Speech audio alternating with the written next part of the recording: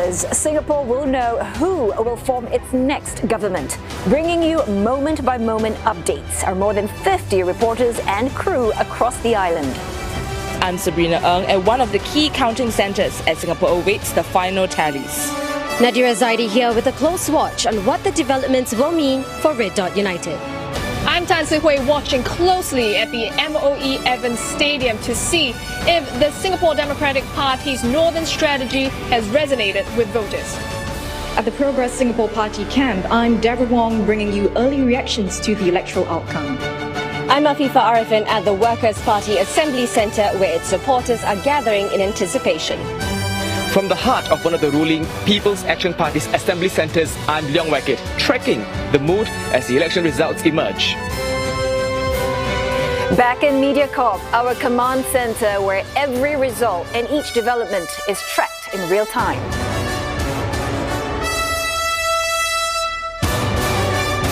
And there's the CNA newsroom. Writers, editors, producers working in tandem to deliver the latest updates on digital and radio. Now, turning now to Mission Control, the studio, bringing you all the action live over the next few hours. Altogether, we have more than 800 people working to keep you updated minute by minute. Fresh faces and political veterans. More than 200 candidates from 11 political parties and 2 independents, all gunning for a place in Singapore's 15th Parliament, will be taking turns to deliver live updates all through the night. This year's vote is a return to form following the COVID-19 pandemic. A roaring comeback to physical rallies after a decade as hopefuls look to win over hearts and minds. New issues, new battlegrounds at play. The electoral landscape has been intense. 5 multi-cornered fights, the highest in over 3 decades. Yet, at the same time, the first walkover in 14 years. There's plenty at stake. The polls take place in an increasingly troubled world. Raging wars, brewing geopolitical conflicts, and a full-blown tariff storm. The ruling PAP is seeking a clear mandate to steer Singapore through the choppy waters.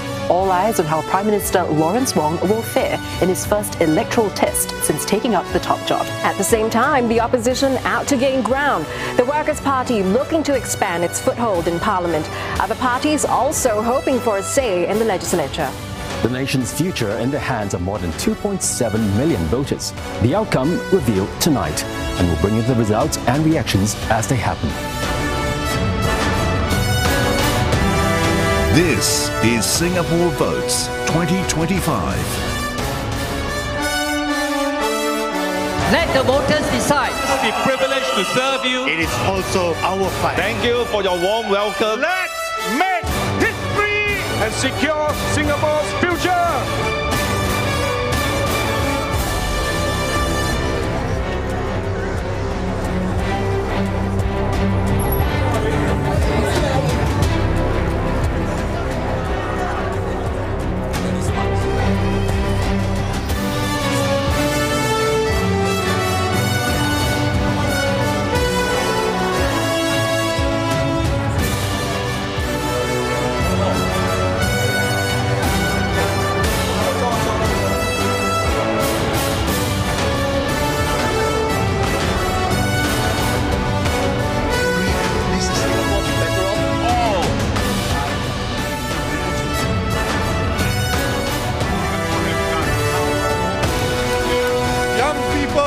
Singaporeans, you are the future.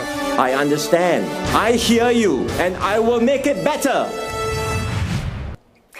Polls have just closed in Singapore's 14th general election, capping 12 hours of voting all across the island. Well, the wait is now on to find out who will secure their spots in Parliament. We're now waiting for the first sample counts. These will give us an indication of the possible results as we await the official word from the Elections Department. And we'll be tracking the results and the reactions all night long right here and broadcasting them to you live. Now take a look at this. It's the room where the official results will be made known. Han Kok Juan, Director General of the Civil Aviation Authority of Singapore, will be the man making the announcements. This is Mr. Han's debut as returning officer. Right, and joining us tonight in the studio, a powerhouse panel to break it all down. We have Dr. Felix Tan, a political observer, and Dr. Mustafa Izzuddin, senior political analyst at Solaris Strategies, Singapore. So, gentlemen, welcome. We're going to have a lot to chat about tonight, but first, a quick 30-second reaction from each of you as to which constituency you're keeping a very close eye on and why. Dr. Mustafa, you go first. Well, it has to be Punggol. Okay. That's where everyone is going to start. They're going to have their eyes on it. There'll be other key battlegrounds there. We're looking at battleground constituencies. We're looking at Tampines. We're looking at Sengkang. Looking at East Coast and perhaps a couple of SMCs as well. Okay. So a lot to look forward to. That's quite a few. Dr. Tan? I think there'll be three constituencies that I'm looking out for. Punggol GRC is definitely one of them.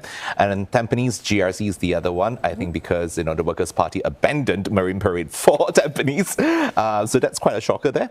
And of course, I think the Jalan Kayu SMC as well. All right, we do have plenty to look forward to. Looks like it's going to be a long night. For now, let's go over to Angela to help us break down all the numbers. That's right, Oteli. Now, let's take a look at the vote counting, which is now in full swing, and we're waiting for the first sample counts. But before that, let's crunch some key numbers for you. Singapore uses the first past-the-post electoral system. There are 97 seats at stake in this election. With the PAP securing a walkover in a 5-member GRC, candidates will be vying for 92 seats in the next parliament. The magic number to look out for is 49. That will give a party the simple majority to form the next government. But there's another crucial milestone, 65 seats. Reaching this threshold will grant a party the 2/3 majority needed to amend the constitution. The People's Action Party has consistently achieved this super majority since independence. And as we wait for the official results to come in, here's where we'll be able to see the next parliament taking shape. There are 15 single-member constituencies. 6 are new, while 5 were removed from the electoral map. The new SMCs are located mainly on the west side of the island. Queenstown, Jurong Central, Sembawang West, Bukit Gombak, and Jalan Kayu, as well as Tampines Changkat. And let's now look at the group representation constituencies. The former 5-member Pasir Ris Punggol GRC was downsized, creating the new Punggol and Pasir Ris Changi GRCs. So the number of 4-member GRCs has gone up to 8 from 6. 10 remain as the bigger 5-member GRCs. When the official results start trickling in, this map will reflect the state of play, and you'll be able to immediately see who's filling up the 97 seats in Singapore's 15th parliament. Well, thanks for that, Angela. Now, as we await more clarity on the lay of the land, let's go live now to where the action is unfolding. Our reporters are tracking the different parties and their supporters on the ground. Well, live now to Olivia Seong. Ollie?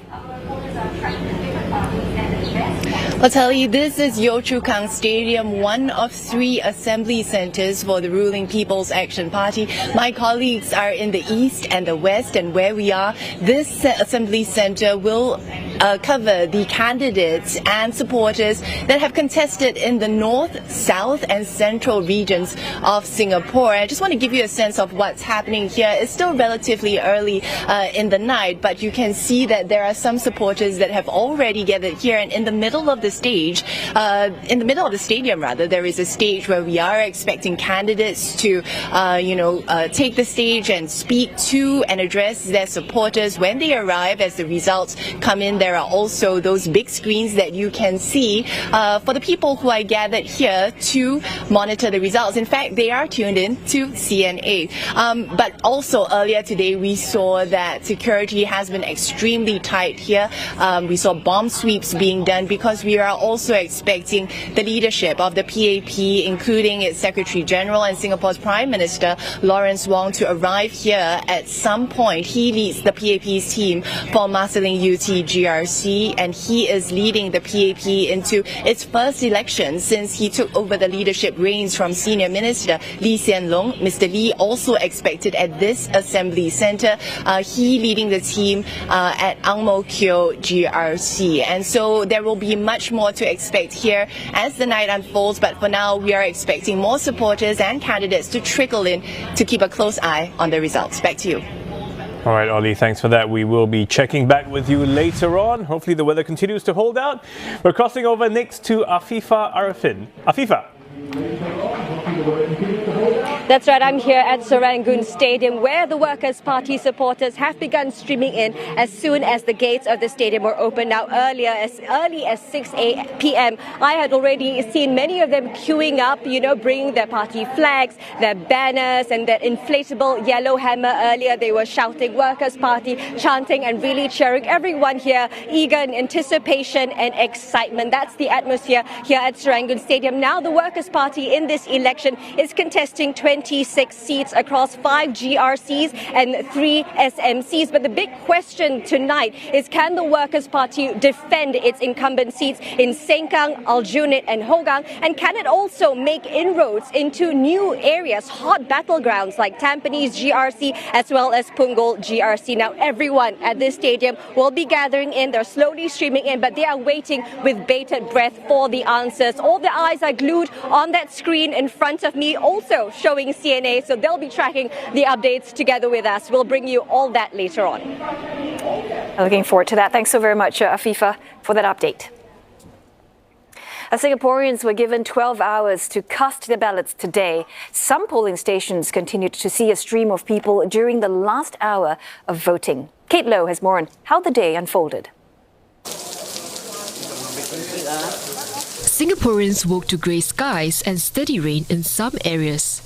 But that didn't stop voters from heading out to cast their votes when 1,240 polling stations opened at 8 a.m. sharp. From void decks to community clubs and schools, queues quickly formed at these designated polling stations. A total of 206 candidates, including 2 independents, are contesting 92 seats across 32 constituencies. Several key leaders have also cast their votes. Prime Minister Lawrence Wong arrived at the Education Ministry's headquarters on Evans Road around noon.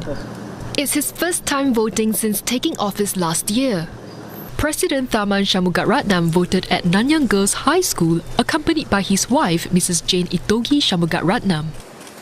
Senior Minister Lee Hsien Loong also turned up around midday at Crescent Girls School with his wife, Ho Ching.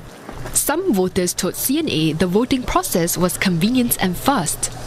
It's quite convenient. It's just a walk down from my house, which is across the road, so which is great. It's very, very efficient. Yeah. So the whole process probably take less than 5 minutes. Yeah, very, very efficient. Accessibility remains a key focus at some polling stations. There was a priority queue that I noticed, and he gets to go first. And then after that, the process was quite smooth, and there were people who were just along the way just guiding him. And then there was also a more accessible voting platform, which was lower, which was for the wheelchair height. Results of this general election are expected later tonight. Well, before official results of the general election are declared, all eyes will turn to the sample count. Nazira Rohim explains what they reveal and what it doesn't. What is a sample count? It is a quick, statistically informed look at how voters have cast their ballots based on actual votes, not projections. It's conducted after polls close, while the official count is still underway. So, how does it work? After voting ends, ballot boxes are sealed and moved to counting centres. At each station, election officials randomly select 100 ballots. These are counted for each candidate or party, then weighted according to voter turnout at that polling station. The results are published on the Elections Department's website and shared with the media. You may wonder, why does it matter? Well, the sample count helps to prevent misinformation, detect anomalies early, give voters and candidates an early sense of the results. Because larger polling stations have more voters, they carry more weight in the final sample count tally. The aggregated data gives a percentage breakdown of valid votes for each candidate or team. So, how reliable or accurate is it? Still, a sample count is not the final word. There's a margin of error, typically between 1% and 5%. In previous elections, sample counts have fallen within the expected range. The sample count isn't the final result. It provides a statistically sound preview of the outcome, a fast, transparent way to keep the process accountable while the official tally continues. And as the full count unfolds, we'll soon know who's heading to Singapore's 15th Parliament. And we're all eagerly awaiting those numbers. But right now, you're looking at live pictures of MOE Evans Stadium, where Singapore Democratic Party supporters have gathered. So I think, I'm sure the crowd will be building up as the night progresses, because we know those sample count numbers will start streaming in quite soon, actually. And I'm quite excited to see what they have to tell us. Actually, yes, so, still. Early days. Okay. SDP is, of course, competing in 4 constituencies, one of which is a 3-cornered fight in the 5-member Sengkang GRC against the PAP and NSP.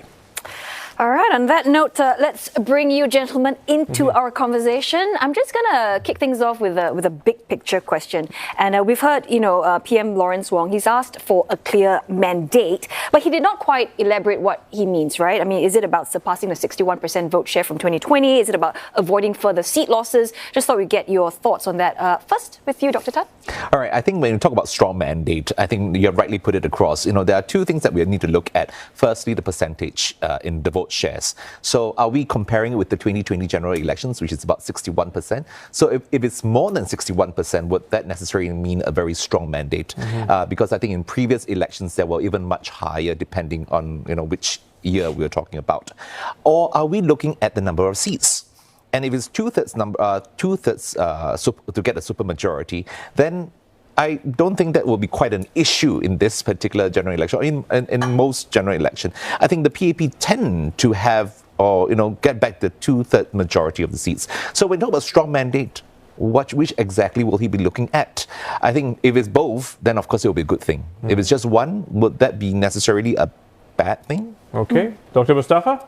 I would say both, votes and seats. Okay. So I think the votes, if you have seen in the past few elections, it has been around 60 to 65%. So anything above 65% may be a clear and strong mandate, or surpassing 2020 perhaps. And also the seats, you don't want to lose more seats and in this 2025 G. So perhaps a status quo may well be a clear mandate for him. But I guess ideally the party would want all 3, right? But which outcome do you think matters most to the PAP, and which one matters most to the voters? Dr. Tan? I think what matters most, because it's PM Lawrence Wong's first general election, and I think he would really want to have a strong mandate in terms of the percentage. So if he can get definitely more than 61%, again, I'm just basing it on the last general election in 2020. So if it's more than 61%, that would be necessarily a better mandate than the last election. If he can get higher than that, then of course that would signal a very, very strong mandate, and that will be good for him as well.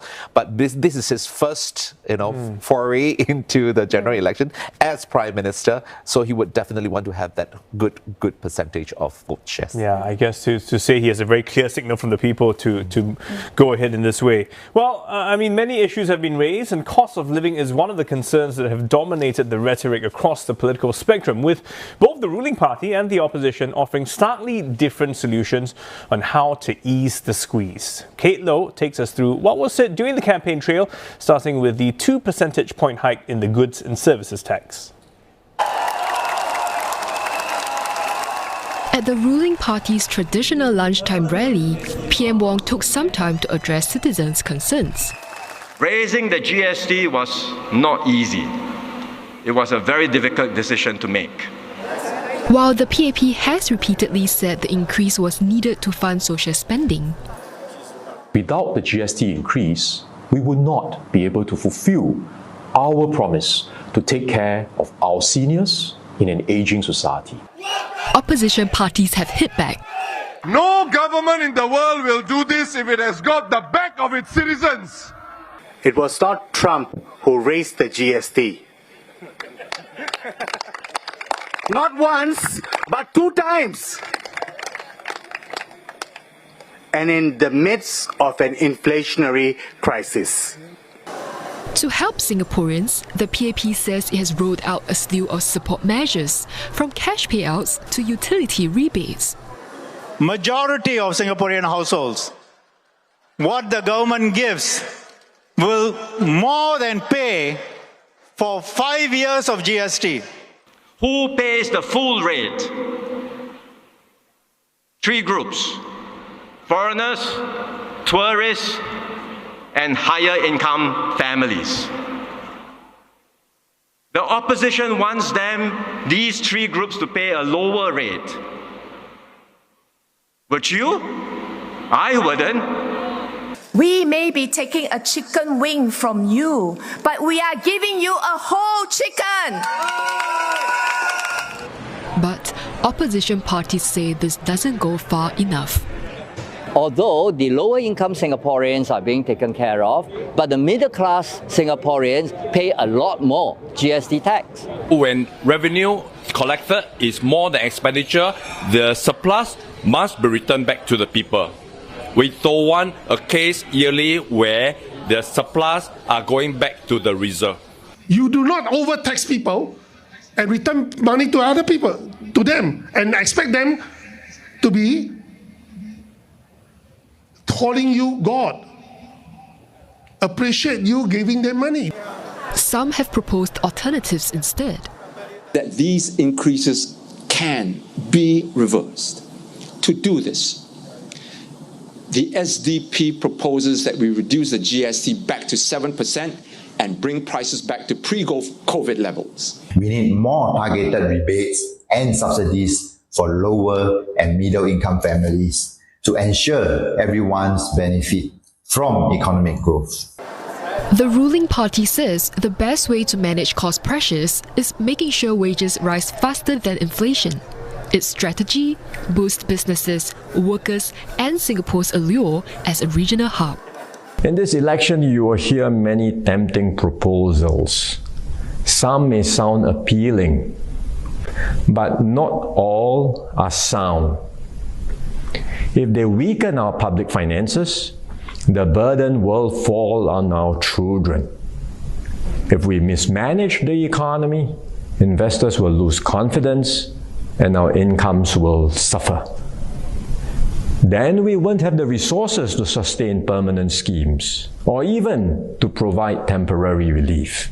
For voters, it may not just be about who made what promise, but rather who truly understands the everyday pinch. But one thing is for sure, that bread and butter issues like these will continue weighing heavily on national conversation long after the ballots have been counted. GST, cost of living, always hot button issues there. So, Dr. Mustafa, how do you think the two sides frame this narrative? And I guess the bigger question is, who is more persuasive? I think that will be for the voters to decide. But I think, in my view, the economics of GST has been overshadowed by the politics of it. And I think that's what we have witnessed throughout the campaign. And you see creative ways on the different parties trying to explain GST and what they're going to do about it. So I think at the end of the day, it's about what the parties have said, whether that resonate best with you, and I think that's how the voters are going to cast their ballot. But that's a difficult one, I mean, Dr. Tan, because there's what you know, as in the macroeconomic big picture, but then I go out and buy something every day and I'm like, oh, wow, look at this price, and it hits me at that moment. So, can people appreciate and resonate with what are some of the policies being set out there with their lived everyday experiences? Yeah, I think exactly the point, right? I mean, GST is here to stay. Let that be clear about it. And there's no turning back at this point in time. I don't think that the PAP government is just going to shift back this policy. But I think, like what you put it across very clearly, it is a lived experience. A lot of Singaporeans are going to go out there on a daily basis to buy groceries, to buy their food, and they will feel the pinch. And how is the government going to mitigate that situation? CDC vouchers are great. SG60 vouchers are fantastic. We love it. We want it. But will it last us for 6 months, a year? What's next after that? So let's look at the policies of all the political parties. I mean, there's a huge range. I mean, the PAP will have one set of policies, which is a bit more broad, general. Of course, some of the parties are a bit more specific about returning, the money back to Singaporeans or taking from the reserves, which is a little bit extreme. And I think, at the end of the day, voters, I think, like what you have mentioned, about voters will have to decide which of these, policies they would want to, take on. And that's when the vote will go. Well, some people, on the ground, they say it's quite hard to understand some of PAP's policies, for instance, except for maybe a small number of ministers who are probably can simplify it for the lay person. So is that something that you agree with? I mean, and do you think the opposition parties did a better job? I think it's subjective. I think it all boils down to effective communication, right? So how do you best communicate this particular policy to the voters? And the better you are able to communicate the message and what policies you have, how you're going to mitigate it, I think the voters will be able to better appreciate what you have to say. So I think across the spectrum of the political parties, I think they have tried to do that. And as I mentioned earlier, the test really is whether what they have said can convince voters enough for them to cast their ballot for them. All right. And they're trying to say things that resonate with the voters. I mean, we've heard many interesting analogies. We just heard about the chicken wing and the whole chicken, I mean, what do you think? Should we just... hungry. Already? I know, but these analogies, do they resonate with people, or should we just forget about this? Is it just further messing up the situation? I think it feels more like a meme in the making rather than anything else. I think these metaphors, this kind of analogy, maybe it will help to a certain extent to make the story, much more convincing to voters. But I think at the end of the day, right, voters are going to look at who are doing the talking at the end of the day, because there will be people and there will be individuals that can make statements to say that, the GST isn't going to hurt that much. But are you the one who's living through this on a daily basis? Because if you can afford it, what's the 9% GST as compared to someone who might be struggling with that 9% GST? So it all depends on who is making that speech. Okay. In fact, it's very personal to the voter, right? So exactly how they live the experience, that would matter how they're going to decide on the GST. So if it affects them directly, it's definitely going to be weighing on their minds when they go to the ballot box. Yeah, and that will, of course, determine their sentiment when they're at the ballot box and who they choose to vote for. All right, we're going to chat more with you gentlemen in a short while. For now, election officials, they have been busy since polls closed at 8 p.m. At Bendemeer Primary School, ballot boxes being sealed under the watchful eyes of election officials and before they are transported to the counting centre. We're going to take off for a short break. Don't go anywhere. We're going to keep you updated with our coverage of Singapore Votes 2025. See you in a bit.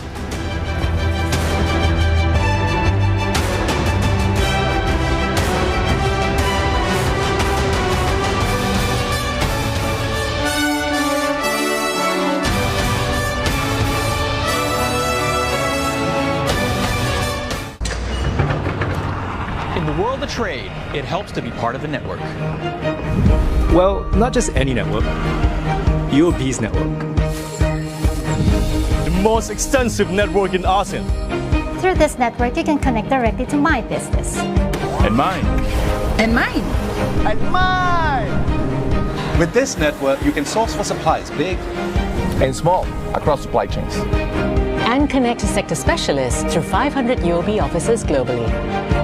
With access to an end-to-end platform that syncs up your entire value chain. For a complete view of your trade and cash position across borders on one single interface. And that's what makes UOB the one bank for ASEAN. It's where the region's most extensive trade network meets a truly integrated supply chain platform. And there's just one more thing to say. Be part of ASEAN's most extensive trade network. Feel relaxed with lavender. Introducing Sensorial Therapy by Tiger Balm, a new range of lotions designed to help you balance your everyday.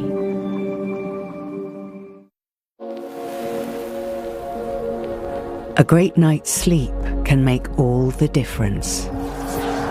It can be the difference between having dreams and making them come true. A great night's sleep, night after night after night. That is the difference. The difference is temper.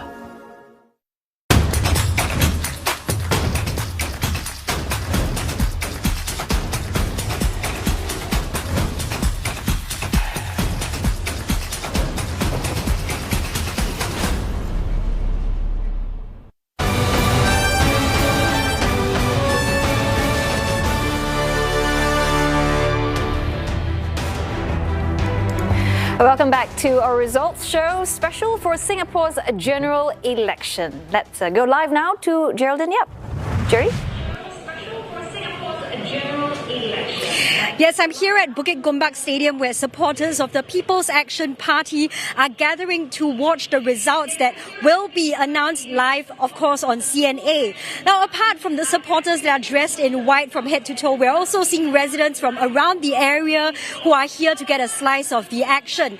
Now, we are expecting candidates from the PAP who are contesting in the western constituencies to arrive later tonight to greet supporters and, of course, wait for the official results to be released. This, of course, includes the constituency of West Coast Jurong West GRC, where the PAP team led by National Development Minister Desmond Lee is up against a Progress Singapore Party team led by Party Chairman Tan Cheng Bock.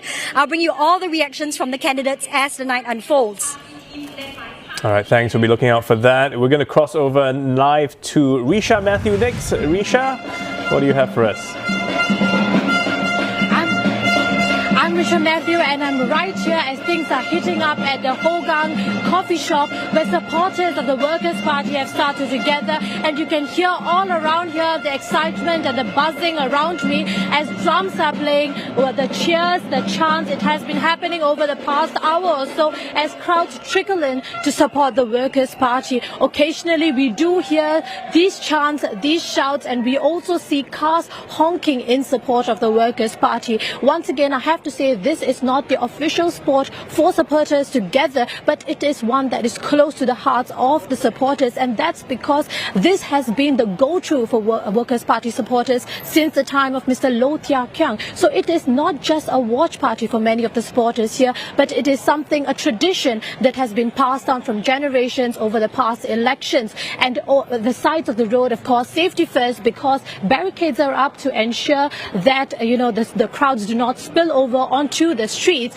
Above all, the question is whether the Workers' Party will enter new ground this time round. So all in anticipation for tonight's results, but one thing is for sure, Hogang is wide awake and watching intently for the results tonight.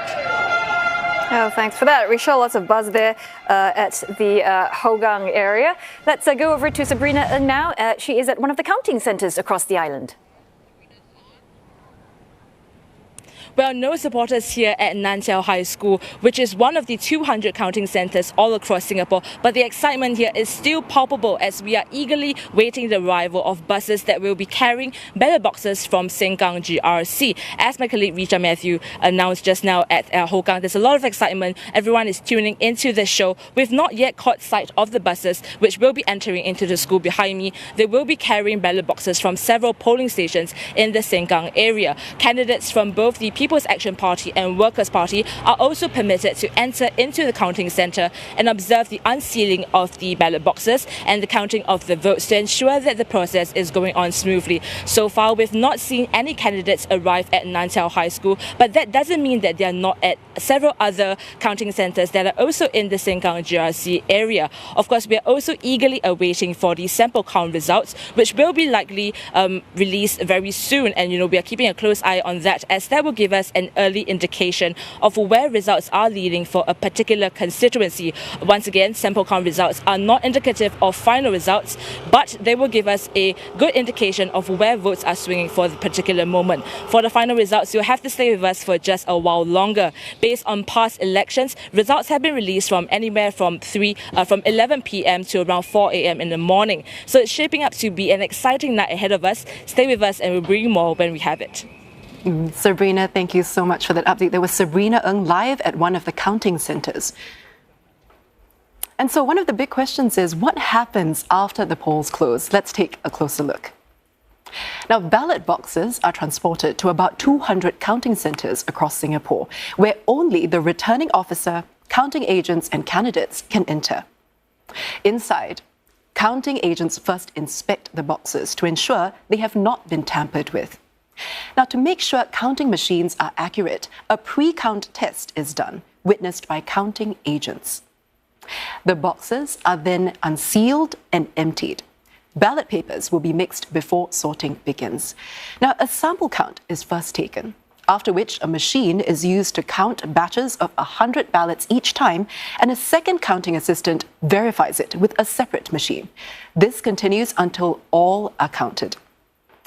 After which, the number of votes candidates receive at that counting centre is announced by the assistant returning officer. But if the difference between the top two candidates is 2% or less, a recount will occur. Overseas votes will only be recounted if this affects the outcome, and invalid votes cast will not be counted. Invalid votes include ballot papers with more than one vote or with visible markings that identify the voter. The final tally happens at each of the 9 principal counting centres, and the results announced by the returning officer. The ballot boxes are sealed and their journey ends in a Supreme Court vault, where they are stored for 6 months and then destroyed. All right, thanks, Angela. A quick update now on the counting process. At Bendemeer Primary School, the sealed ballot boxes are being moved to be ready to be tallied. The red and green tape for the polling centre is being torn down, and the place transformed to a counting centre for 4 constituencies: Jalan Besar GRC, Tanjong Pagar GRC, Queenstown SMC, and Radin Mas SMC. Right, gentlemen, let's bring you back into our conversation again, and I want to talk a little bit about negative politics that we've been reading about in the headlines. Basically, we saw the WP launching sharp attacks on DPM Gan Kim Yong during their rallies. We have Prime Minister Lawrence Wong. He responded to those attacks, quote, by saying rather disappointing, and he said it was a cavalier and irresponsible approach towards the livelihood and well-being of all Singaporeans. Which is what Mr. Wong said. Pretty strong statement there. And of course, WP fired back saying that negative politics was in the PAP's DNA. So I just want to get your thoughts on that, perhaps starting with you first, Dr. Tan. It's very interesting what has happened and transpired over the last couple of days during the campaigning days as well. I think what's important is that when it comes to the point of negative politics, it's rather rich coming from the PAP, I've got to say. All right, and they have been the mother of negative politics over many past general elections, accusations of who is a liar, and a lot of other incidents as well. So this time round, I think we need to go and really focus on who said what first. And for example, the issue of strangers coming into a particular constituency, who started that conversation first? It wasn't the opposition. So I think we need to go and focus again. When you talk about negative politics, have you really focused on what you have just mentioned? So, it's really interesting when we talk about negative politics and yet, who is saying all these things. Dr. Mustafa, do you agree with what? I think taking pot shots in election time, it's become sort of part of the election campaign. If you look at past elections, there has been a case as well.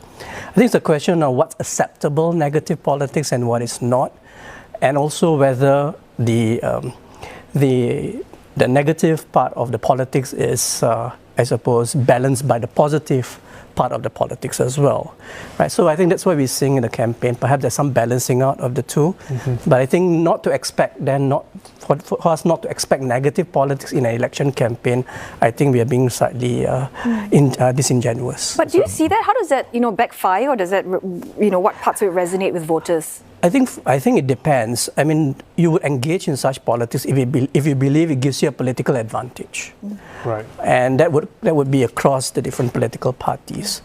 So I think I think maybe based on political experience, you know where to draw the line.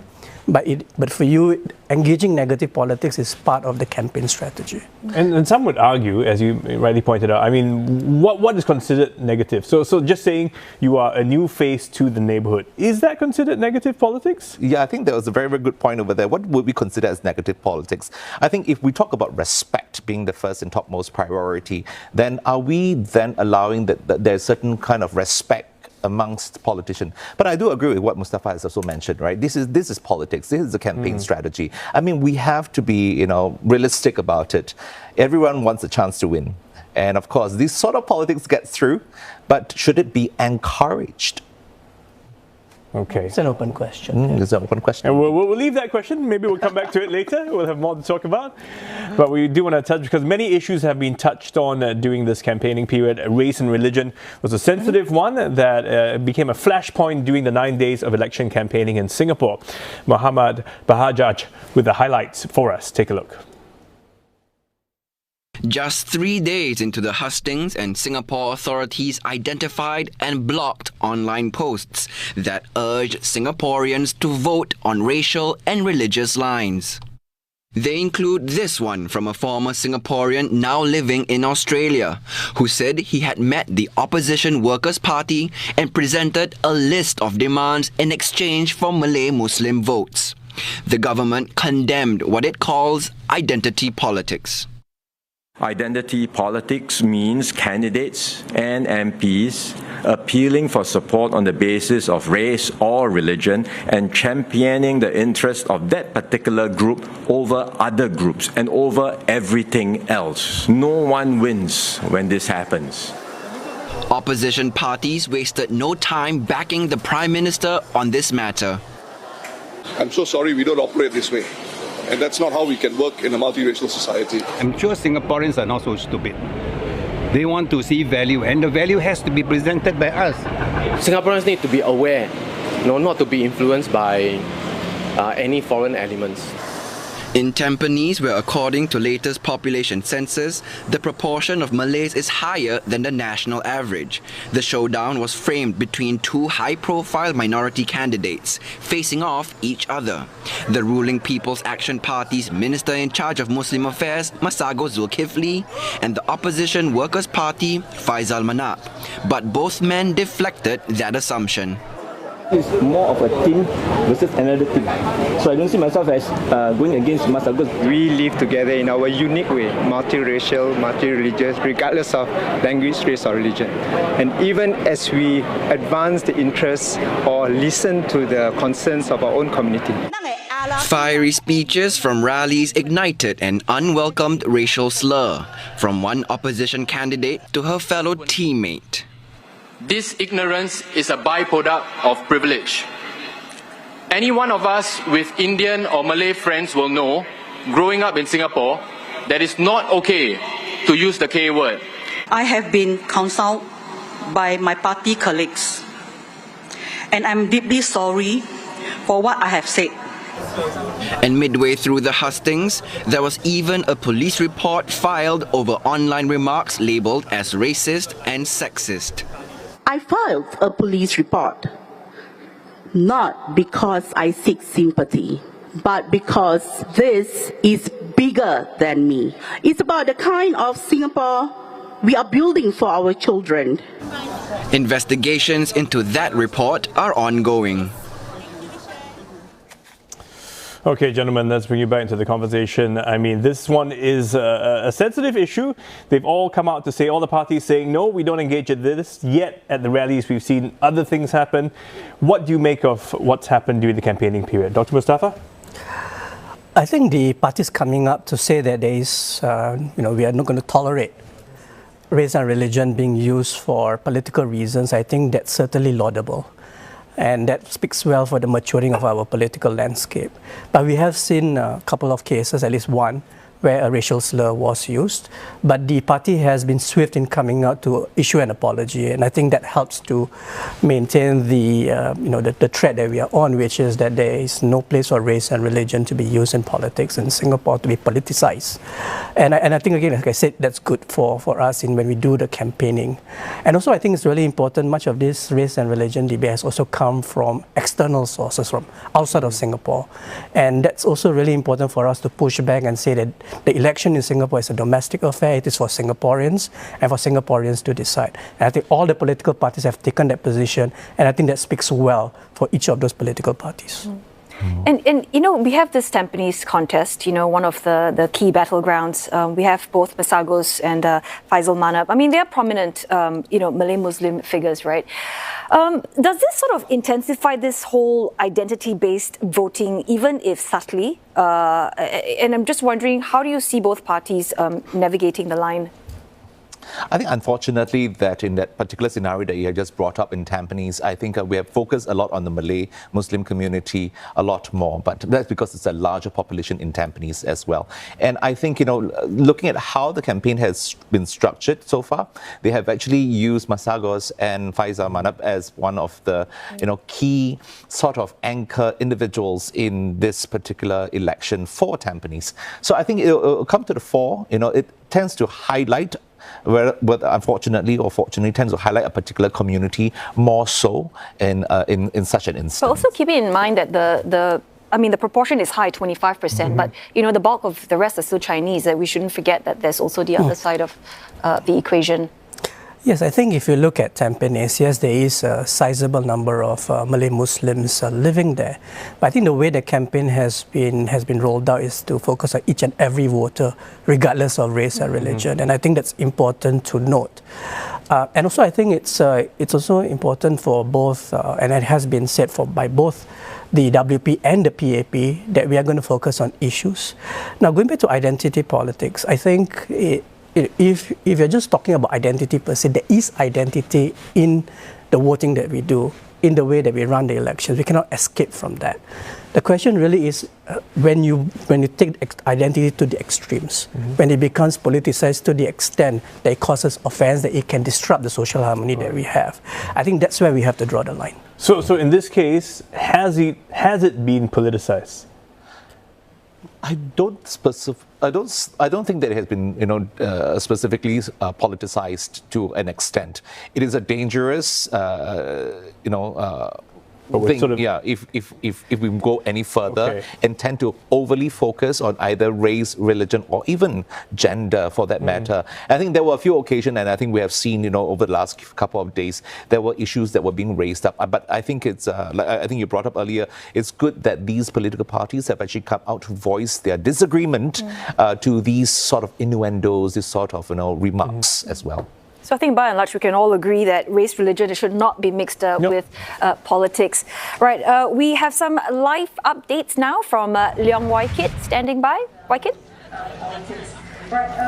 That's right. I'm now at Ballot Stadium, and here is where I'm tracking the performance as well as perhaps the presence of PAP candidates who are contesting in the eastern part of Singapore. And Steve, you are right about supporters filling in seats of stadiums as the night unfolds. In fact, as we speak, supporters as well as residents in the area are filling in the stadium seats here.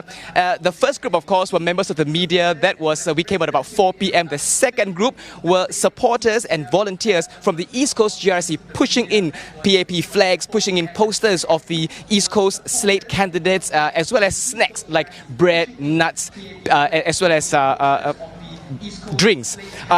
Earlier, Dr. Mustafa and Dr. Felix said that they are keeping a close watch on wards such as Punggol, Tampines and Sengkang. Well, these constituencies fall under my area. I'm looking at the eastern part of Singapore, and I'll have updates and give you updates when I have them.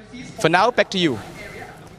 All right, thanks a lot, Waikit. We'll be eagerly anticipating that. I hope they offered you some of those drinks and nuts along the way as well. But we're going to cross over next to our other colleague, Deborah Wong. Deborah, over to you.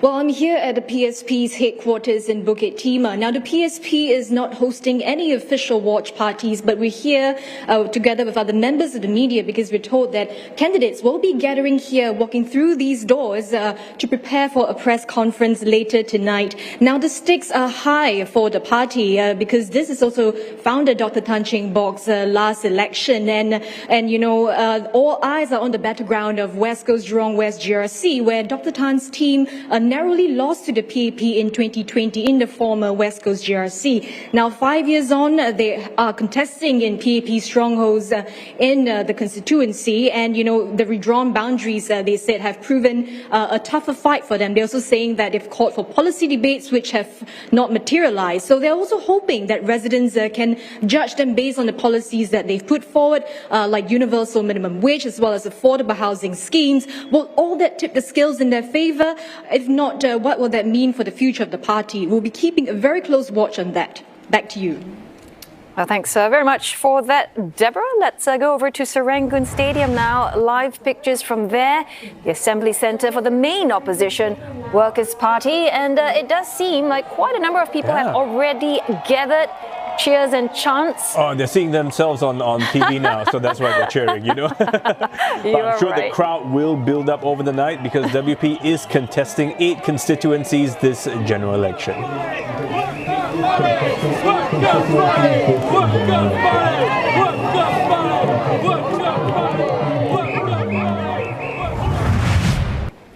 From sealing, transporting, and now arriving at Nan Chiau High School, which is one of the counting centres around Singapore. Election officials are unboxing the ballot boxes in preparation for counting. Now, first, the papers will be mixed well and a batch of 100 ballot papers randomly picked for the sample count.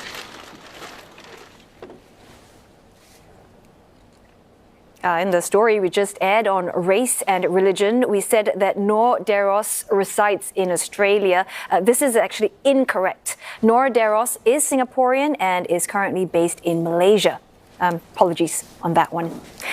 On that note, it's time for another short break because there's so much happening, but don't go anywhere. We're going to keep you updated with our coverage of Singapore Votes 2025.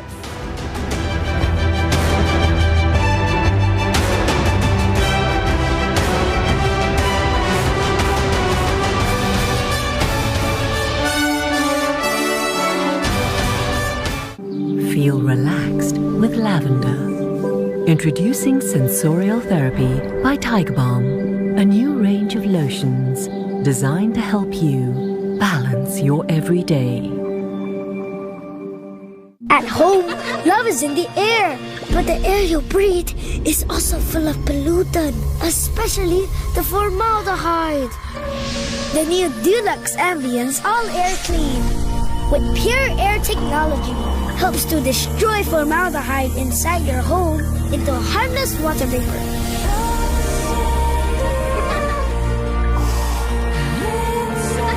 Dulux-Ambience All Air Clean. Clean your air.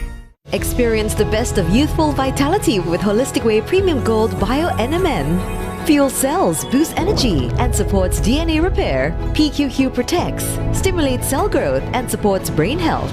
Rejuvenate with balance and redefine peak performance. Infused with pomegranate extract for that radiant, youthful glow. Ginseng and maca for extra endurance and stamina. Holistic Whey Premium Gold Bio NMN. Vibrant vitality for the best of you. Because feeling great knows no age. Wala po akong sinusunod na sukat mo eh. Bali, sa panlasa na lang po. Discover a carinderia that's popular for its grilled meat. Ay, mas comfort food ko ang ano. Experience the Makati Workers Budget Bite at a Jolly Jeep. Kain po tayo.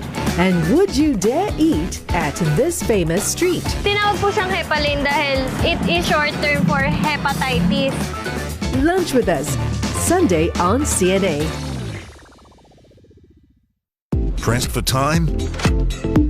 Understand today's top stories fast. Dive deeper when you want.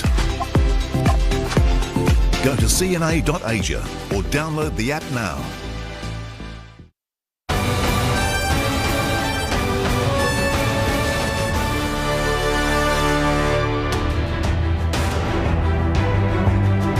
Welcome back to our results show special for Singapore's general election.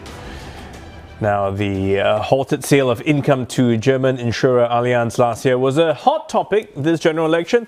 The deal was endorsed by the Labour movement but was eventually called off by the government after public outcry. Claudia Lim takes a look at the war of words during the hustings. It all started with a jab from Workers' Party candidate Andre Lau at his Jalan Kayu opponent Ng Chee Meng, the PAP candidate and Labour chief who is also vying for the single-seat ward. We were so lucky with the NTUC deal that it got blocked. We may not be so lucky again. That triggered a week of back and forth on the issue. 2 days later, when asked by the media, Mr. Ng insisted the deal was made in good faith. I've started a review to see exactly what we can do so that we can put ourselves in a better state to answer the needs of the business, which are real, and also the public feedback. That evening, leader of the opposition Pritam Singh accused PAP Labour MPs of staying silent in Parliament on the deal. Elected PAP MPs who champion NTUC, the union and workers who represent them should fight hard in Parliament when NTUC issues are raised, particularly issues that Singaporeans are concerned about. Why were they silent? The uproar continued online after former Income CEO wrote open letters seeking clarity from Mr. Ng and Deputy Prime Minister Gan Kim Yong, who is chair of Singapore's Central Bank. Senior Minister Lee Hsien Loong then stepped in. When we went for the legislation, Workers' Party abstained. So if it had been left to the Workers' Party as government, then the deal would have gone through because they didn't oppose it, right? WP soon clarified their position on abstaining on the vote. The WP did what any responsible opposition should do. Agree with the outcome, but not oppose the rushed legislation for the sake of opposing. The party also pressed DPM Gan, again calling for him to respond. And at a walkabout the day after, DPM Gan said he was surprised that the Workers' Party raised questions on the deal at their rally instead of in Parliament last year. If they did, were they not happy with the answer? If they were not happy with the answer, did they not raise it further? I think these are the questions probably only the Workers' Party can answer. The Income-Allianz deal has become a focal point not just in the contest for Jalan Kayu SMC, it also reinforces the Workers' Party's key messaging of pushing for more opposition in Parliament. It remains to be seen how this could sway voters, especially as they consider the wider impact on Singapore's politics. Okay, let's pick up from that. Let's talk about this Income-Allianz kerfuffle. And to what extent do you think that's going to impact Ng Chee Meng's credibility, considering the fact that, you know, in Jalan Kayu and the WP has been really zeroing in on this issue? Dr. Mustafa? The hope for WP is that it would sway the minds of voters, but I'm not so sure. I think the war of words between the WP and the PAP on this particular issue, it's a question of whether it has educated the voter, has the voter become more informed about this saga, or that it's just one of the things that is part of the campaign that's taking place. And I think probably the main reason it has been brought up is because it is a straight fight between the PAP and the WP in Jalan Kayu, where Mr. Ng Chee Meng is the Secretary General of NTUC. I think that's the reason why it has been brought up to this extent. Yeah. But I think at the end of the day, I don't think it's really going to sway the minds of voters. I think they will probably vote on other issues, particularly in Jalan Kayu. Okay, so because there was quite a lot of he said, she said kind of thing, you know, you said that, but you didn't say this. So, Dr. Tan, I mean, will that affect Ng Chee Meng's chances in Jalan Kayu? I think there are a lot of things that we are not, privy to, during the NTUC Allianz income kind of discussion as well in Parliament. That's one. Secondly, also, how many of the voters are really truly, interested in this particular saga? Because it was sort of like not talked about. It was just stopped almost immediately in Parliament as well. The decision was done. So to cut you in there, Jalan Kayu, there are a lot of young voters there. So you don't think this Income-Allianz saga, that they're going to, does it resonate with them? The young voters might be interested in it, but will that swing their votes? Because I think at the end of the day, young voters are going to look at very domestic issues such as the rising cost, housing, all these issues. They are more important than Income-Allianz. So this saga is not as personal to the voter as the other issues, as Dr. Felix Nair just mentioned. I think that's the reason. I mean, those are the factors that may weigh in the minds of voters when they cast their ballot. So in a way, they know of the issue, but it doesn't really mean anything to me on a day-to-day basis. Right? They may read up more about it, find out more about what the debates were during Parliament. But as Dr. Tan has mentioned, it's really about the bread and butter issues that's very personal to the voter and impacts Maybe they just won't buy NTUC income insurance for a while. Hold back and wait. Because there was a bit of chatter, on the ground that because SM Lee, we heard there, he basically publicly defended Mr. Ng, saying that he's not to be blamed. And then we have Mr. Ng apologizing just a day or two later, you see. So people are saying, if you're not at fault, why do you apologize? So it's a bit confusing there. And then there are questions about, is it about PAP's communication strategy, or is that going to confuse voters? You have any thoughts on that? I think it's not so much about confusing the voters over there, but I think younger voters are going to weigh the pros and cons about this particular issue. I mean, on what you rightly pointed out, on one hand, Ng Chee Meng has apologized, but then on the other hand, Assembly has also come out to go and defend the decisions being made. I think all sides, we have to look at all sides of this situation and not just take one side. And I think young voters are a little bit more understanding in that sense, is that they will really dig deeper into it and not just jump to a conclusion. And let's just hope that that's the case. Is this young voter segment going to be a game changer for this elections? Because as you say, the way they're looking at things, the way they're looking at the issues, they have a different view of, I don't just vote for the party that will get it sorted in that sense. They are discerning, they're perceptive, they're sophisticated, and they're sort of heterogeneous as well. So we cannot box all the young people in one category. Okay. It's very difficult to do that. And so they will really need to weigh all the different issues and then make that determination accordingly. But I think they will certainly be game changers, they will certainly be kingmakers in this election, and particularly in those constituencies where there is a considerable number of young voters, and also first-time voters particularly. Yes, many first-time voters this time around. All right, gentlemen, thank you for that. We'll come back to more discussion in a bit, but now time for us to cross over to our colleague Tan Si Hui. Si Hui, over to you.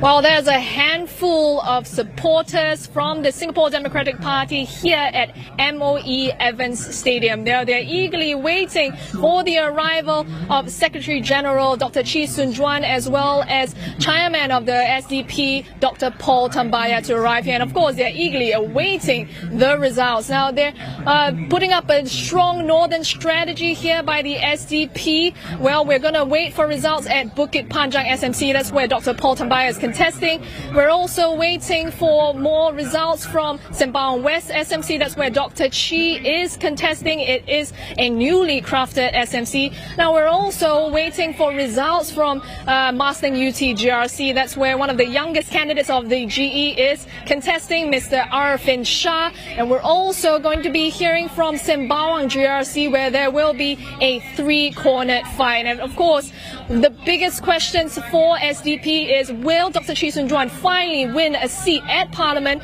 and will Dr. Paul Tambaya improve from his results from the previous general election where he had a thin vote margin? So all of the SDP results we will be tracking here at MOE Evans Stadium. Thanks for that. Si Hui, polls have closed. It's already been an hour. Sample counts are expected shortly. But for now, let's go over to Nadira Zaidi. Hi, that's right. So I'm here at Chong Fu School, trailing RDU Secretary General Mr. Ravi Philemon. This is a principal counting center for a few constituencies, including Nee Soon GRC, which is the constituency that Mr. Ravi is contesting. Now, just a few minutes ago at 9 p.m., we saw the ballot box arrived here at Chong Fu School. But at about 7:30 p.m., 30 minutes before polls closed, we saw Mr. Ravi arriving alone in his car. No sign of the PAP Nee Soon team here as of yet. And as you can see behind me, it is pretty quiet here. There are no supporters. But from what I was told from the RDU side, the supporters as well as volunteers have also been doubling up as polling and counting agents. So as of now, we're just waiting patiently for the sample count to come in. And once it's in, hopefully we'll get to hear the thoughts of Mr. Ravi. Back to you in the studio. All right, thanks a lot for those updates. We're getting you some live pictures now from Bukit Gombak Stadium, one of the assembly centres for the ruling People's Action Party. Pretty packed, from what we can see. A lot of white shirts, chanting and cheering. I think the crowd is slowly building up as the night progresses, because as we know, well, the longer the night proceeds, the closer we are to the results. So that is something we're all eagerly anticipating. Well, we've got Elizabeth Neo. She has been tracking developments on social media. So Liz, what's the latest? Yeah, thanks for that, Ottilie and Steve. I've been tracking how parties utilize social media this election. So physical rallies, they maybe back this GE, but parties are still going digital. Social media platforms, they continue to dominate, continuing the so-called internet election of 2020 when COVID-19 forced parties to pivot online. So Facebook, Instagram, they remain key platforms, while TikTok has become a new battleground. Let's take a look. So between the 15th of April and the 1st of May, that is when Parliament was dissolved, right until the last day of campaigning, the People's Action Party posted over 240 times on Facebook, slightly more than its 220 posts back in GE 2020. But despite the volume then, the PAP's engagement rate was lower than the Workers' Party. And 2020, Workers' Party posted 120 times on Facebook, and that earned them over 500,000 interactions. This year, WP made more than 220 posts on Facebook. Now, as for Progress Singapore Party, the Singapore Democratic Party and Red Dot United, they continue to be active users of the platform, although they were posting at a much slower rate. Taking you over to Instagram, the PAP doubled its postings to more than 200 this election, from some 110 posts back in GE 2020, while the WP tripled its activity on the platform to some 130 posts from about 40 in GE 2020. But the SDP, now once the most active party on Instagram with some 130 posts back in 2020, has slowed some to about 70 posts this election. YouTube use, now that has been pretty mixed this election. It was once a hot spot for the Progress Singapore Party and the PAP back in 2020, but activity has since dropped off, with both parties dramatically scaling back from the 140 videos posted then. Meantime, WP has actually increased, in fact doubled its videos on YouTube. The SDP has in fact not posted on the platform at all during this period. The RDU, they released just one video during this election period. And Twitter, now known as X, has largely faded from the political scene. Most parties, they have gone quiet, with TikTok taking its place. Now, the PAP joined TikTok in 2024 and they've posted daily since April. WP, PSP, they've also ramped up their presence on the app, and they've been especially active in recent weeks. Let's take a look.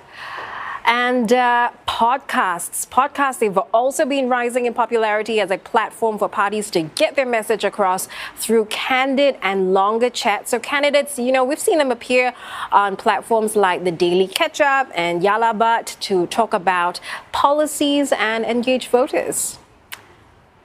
So while the online battleground is clearly here to stay, the real challenge now is where voters tune in and how effectively parties can get their message across. And what is a general election without some viral moments? So we looked left, looked right, and found quite a few that will probably live on the internet forever, and kick things off with a song that started it all. I look left, look right, look left, look right for a career path. Is this a request considered too high? The People's Power Party's Samuel Lee singing for his supper, or rather votes. The 33-year-old introduced himself with his rendition of the Chinese song I'm Just a Little Bird by Taiwanese singer Chao Chuan to convey Singaporean struggles finding jobs, and that prompted a response from the People's Action Party's Gan Kim Yong. To grow our economy, I look down to keep our household costs low. I look ahead to prepare for the future. The Deputy Prime Minister piped in with his own wordplay to say he's looking out for Singapore's future in this video posted on Instagram. At the parties, they also found ways to jazz up their introductions. To keep our household costs low.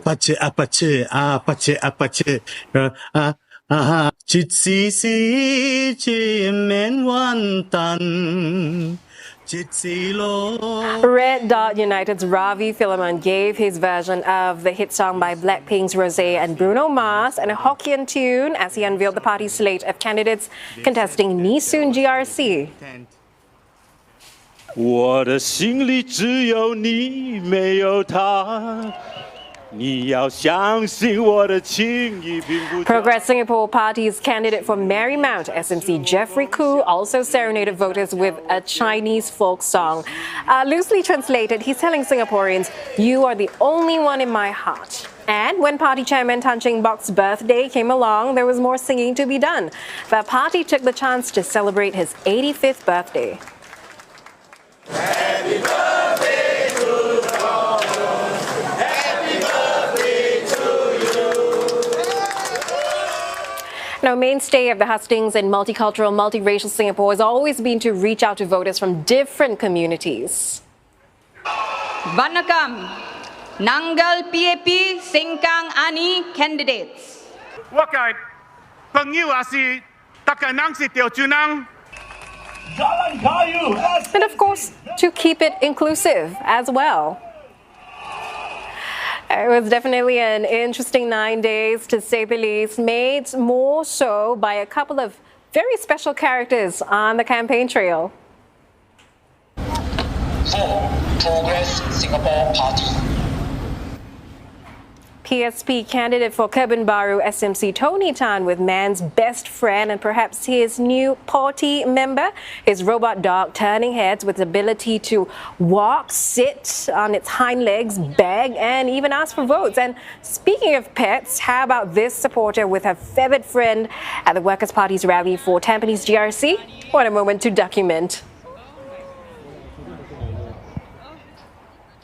And that's our roundup of some of the moments from GE2025 making their rounds online, highlighting the evolving role of social media in Singapore's political landscape. That's all from me for now, but it's back to you in the studio. Wow, I think Liz, thank you so much for that. We just need to Just don't break out the song though. We need to pause for a moment. Okay, yes. Sorry, I didn't get that. She's not getting it because of the dog in the last one. Oh, right. Lost dear. on you, Terry. And yes, we are going to take another pause here as we take a short break, but don't go anywhere. There's so much more coming up. Stay tuned with our live coverage of Singapore Votes 2025.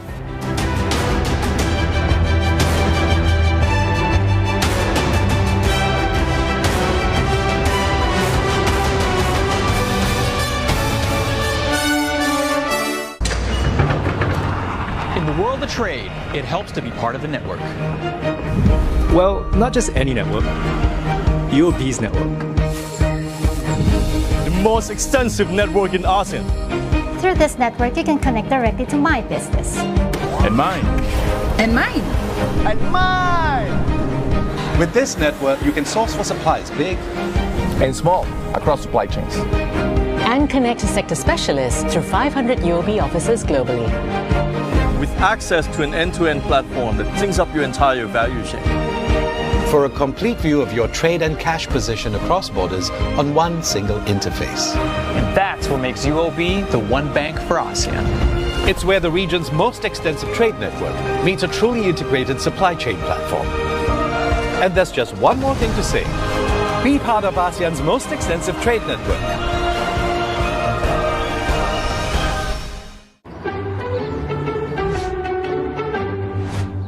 If you're happy and you know it, go eco! Eco! If you're happy and you save it, it's eco! Eco! If you're happy to control it, then I smile will really show it. If you're happy and you know it, choose I smile. Eco! Perfecting the air, Daikin. Feel relaxed with lavender. Introducing Sensorial Therapy by Tiger Balm, a new range of lotions designed to help you balance your everyday.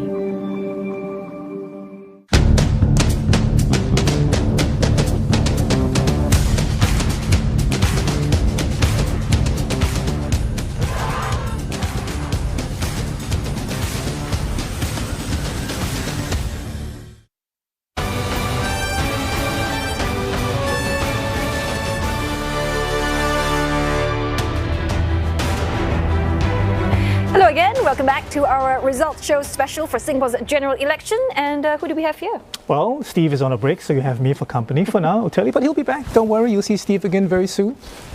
That's right. If you're just joining us, we are indeed waiting for the Elections Department to release the first sample counts. Now, these will provide an early indication of the election results for all 32 contested constituencies. But remember, these are just sample counts and they are not conclusive of the final results. And for that, we will have to wait for the official word from the Elections Department. Now, as global trade tensions rise under the US President Donald Trump's tariffs, the government has made navigating these challenges central to its campaign. Prime Minister Lawrence Wong and the Trade and Industry Minister Gan Kim Yong are leading the charge, but opposition parties have questioned their response, making tariffs a key political test for Singapore's future. Because of your actions, on the final day of campaigning before Saturday's general election, Prime Minister Lawrence Wong made a direct appeal to voters. Speaking at the May Day rally, he urged Singaporeans to re-elect all members of his cabinet, warning that the country is entering a more volatile era. We must expect more pressure on us. And to navigate these pressures, it will take experience and skill. It will take people in government who have built up trust and close relationships with their counterparts in both America and China. Mr. Wong warned that US tariffs show the world has changed and Singapore must adapt or risk recession. He said keeping his team intact is key to weathering the storm. At the heart of the government's response is Trade and Industry Minister Gan Kim Yong. Appointed to lead a task force on Trump's tariffs, Mr. Gan became central to the PAP's economic strategy. Staying active in diplomacy even during the campaign, he held a call with US Commerce Secretary Howard Lutnick. I explained to Secretary Lutnick the nature of the bilateral trade and business between Singapore and the US. He understood and he emphasized that Singapore is a very important trading partner and economic partner, and he said that, emphasized that he trusts Singapore, that is, America trusts Singapore. But not everyone is convinced of Mr. Gan's centrality. The Workers' Party has questioned his role and the timing of his entry into the campaign. Mr. Gan was a late addition to the PAP slate in Punggol GRC, one of the most contested new wards. At a rally, WP Chief Pritam Singh cast doubt on whether Mr. Gan is truly as critical to the government's plans as the PAP claims. Could it be that he was ready to retire and did not plan to run in these elections? If so, can he be so critical to the PM's plans? You mean the PM has no one else in his cabinet that can negotiate with the United States on tariffs? The PAP has pushed back hard. PM Lawrence Wong called Gan Kim Yong his task force man, trusted in the COVID-19 crisis and now leading efforts to navigate a more turbulent global economy. All right, so gentlemen, a lot of attention on the MTI Minister Gan Kim Yong, and a number of PAP leaders, came out to say over campaigning that he basically is indispensable and it would be a catastrophic loss if indeed he lost Punggol. I mean, I'm wondering, has that message struck a chord with voters, and do you think personally as well, from a professional perspective, that Gan Kim Yong is irreplaceable? Mustafa, maybe we can start with you, Dr. Mustafa. I think it's the reason he has, the Prime Minister in particular, has brought this up is because prior to the election as well, the DPM Gan has been handling the trade industry portfolio, and we've had these Trump tariffs looming globally. So he has come in the defense of DPM Gan, and also to emphasize the importance of him being in his cabinet. Mm-hmm. So I think that's what we can read from what the PM has said.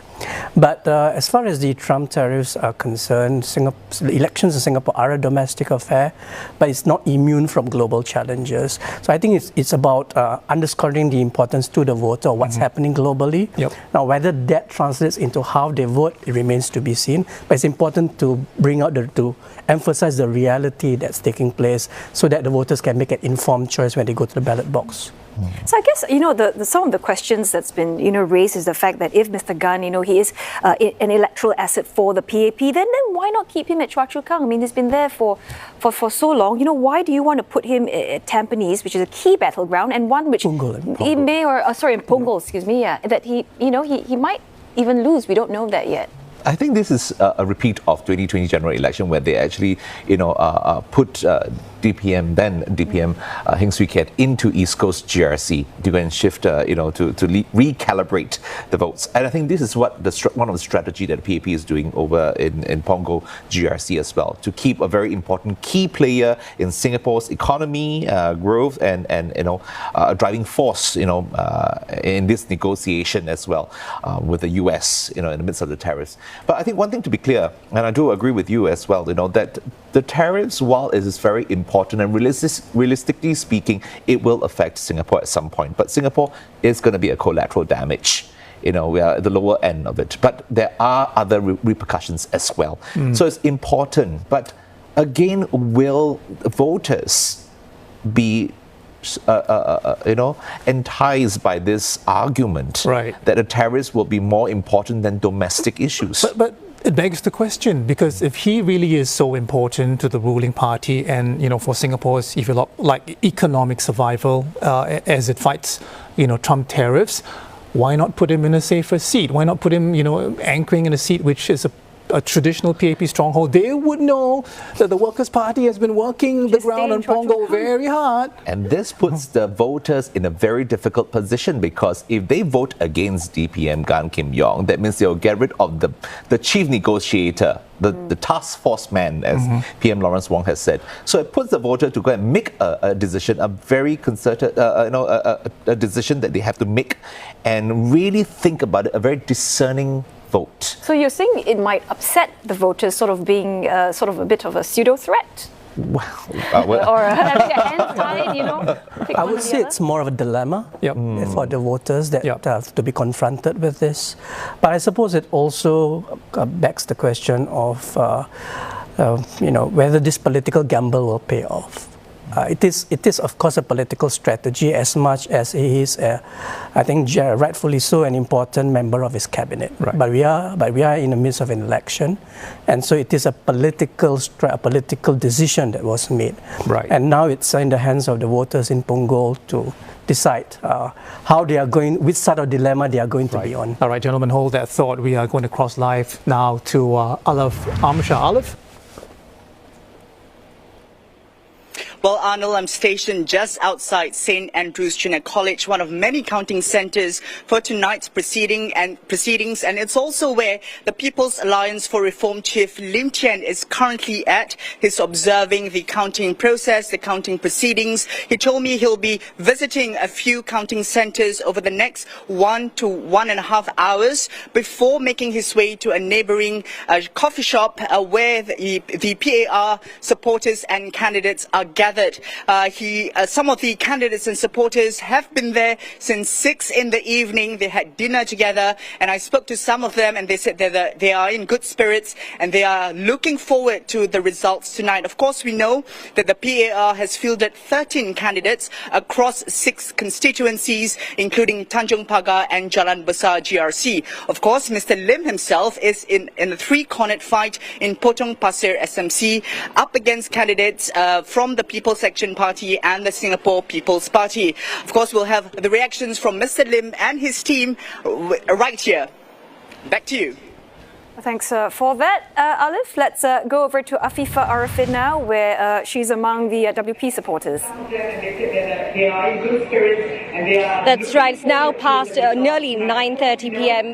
Here at Serangoon Stadium, where the Workers' Party supporters are gathered. And the crowd is slowly but steadily streaming in. And that's because the party has officially told them to only arrive here at the stadium at about 10 p.m. onwards. So it's pretty quiet still, not as as lively as the scenes that we just saw at that coffee shop in Block 322 in Hougang, where it's a stronghold and the unofficial gathering point for many of the Workers' Party supporters. But we are expecting many of them to slowly stream in here. We already can see some of the early supporters trying to get that front row seat here. All their eyes are locked in on that screen in front of us, showing the CNA live stream, cheering whenever they see any of the Workers' Party candidates or even themselves on screen right now. I understand that the 26 Workers' Party candidates are all at their respective counting stations in the northeast and eastern areas of Singapore, across 5 GRCs and 3 SMCs. You can already hear the crowd chanting Workers' Party right now, and I am told that all of the candidates will be arriving here later tonight. So all eyes here locked on the screen, watching the latest developments. We'll bring you the updates, but for now it's back to you. Afifa, thank you very much. We are now crossing live to Ballot Stadium, one of 3 assembly centres for the ruling People's Action Party, and as you can tell, the crowd's starting to build up. Keep in mind that we're expecting sample count results anytime now. Based on the previous 2 elections, they came in from 9 onwards, and by about now. Anytime and once it comes, it's probably going to be fast and they're furious. going to come fast and furious, and again in previous elections by 10:30 p.m. we sort of had a picture, a rough lay of the land, if you like, in terms of where the seats were likely to fall. So I think on that note, it's a good idea to go for a quick break now, but don't go away, or we're going to keep up our coverage of Singapore Votes 2025.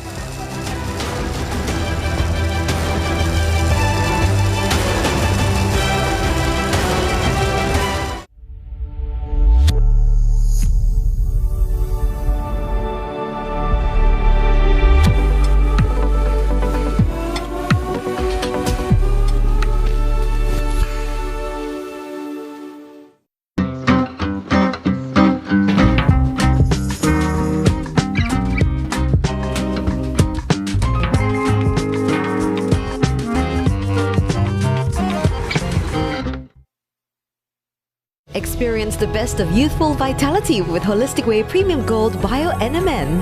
Fuels cells, boosts energy, and supports DNA repair. PQQ protects, stimulates cell growth, and supports brain health. Rejuvenate with balance and redefine peak performance. Infused with pomegranate extract for that radiant, youthful glow. Ginseng and maca for extra endurance and stamina. Holistic Whey Premium Gold Bio NMN. Vibrant vitality for the best of you, because feeling great knows no age.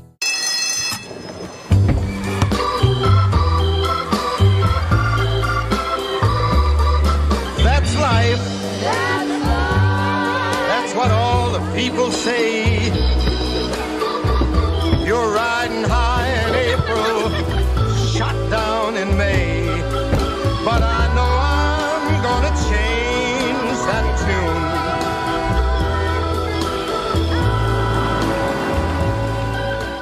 tune. Feel relaxed with lavender. Introducing Sensorial Therapy by Tiger Balm. A new range of lotions designed to help you balance your everyday.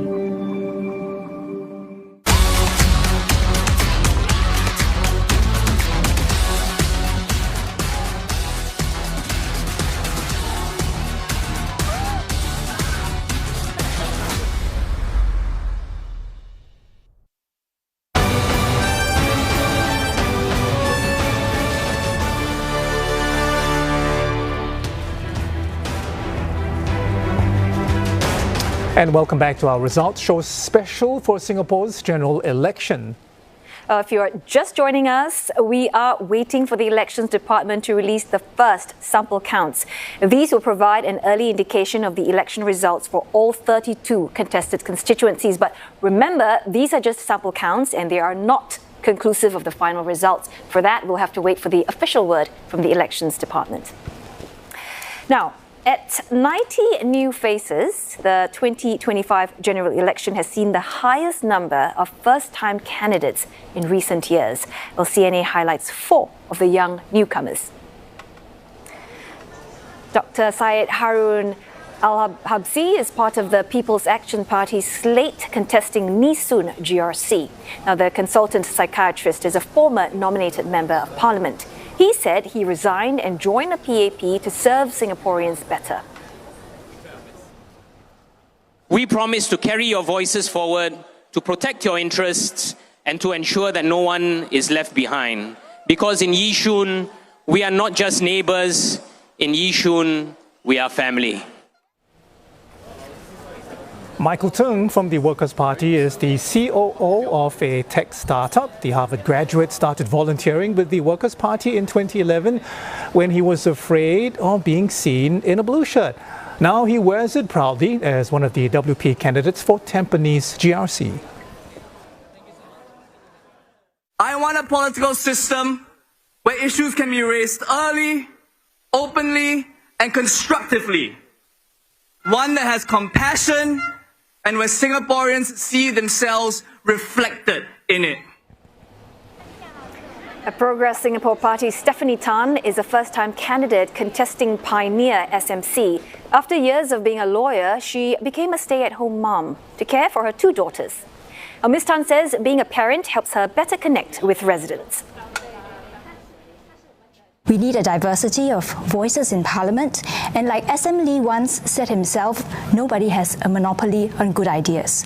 So we need more contestation of ideas in Parliament, which cannot happen unless we have more opposition MPs who are voted into Parliament. Arifin Shah of the Singapore Democratic Party is one of the candidates contesting in Marsiling UT GRC. He founded the alternative news site Wake Up Singapore when he was only 16. Now the 28-year-old legal executive is making his political debut. You are not shortchanging yourself by voting for a SDP MP in Parliament. The government's programs will still go on, your estate will be fine, Singapore will be fine, in fact not just fine, you will be thriving, not just surviving. Well, we can see a high caliber slate of new faces. Perhaps just very quickly, tell us who's your favourite candidate? One from the ruling party and one from the opposition. Wow. Dr. Tan? Okay. I think one from the ruling party, I think I might want to go and say to Elisa Chen. I think it was very interesting and how she, she told her story of how she went for, a tea session and then how she got incorporated into the PAP. So I think that was one interesting candidate from the PAP. But I think the other one would be from Workers' Party. I would say Andre Loh. I think, fighting all out against Ng Chee Meng in Jalan Kayu. A pretty strong character as well. I think he has great ideas. So interesting in these two. Yeah. Dr. Mustafa, do you have any standouts? I would rather make a broader point. Yeah. I think what really stood up for me in the election are the younger candidates across the different parties and what they are offering to Singaporeans.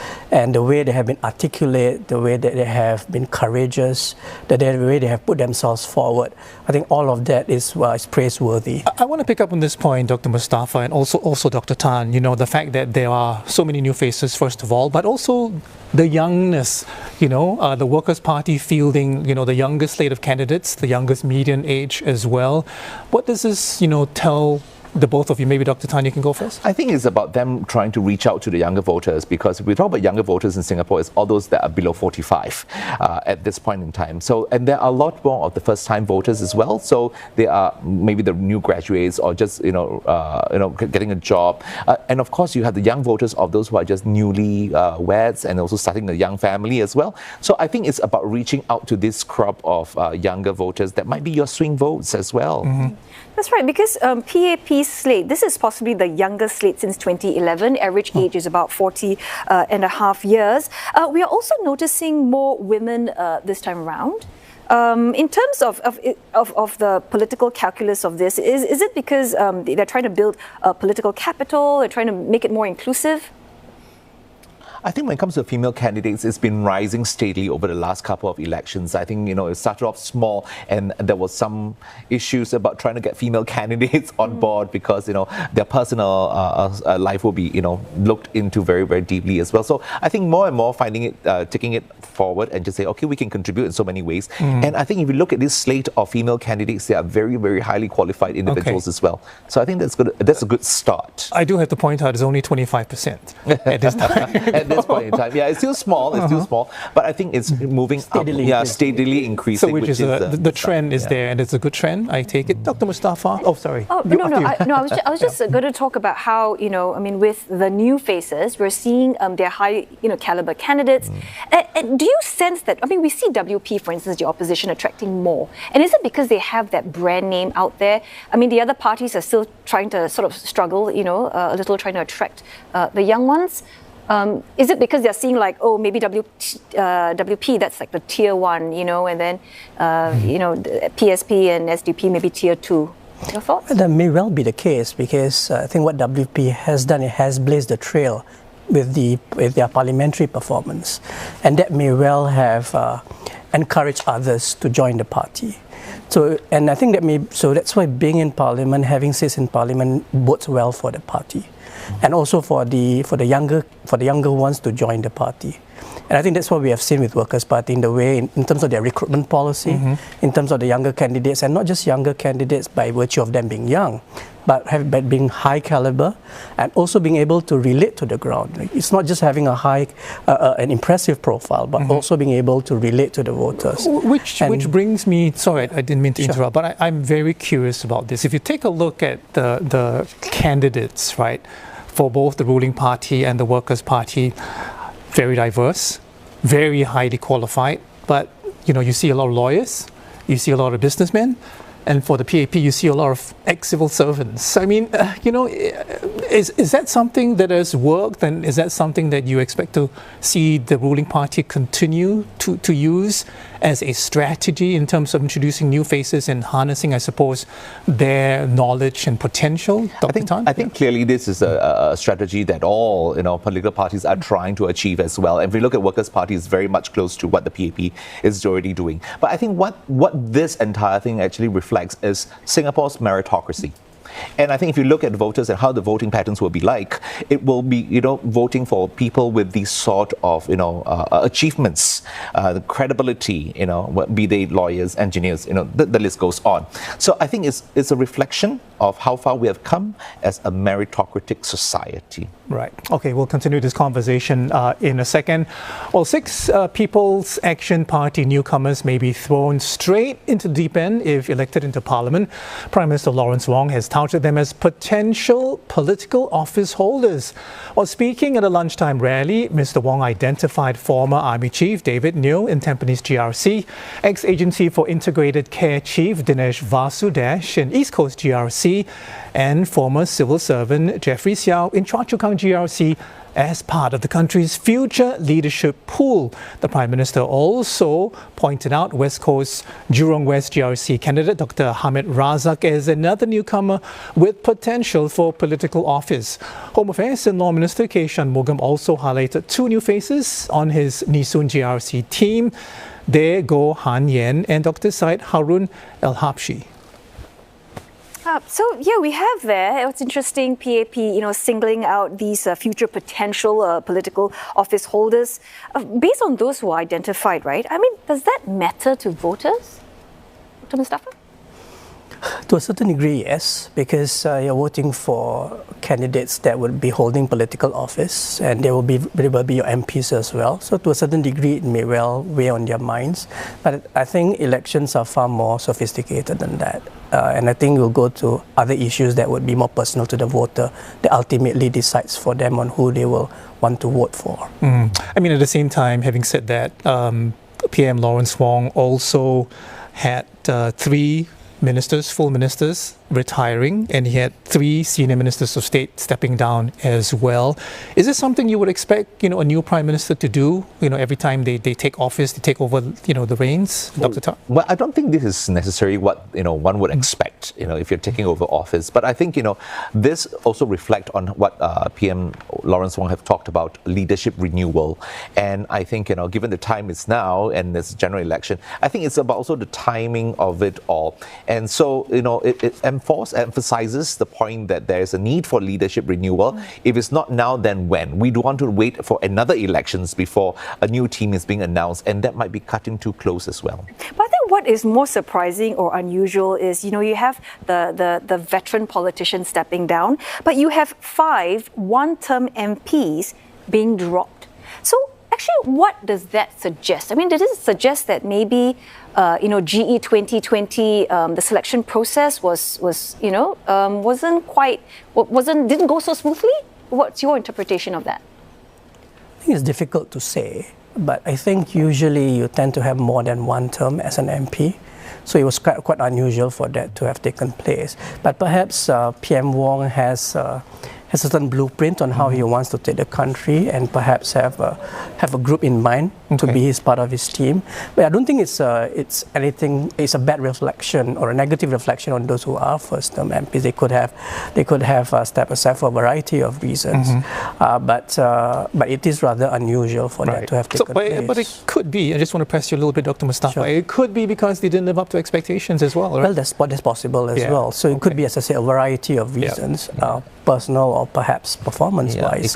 It could have been personal. It could be a realignment of values and what they actually believe in as well. I mean, one term, it takes 5 years is quite some time for them to reassess what's really important and what's the priority in their lives as well. Right.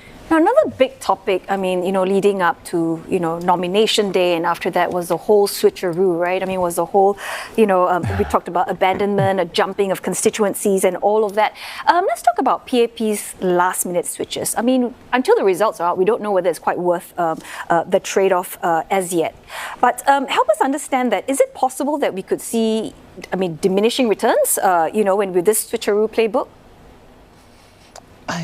It might not necessarily be, because if you look at East Coast in 2020 general election, the last minute switcheroo, when DPM Heng Swee Keat shifted over to East Coast, I think that got some results. The PAP kept its hold on East Coast, at least by a small margin as well. So that was quite surprising, because for DPM, not only was he DPM, he was also Prime Minister in waiting at that time. So, the fact that they sort of parachuted him there, thinking that it was probably going to be a bigger win. That's trying to understand, you see. So they've done, again, the same thing with, But this time around, DPM Gan is not likely going to be the Prime Minister.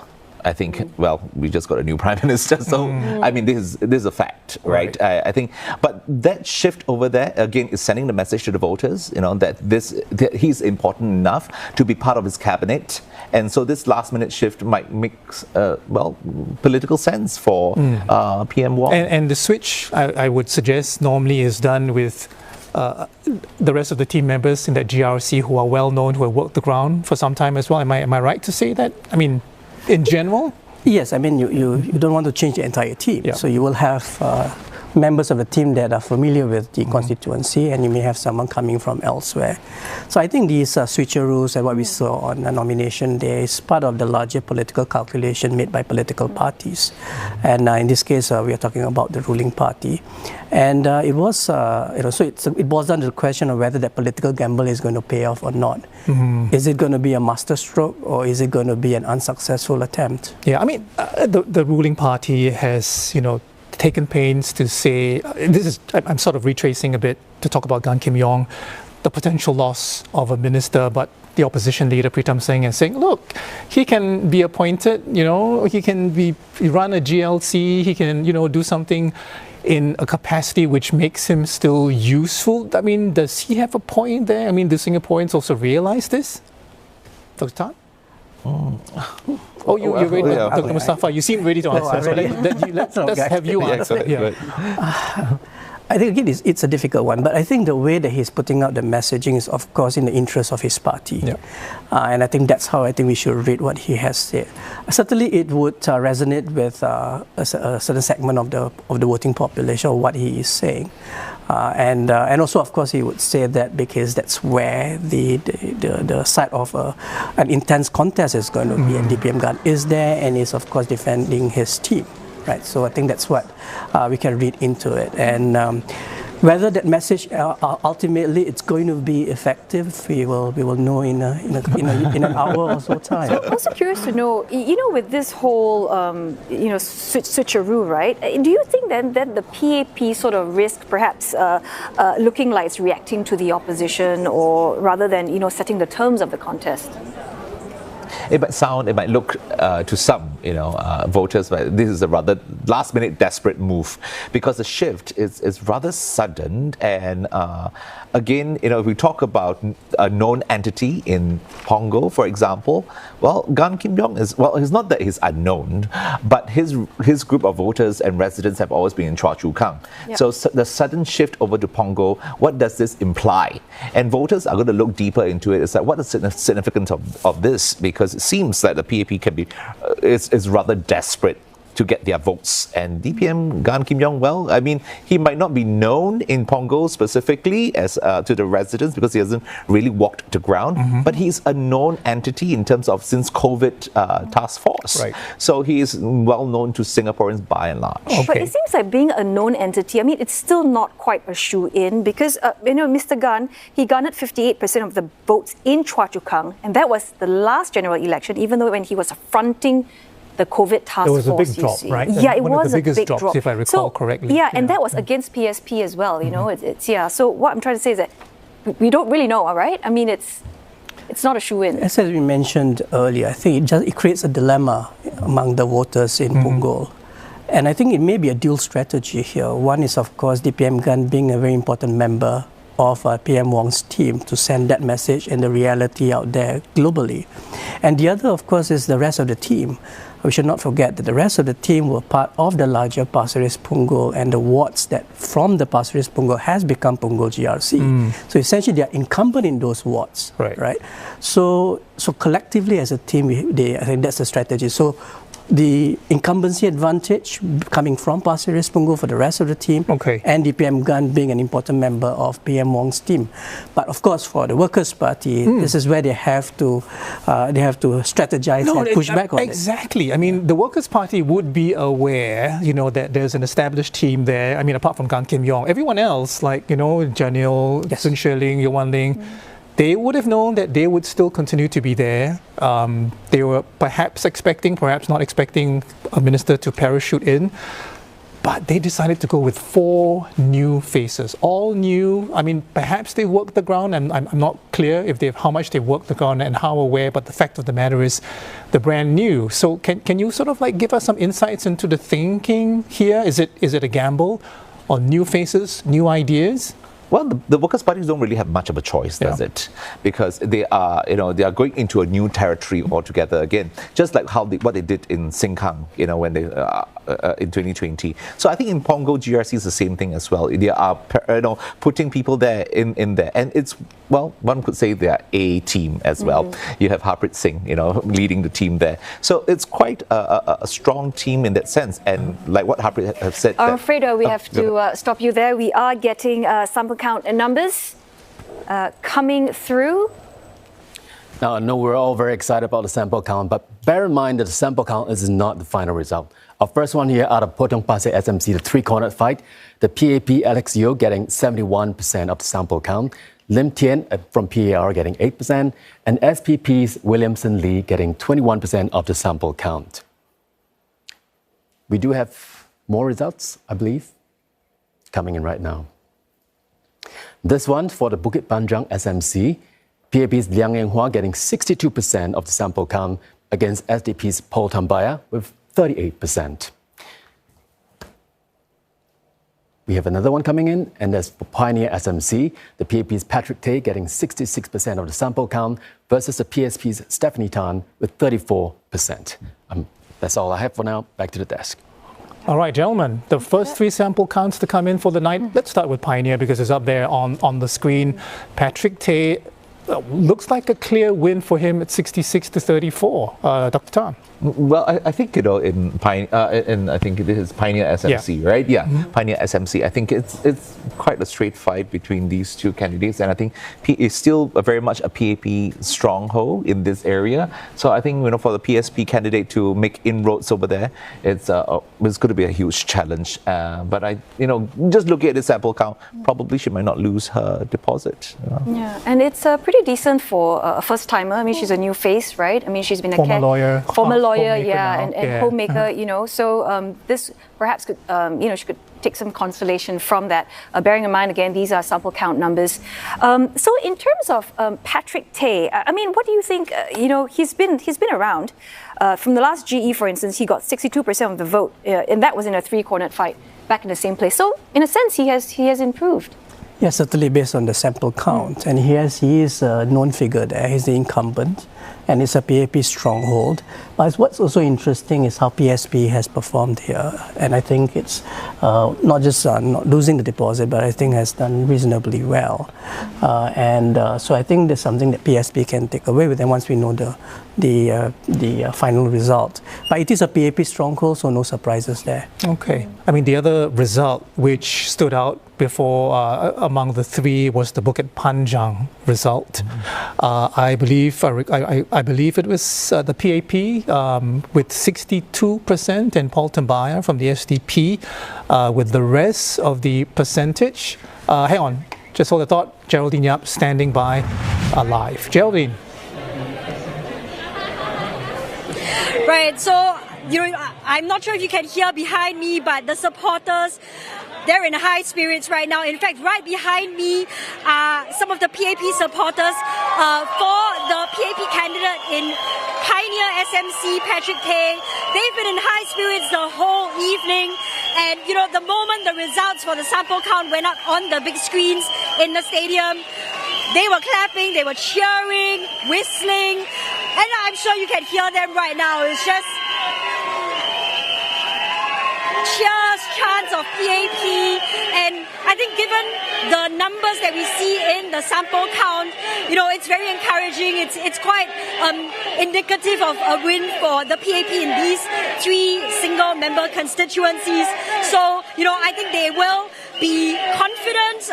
They will be looking forward to the rest of the results that will be coming at night, throughout the night as well. But just loads of cheering, chants of PAP going on behind me. In high spirits, all of them. Back to you. Right. Thanks for that, Jerry. No surprise in high spirits. The first three sample counts that come in, clearly PAP leading the way by quite a margin. And perhaps let's just pick up from where we left off, because we were talking about Bukit Panjang, which was Liang Eng Hwa versus Dr. Paul Tambaya. 62% to PAP, 38% to SDP. A bit of a surprise there, because I think there was a lot of chatter that Dr. Tambaya was people expecting him to do better, in fact, from the previous GE, where he got 46% of the votes. Yes, it is a surprise here, because we thought that this would be one of the SMCs that's going to be very close. And it doesn't seem so at the moment with the sample count. This could perhaps be attributed attributed to Mr. Liang Eng Hwa and how he has worked the ground there, being an effective campaigner. And I think for Professor Paul Tambaya, I think he has done remarkably well in terms of his campaign. And I think his message is actually quite effective. So it is quite a surprise there as to the sample count that we are witnessing at the moment. But I think I would attribute that really with Mr. Liang working the ground there, and the ground has taken to him. Yeah, your thoughts, Dr. Tan? Yeah, I think I do agree as well. I think Liang Eng Hwa probably has walked the ground, done his job over there very, very well, and the residents are rather happy with what he has done and what they have seen as well. I mean, it's a surprise that Professor Paul Tambaya has dropped in the sample count at this point in time, because we still do not know what's the final count at this moment. But leading up to this, I mean, there was a bit of drama with their teammate Jijin, right? Jijin, when she made those comments, sort of racist comments.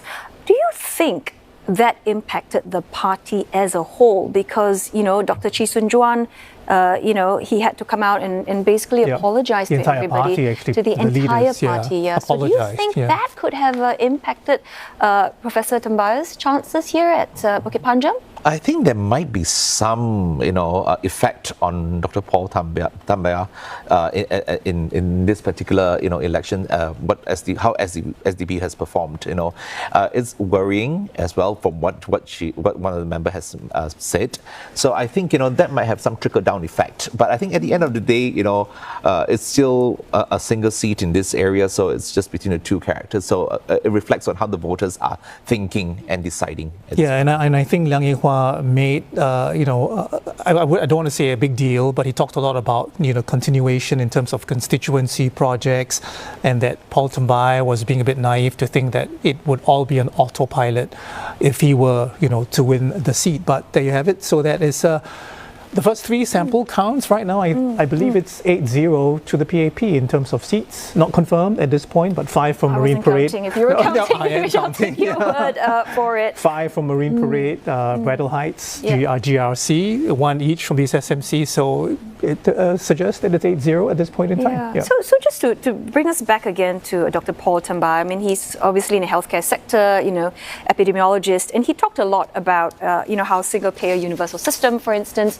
against, say, for instance, what the Health Minister, Mr. Ong Ye Kung, would talk about. And do you think that, to a certain extent, people are just not buying into what he is pitching? I think there was a healthy exchange of ideas between Professor Paul Tambay as well as Minister Ong Ye Kung. Whether which side you agree on, but there was a healthy exchange of ideas.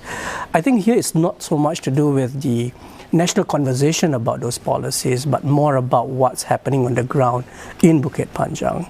So I think what Mr. Liang has done is kept it as local as possible, and has kept it in terms of the issues that directly impact the residents in Bukit Panjang, and I think that's reflecting. I think that's being reflected in the sample count.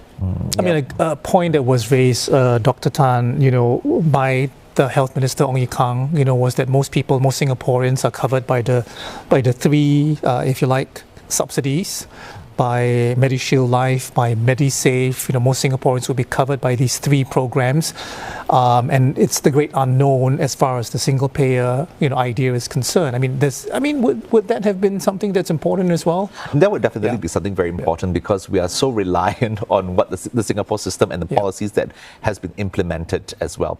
And there are Singaporeans that have benefited from this system. So I think that is a continuation. So, but I want to bring back to this whole idea of this discourse between Ong Ye Kung and Dr. Paul Tambay. I think it's perhaps too high level for a lot of the voters to go and look into deeply, because you're talking at a different level.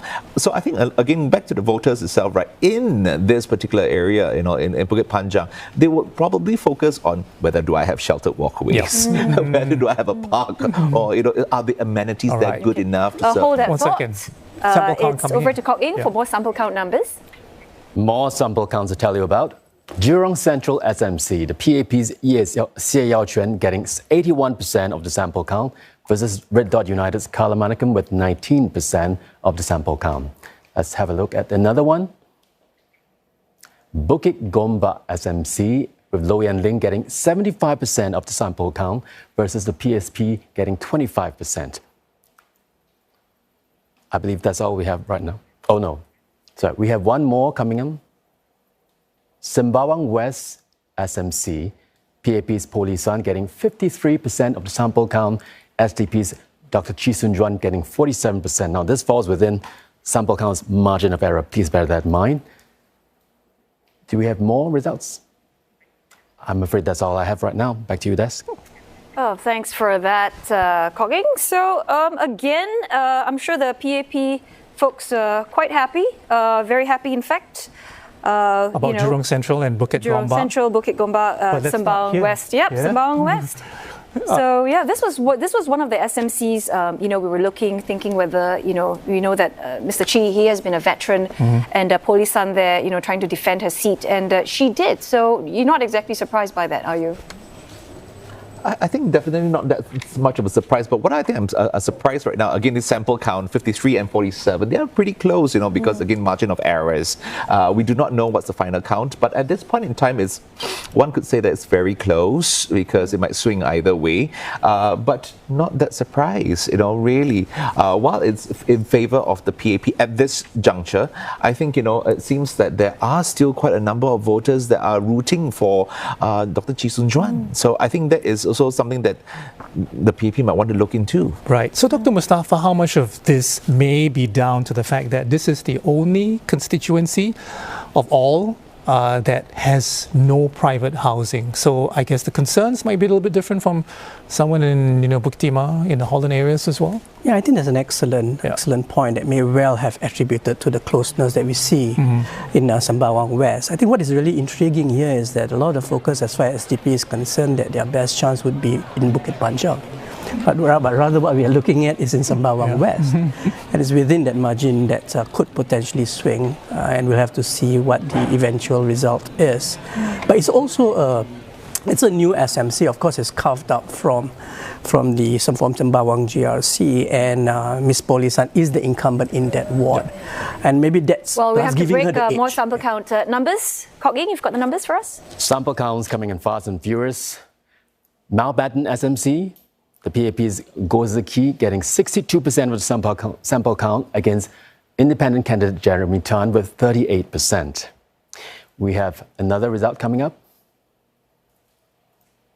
Queenstown SMC, PAP's Eric Chua getting 82% of sample count versus PAR's Mahabub Bacha with 18% of sample count. Let me see if there's... I'm afraid that's all I have for you right now. Back to you, Desk. Yeah, again, PAP, Mountbatten. Oh, we've got one more. Yep. We do have one more result coming up for you. Our first GRC sample count result. The PAP team led by Tan Si Ling getting 63% of the sample count versus the PSP team with 37%. Back to you, Des. All right, gentlemen, let's start with Choa Chu Kang GRC. Tan Si Ling, the Manpower Minister, parachuted, to borrow a term from Marine Parade into this particular GRC. He's done well, by all accounts, right? Would you agree, Dr. Mustafa, first of all? And just to highlight as well, the last GE, Choa Chu Kang, they had 58% of the vote. So they've actually marked up. Sample count still, but still it seems that it's gone up. Yes, I think so. It didn't make a difference that they changed the anchor ministers. And I think that could be attributed also to the rest of the team playing their part in ensuring that they get the voting required for them to win, for the team to win the GRC. And also, of course, Dr. Tan Si Ling is a minister, so he's a known figure as well, although he's from another GRC that has moved to Choa Chu Kang. So I think in totality, I think it's, again, not a surprising result, but I think we do see an increase in the percentage. And I think that's also telling us a little bit about all the other SMCs coming in as well. It's all increasing in terms of, particularly for those that have also been contested in 2020. Right. And that's also, I think, a message there as well that, there's a lot more support now for the PM than I think. Right. Perhaps we may have thought there's a lot closer. The margin, between the parties. Sorry, and Dr. Tan, the margin, would suggest that, the PAP done exceptionally well, because not only did you have a minister, coming in who's relatively unknown in terms of the residents, you have two new faces as well, in the form of Jeffrey Xiao, an ex-civil servant, and Chu Pei Ling, who's also a new face for the estate. So it does speak to the fact that the residents there have been very receptive, to the changes, and not as receptive, if you like, to the candidates from the PSP. I think definitely. I think if you look at Choa Chu Kang GRC, it's a mature area, and it's also a PAP stronghold. And by bringing in Dr. Tan Si Ling into this, is sending the message to the voters there that it's an important constituency for the PAP. And I think they have also mentioned that I think Jeffrey Xiao is a potential office holder as well. Yep. So I think that is something that the voters were really looking at as well. Because we were talking about whether it matters to voters. You have potential political office holders, and Jeffrey Xiao there possibly becoming one down the road, who knows. But also interesting to point out that there are young voters from the Tengah area actually entering the scene in Choa Chu Kang, and for some they were saying the stakes in Choa Chu Kang GRC seems to be higher. But it looks like the strategy of pulling in Jeffrey Xiao and Chu Pei Ling in their 40s and 30s has worked in favour of the PAP strategy. Absolutely, and we see that in the results. I think the voters have taken to the team, and and so the results speak for themselves. And I want to bring us back to one of the results, Mountbatten. Because I know Dr. Tan there, you wanted to talk about independence. We didn't quite get a chance. But the good news is, the independent, he's going to be keeping his deposit if things right. He's got 28%, I believe. 38%. 38%. There we go. Not too bad for an independent or self-styled Bitcoin specialist. Your thoughts? Yeah, I think I want to go and give a shout out to the independent candidates in this particular election, and that is both for Jeremy Tan as well as Darrell Low, who's contesting in the Radin Mas constituency. So I think these two independent candidates are not one of those in the past where you had the Birdman or you had the Slipperman, all these rather dubious characters, running for Parliament. I think these two individuals are very strong, have very strong credentials, speaks very well. Hold that thought, Felix. More numbers coming through. Kok Eng? More sample counts coming in right now. For Aljunied GRC, the WP stronghold, we have the team led by Pritam Singh getting 59% of the sample count against the PAP's team with 41% of the sample count. We also have sample counts for Tampines Changkat SMC, the PAP's Desmond Chew getting 55% of the sample count against the Workers' Party's Kenneth Fu with 45%. We have one more result coming in, and that's for Yeo Chu Kang SMC, the PAP's Yip Hon Wing getting 76% of the sample count versus Michael Fang from the PAR getting 24%. That's all I have for you right now. Back to Des. Thank you very much for that, Kok Eng. So Yeo Chu Kang SMC, there 76% against the PAR. That is a big margin. Well, Yeo Chu Kang, just a bit of background, was re-established in 2020 after being part of Ang Mo Kio GRC. And the PAP back then, fielded the first-time candidate who secured 61% of the vote. So, okay. We're looking at live pictures coming from Hougang at a coffee shop. Obviously, you can see the Workers' Party flag there being waved. Probably cheering for the Aljunied results, right? It has to be the cheering for the Aljunied win for the Workers' Party. Aljunied GRC remains in the hands of the Workers' Party. At this point, again, we need to remind you that this is based on a sample count result, not the final result, but the sample counts have proven to be reasonably accurate over the past two elections.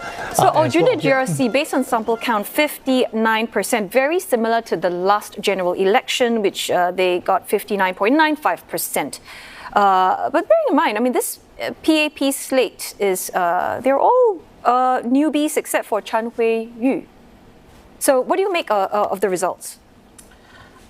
I think, given what has happened over the last 5 years in Aljunied GRC with Leon Pereira leaving the scene as well, I think this one does reflect how the Workers' Party has still been able to get the support from the voters in Aljunied GRC.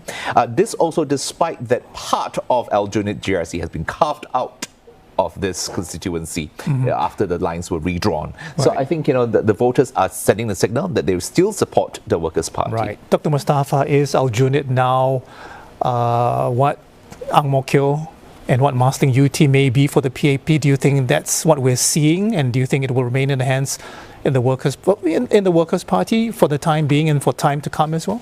Absolutely, I think this has now become a WP stronghold, and we see this from the result. And it's more or less the same from the 2020 election results. And as Dr. Tan has mentioned as well, that there were difficulties confronting the Workers' Party in the course of 5 years.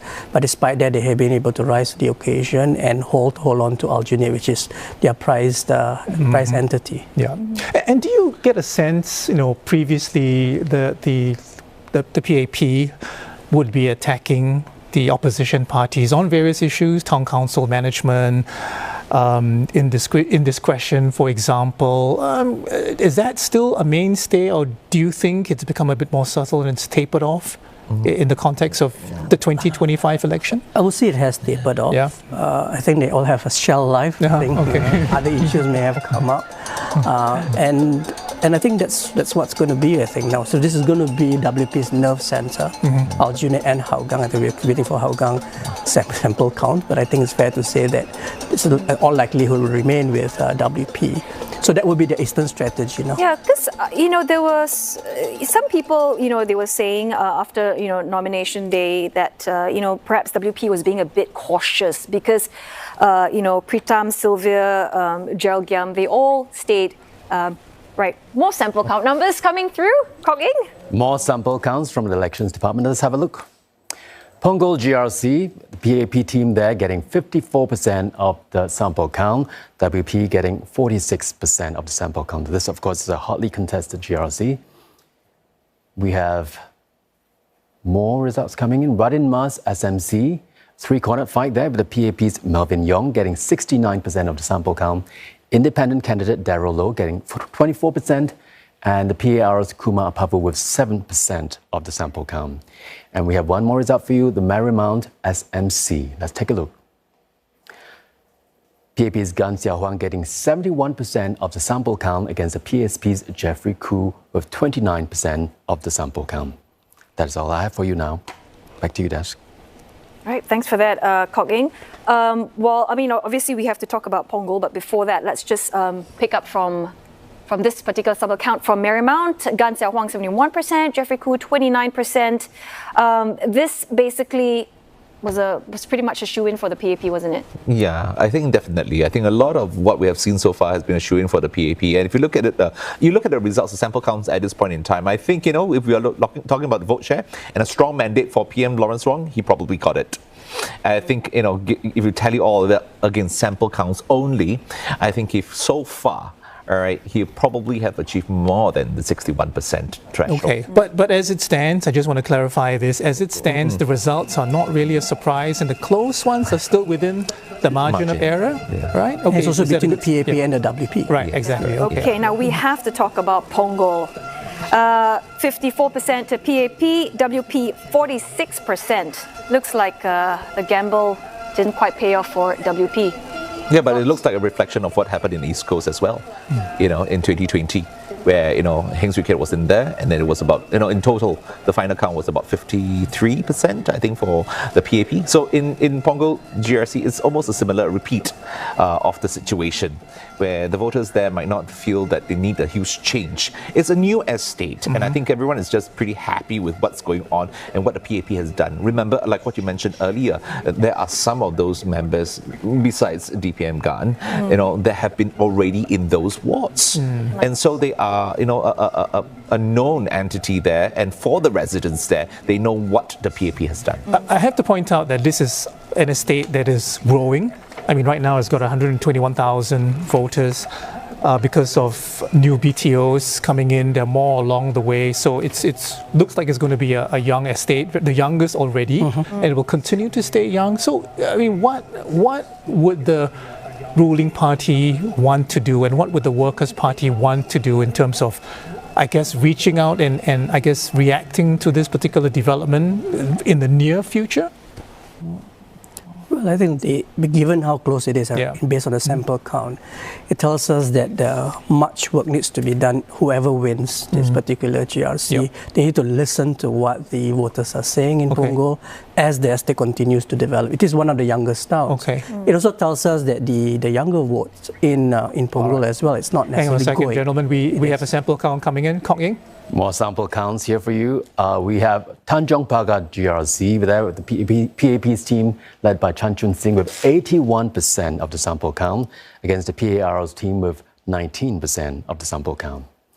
We have one more result for you, and that is Bishan Toa Payoh GRC. The PAP team, they're also doing very well with 75% of the sample count against the SPP's 25%.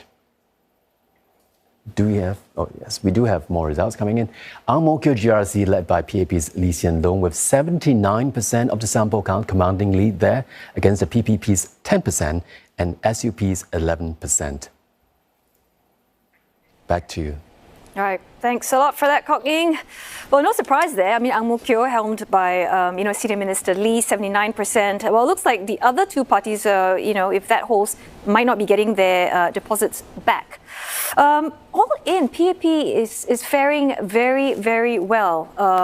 I guess this is, again, would you say, I mean, it's basically the voters have spoken. I mean, because earlier we saw what happened in Punggol there. We saw Ang Mo Kio 79%. Earlier, Tanjong Pagar 81%. Have we seen those numbers in recent elections? Not 81. Not 81, right? Not 81. 70s, yes, but it's not 81. Tanjong Pagar. So as it stands, does it actually look? It's early hours, I know, but as it stands, you're talking about Prime Minister Wong receiving his mandate. Are these numbers bearing that out quite strongly? They are PAP strongholds, I have to point out, but the PAP, the ruling party, seems to have improved on those numbers in these so-called strongholds at the same time. So it's not just status quo, it's also the margin of victory in each of those constituencies, and you can see that the numbers are quite remarkable. So I think that obviously we are looking at the other constituencies coming in as well, but that certainly points at this juncture for a healthy and strong mandate for the Prime Minister. Just sort of picking up from Punggol. Actually, one of the key questions, I wanted to know is that Punggol is, to a certain extent, very important. Would you say that it's a bellwether for Singapore's political future? As youngest towns, we had a contest, right, between the veteran leaders and the fresh faces. So do you think the results there are actually hinting at what lies ahead for national politics? I think it does reflect on what the PAP has done in that particular constituency. Will it be able to replicate the same kind of thing in the other constituency or newer estates coming forward in Singapore? I think this again is perhaps a mark of what's going to happen in the long term for the PAP. And I think it does bode well for the PAP. Given that they have at least achieved quite a decent vote share in the Punggol GRC. It's still new. It's still, things are still shifting. Like what you said, there are still, more BTOs being built in that area. You do not know in the next general election what's going to happen as well. Similarly to what in Sengkang. Okay. All right. That's for Punggol GRC. Oops, hang on. Sample count coming in. Kok Ying? We have more sample counts for you coming up right now. At Sengkang GRC, that was the biggest upset in the GE2020. The WP team, led by He Ting Ru, getting 56% of the sample count against PAP's 44%. The only person from the losing team in 2020 was Lam Pin Min. And up next, we have Holland Bukit Timah GRC, a PAP stronghold led by Vivian Balakrishnan, getting 80% of the sample count against the Red Dot United's 20%. Another sample count here pointing to a very good night for the PAP. Do we have more results coming in? Yes, we do. Jurong East Bukit Batok GRC, the PAP team getting 76% of the sample count against the Red Dot United's 24%. And we have a final result coming in. Oh, unfortunately, that's all I have for you right now. Back to you, Desk. Thank you for that. Right, so right now, 2 wins for PAP based on the latest sample counts, Jurong East, Bukit Batok and Holland Bukit Timah. But let's talk about Jurong East, Bukit Batok, 76% there. It seems like PAP is doing very well. They're getting the high 70s. Holland Bukit Timah was 80%. It's been a great outing, it feels, for PAP. Again, sample counts, we are still waiting for the final results. I think I want to point out one thing about who are contesting in this constituency. I think we have to look very closely at the political parties in these constituencies. And if you look at the one with Workers' Party, the results are really very close. But if you have the other political parties, the results are huge. The difference is really big, by 80%, 76%, and they're very huge compared. So what does this signal for the smaller political parties?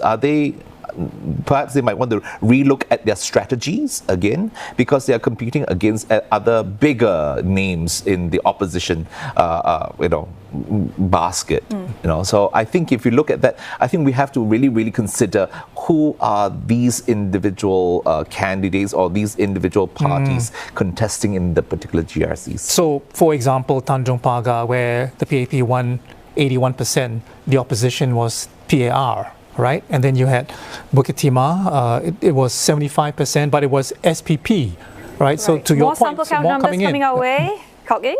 That's right. We have more sample counts this This is from Pasir Ris Changi GRC, a new GRC led by PAP's Indrani Raja getting 67% of the sample count against the SDA's 33%. This is the SDA's only team for this election. And we do have another result coming in. This is for Marsiling UT GRC sample count for PAP's team led by Prime Minister Lawrence Wong, his first outing as Prime Minister. 74% for him in his GRC, and SDP getting 26% of the sample count. We do have... No. That's all I have for you. Back to the desk. Thanks a lot for that. Kok Eng, so Marsiling UT, let's look at those numbers. 74% to our Prime Minister, Lawrence Wong. His team has definitely done better. I mean, it's the same team he's kept. The last GE, they got 63%. So that's a clear mandate. There you go. Isn't it? It is an improvement. Indeed, yeah. And also it's in the 70s, so right. it is a remarkable result. Okay. I mean, it is the Prime Minister's constituency. Understood. About to be a stronghold, I understand, and maybe perhaps get stronger, in the years ahead. But I do want to go back to Dr. Tan's point, Mustafa. I mean, do you agree it also is a function of the level of the opposition, and you can argue that the SDP team here in Marsiling UT, for example, perhaps wasn't as strong, and you can say the same thing for Tanjong Pagar GRC as well. And there are a number of them where the numbers were quite impressive, above 70%. But to your point, the opposition didn't seem that strong. Dr. Mustafa? Yes, it does point to which party stands in those constituencies, absolutely. Because when you look at the results, where it's between WP and the PAP, it's a lot closer than compared to the other constituencies where other parties are contesting. So it's going to be a question for those parties on to rethink their strategies on how they want to go about doing it and which constituencies they would want to contest in. But it does seem that right now it's moving towards if there are more seats that WP may win in subsequent elections, that's going to be more of a two-party fight. So do they need to band together? I mean, just to pick up on this particular point, I mean, we talk about a multi-party system, but as you rightly pointed out, it looks as though it's heading to a two-party system. Do they need to band together, cooperate more? They've tried. I know they've tried. They haven't had too much success. What's the big issue that's preventing them from doing something like that? I think there's nothing preventing them. I think it's all about the constituencies they are contesting in. And they would have to have staying power in those constituencies to hope at some point they will be able to cause an upset. But it's not easy for the smaller party with the resources that they have. But I think they must be given credit in the sense that they, by contesting, despite perhaps knowing that they can. We've got more sample count numbers. We do have more breaking sample counts. Let's take a look at West Coast Jurong West GRC. Anchored by Minister Desmond Lee, the PAP team getting 61% of the sample count against the PSP's 39%. The PSP's team has Dr. Tan Cheng Bock as the anchor and other A-listers from PSP, including Leong Man Wai and Hazel Phua. This is also probably Tan Cheng Bock's final outing. Do we have more results coming in? Okay. Well, this is the sample count for Kebun SMC. The PAP's Henry Kwek getting 66% of the sample count against the PSP's Tony Tan with 34%. Tony Tan last competed in GE2025. And I believe that's all I have for you right now. Back to the desk.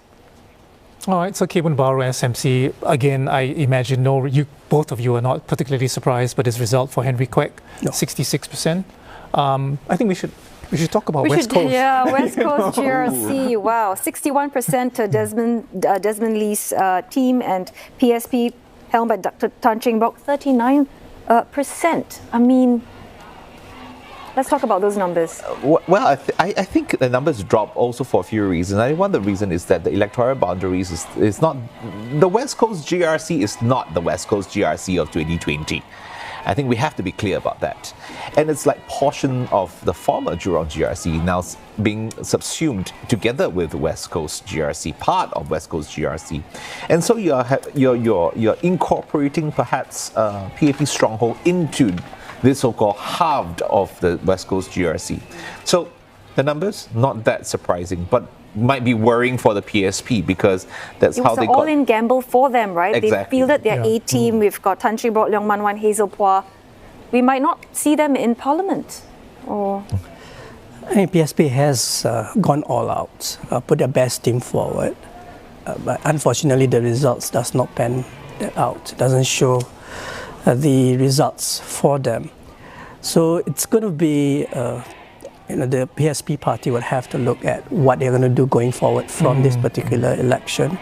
I think the party itself will continue. They will need to look at how they can rebrand themselves, do a sort of reflection on the results that they have gotten from West Coast.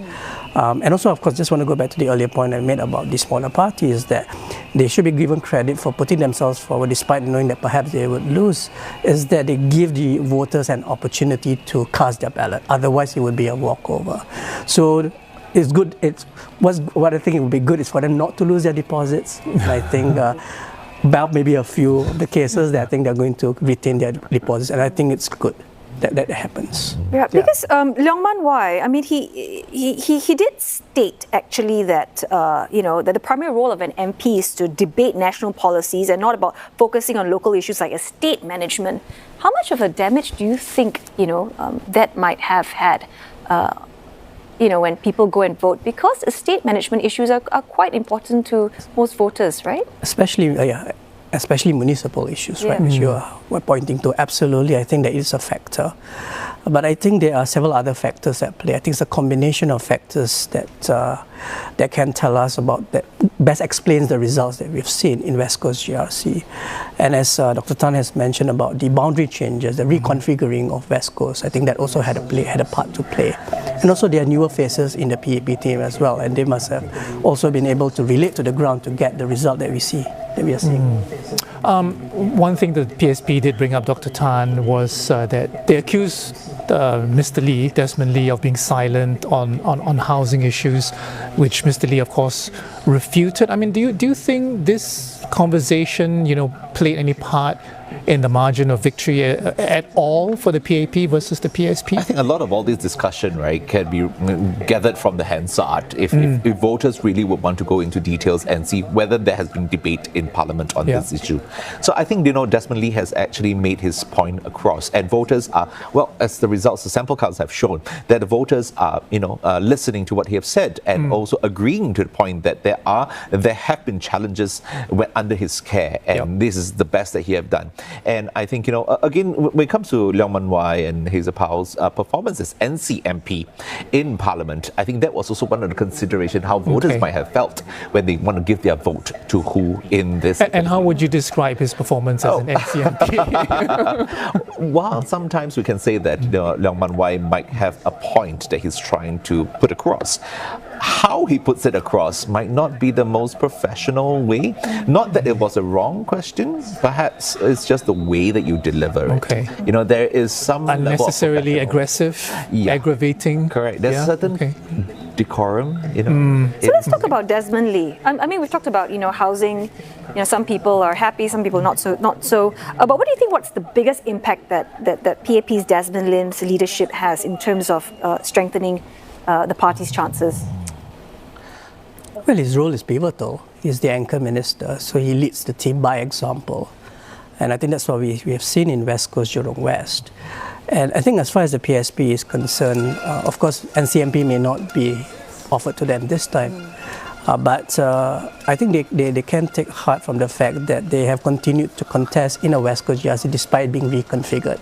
So I think the hope is that they will continue to stay there and continue to work the ground there and do better come the next election. Of course, now it's just a sample count. We should acknowledge that. Right. Okay.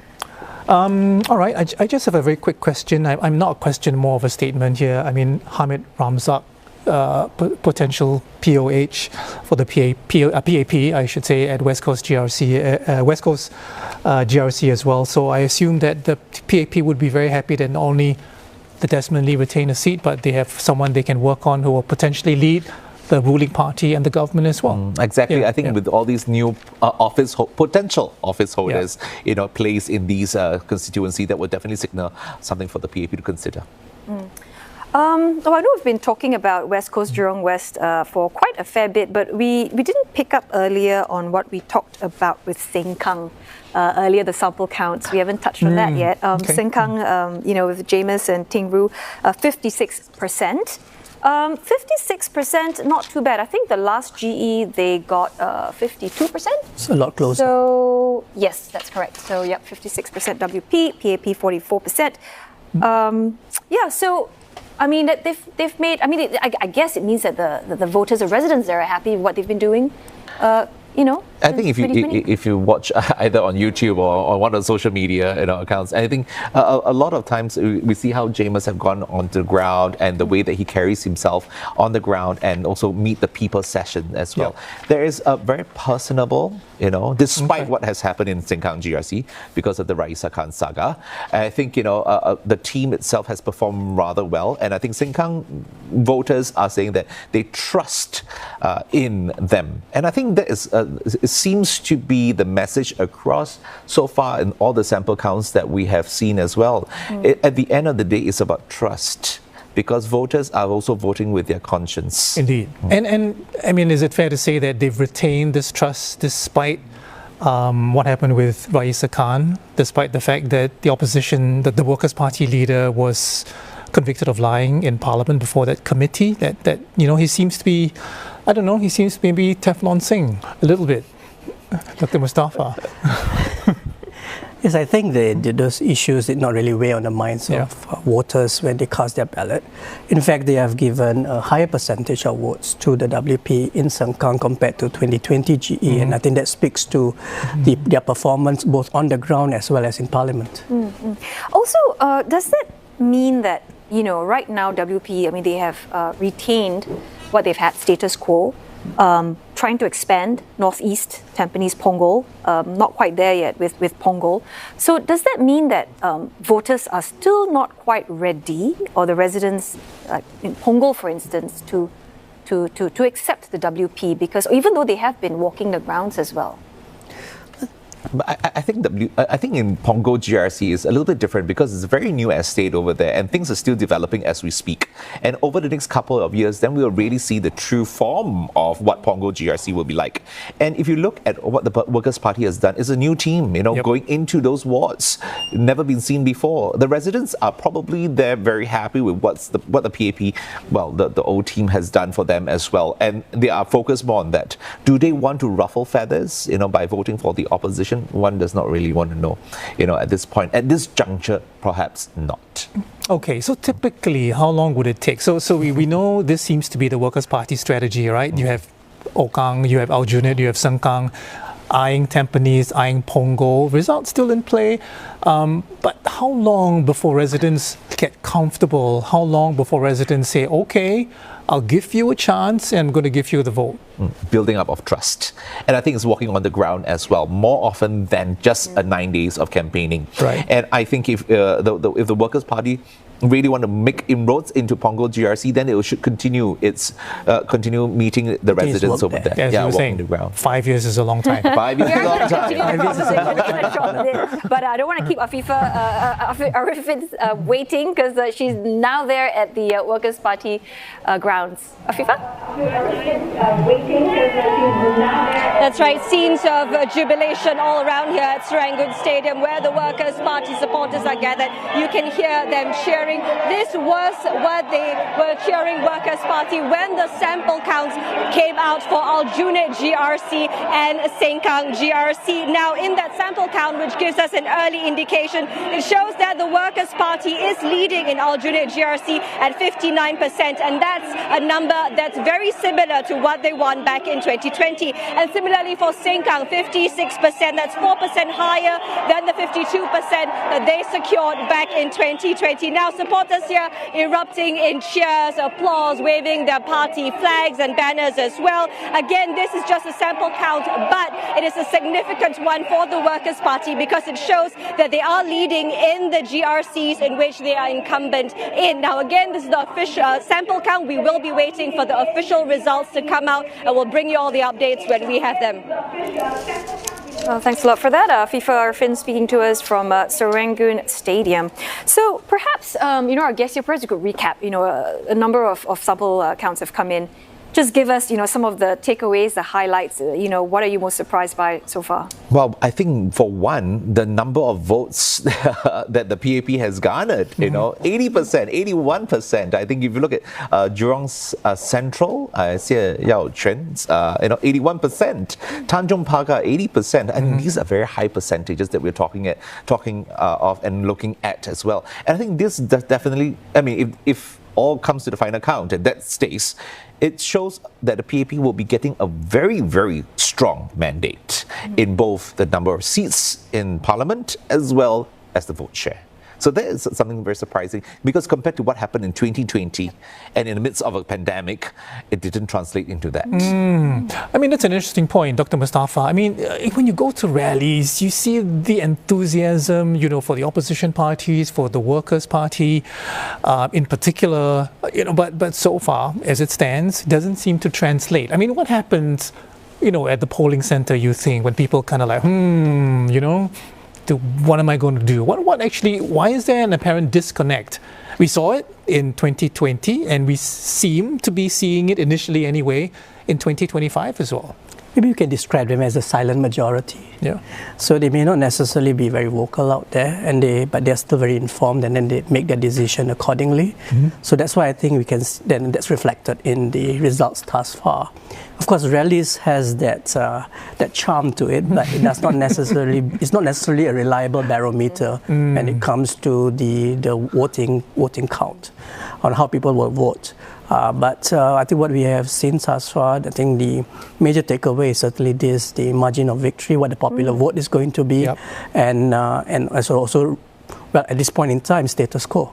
So talk about social media, right? Do you think maybe the ruling party has really upped their game, social media with singing? Oh, just before we get to that, we have Angela replacing Kok Eng for now with the latest sample count numbers. All right, that's right, Oteli. Let's take a quick look at the sample count numbers coming in for Nee Soon GRC. The PAP team, led by Law and Home Affairs Minister K. Shanmugam, with 74% of the sample count against RDU's 26%. That's a big jump from the last election with 62% for the PAP then. Let's take a look at another sample count if we can. And this is for Jalan Kayu SMC, very closely watched, a very small margin here. The PAP's Ng Chee Meng with 52% of the sample count against Andre Loh from Workers' Party with 48%. This is a very small margin, again falling between the margin of error possible between sample counts and the final result, which is up to 5%. So do take note of that as we go into the next sample count. Let's take a look at this one. This is Sembawang GRC, a three-cornered fight. The PAP with 67% against the NSP 2% and the SDP with 31%. Again, a strong lead for the PAP here, 67%. And I think that's all the sample counts we have for you at this point. Thanks a lot for that, Angela. So let's kick things off with Sembawang first. We're just talking about social media, and actually, Mr. Ong Ye Kung is very active on social media. He's always posting videos. Very savvy about his sports and all of that. So to a certain extent, do you think PAP has really upped their game in the social media sphere? I think definitely, since the 2020 general election, they have upped their game. But I think, there are still, of course, room for improvement in certain areas as well. But by and large, they know where to target, whether it's on Facebook or Instagram or even TikTok as well. So I think that given them that sort of opportunity to reach out to more people, more voters, especially younger voters as well, who likes all these sort of, ways of reaching out to to their candidates. Okay, hold that thought. We're going to reach out now to Olivia Seong standing by with the latest. Ollie?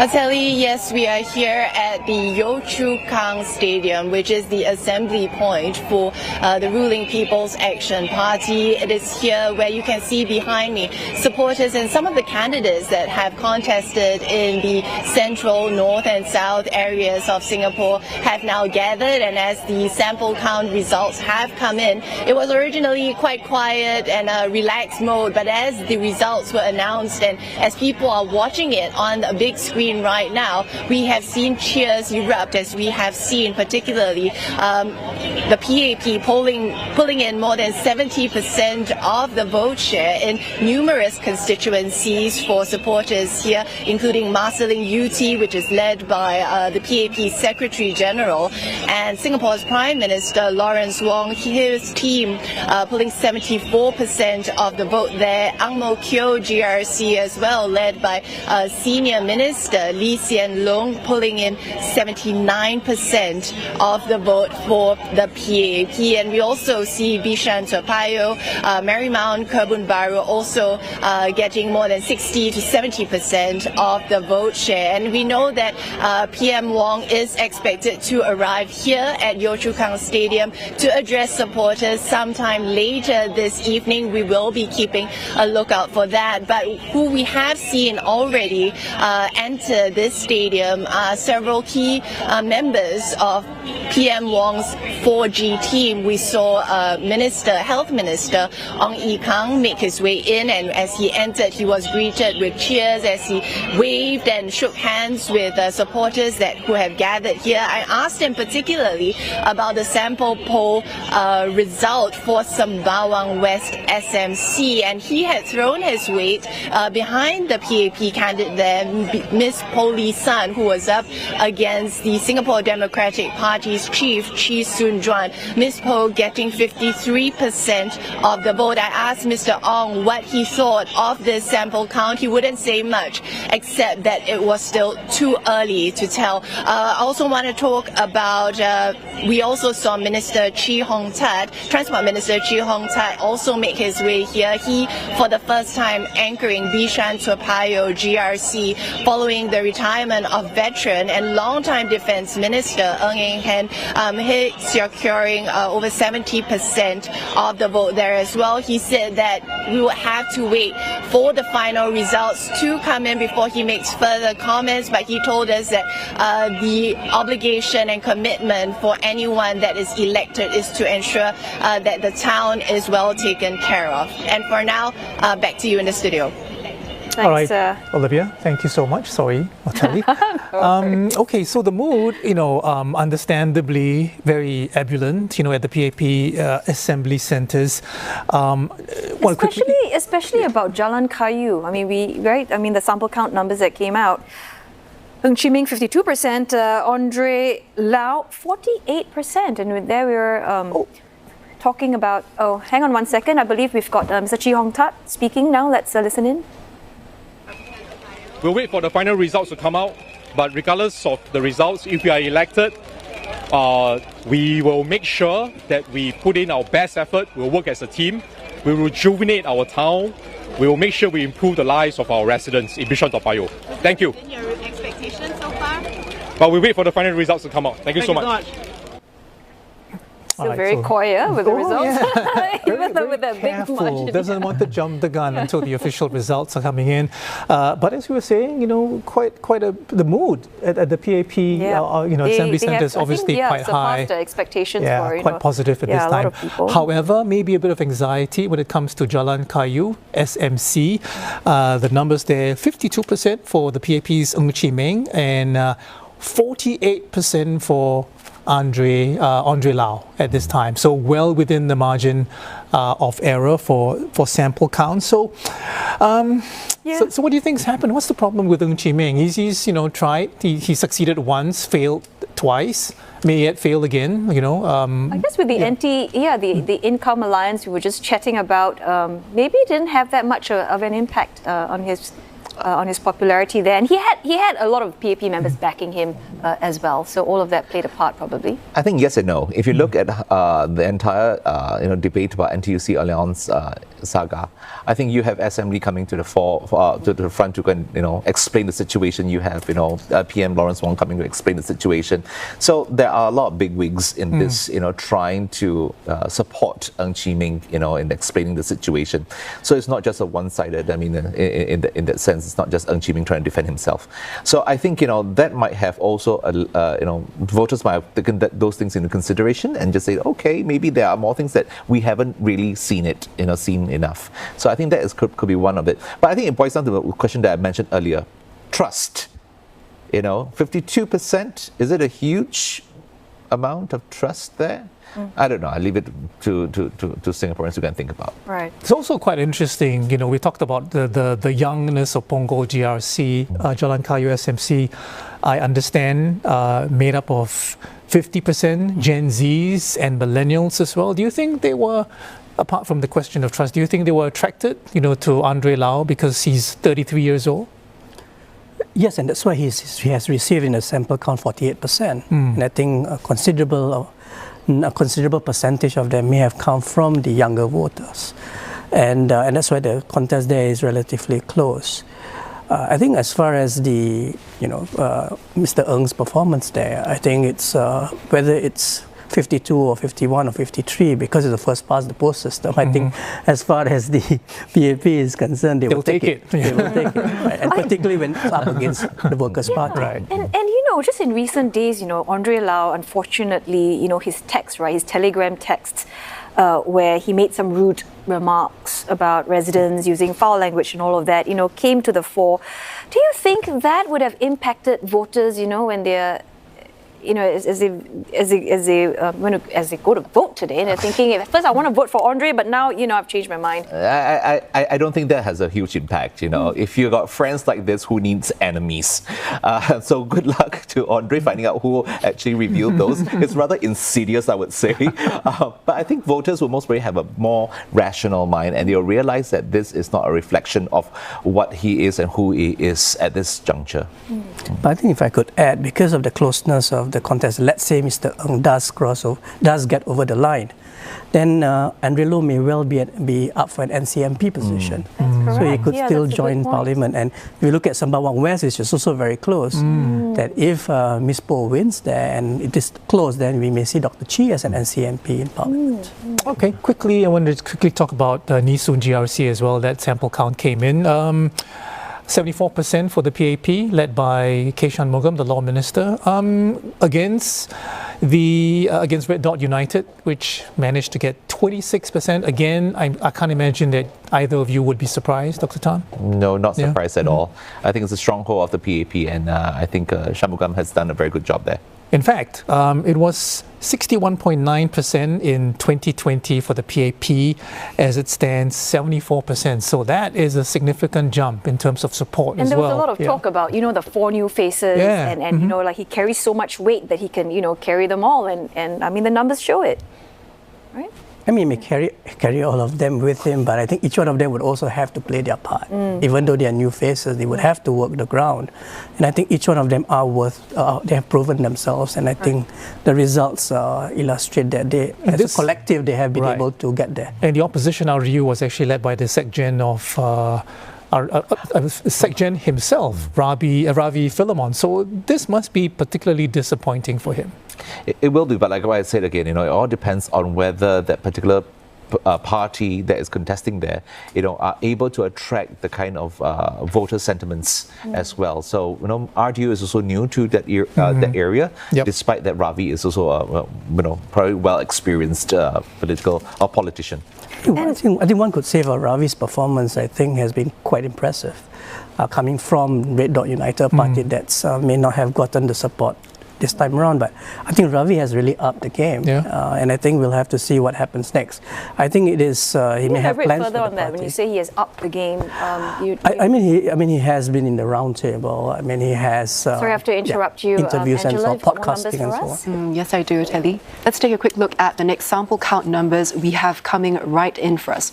Hougang SMC, this is a Workers' Party stronghold. The Workers' Party pulling strongly 63% of the votes against PAP newcomer Marshall Lim with 37% of the votes. And it looks like we have another sample count coming in.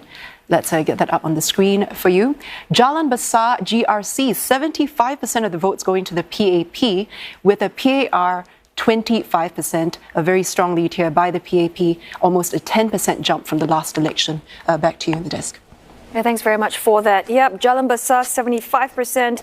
Indeed, last GE 65%, helmed by Josephine Teo. I mean, that's not really a surprise there, is it? I mean, are you more surprised that PAR managed to get 25%? Yes, at least this is one of the GRCs they have been able to keep their deposits. Yeah. I think it's very unfortunate for the rest of for the teams in the rest of the other constituencies they have contested. So all in PAP they've been doing very well, right? At the mid 70s, high 70s, even for the stronghold, but they have really improved those numbers, even for Nee Soon as well. Now earlier we had results for Hougang. Hougang, yep. So, yeah, 63% against Marshall Lim, who's a new face, a new candidate, right? Yeah. Criminal lawyer partner. Yeah. No surprises there. No surprise. I think Hougang is, mainstay of the Workers' Party, very stronghold of the Workers' Party. So clearly, no surprises over there. I think what's also quite interesting, while PAP's share has increased, WP's share has also increased in Sengkang and Hougang, and it's about the same in Aljunied as well. It may go higher after the sample count is confirmed, it's finalized. Yeah. So what do you make of that? I would say that the voters see PAP as forming the government, but they also see WP as an effective and responsible opposition. Okay. So as it stands, based on the sample counts which have come in, the Workers' Party has retained Hougang, has retained Aljunied, has retained Sengkang as well. So would Pritam Singh be reasonably happy, disappointed? Yeah, is this still strategic win for them, or where does it put the Workers' Party? They've tried again to convince people, that a two-party or multi-party system is something that we are ready for, and that it is not going to collapse. If you voted more opposition lawmakers in, but what would he be thinking right now? I think he has made a very good effort in trying to expand the Workers' Party into other constituencies. Well, we still have yet to know what's going to happen in East Coast and also in Tampines, so we do not know that. But I think keeping these three constituencies does reflect that at least we are going back to status quo. Everyone's happy. In fact, the Workers' Party should be a bit happier because they have increased their number margins. Of votes. Yeah, the margins as well. So I think, looking at the whole situation right now, as it remains, it seems that we are seeing a status quo, a return to status quo. And, it's kind of comfortable for everyone because there's no real rejigging of alliances at this juncture. I think a big part of it, the ruling party, they've been pushing very hard about, tariffs. The world is changing, it's turbulent, we need a steady hand to be able to steer us through the storm. So do you, that you think is pertinent to, voters when they were deciding who to vote for? I think definitely that, if this sort of conversation will be one of their concerns, when looking at global issues as well. And I think the rhetoric or, what the Prime Minister have been talking about, that they need a strong mandate, they need a strong government, does reflect in this general election as well.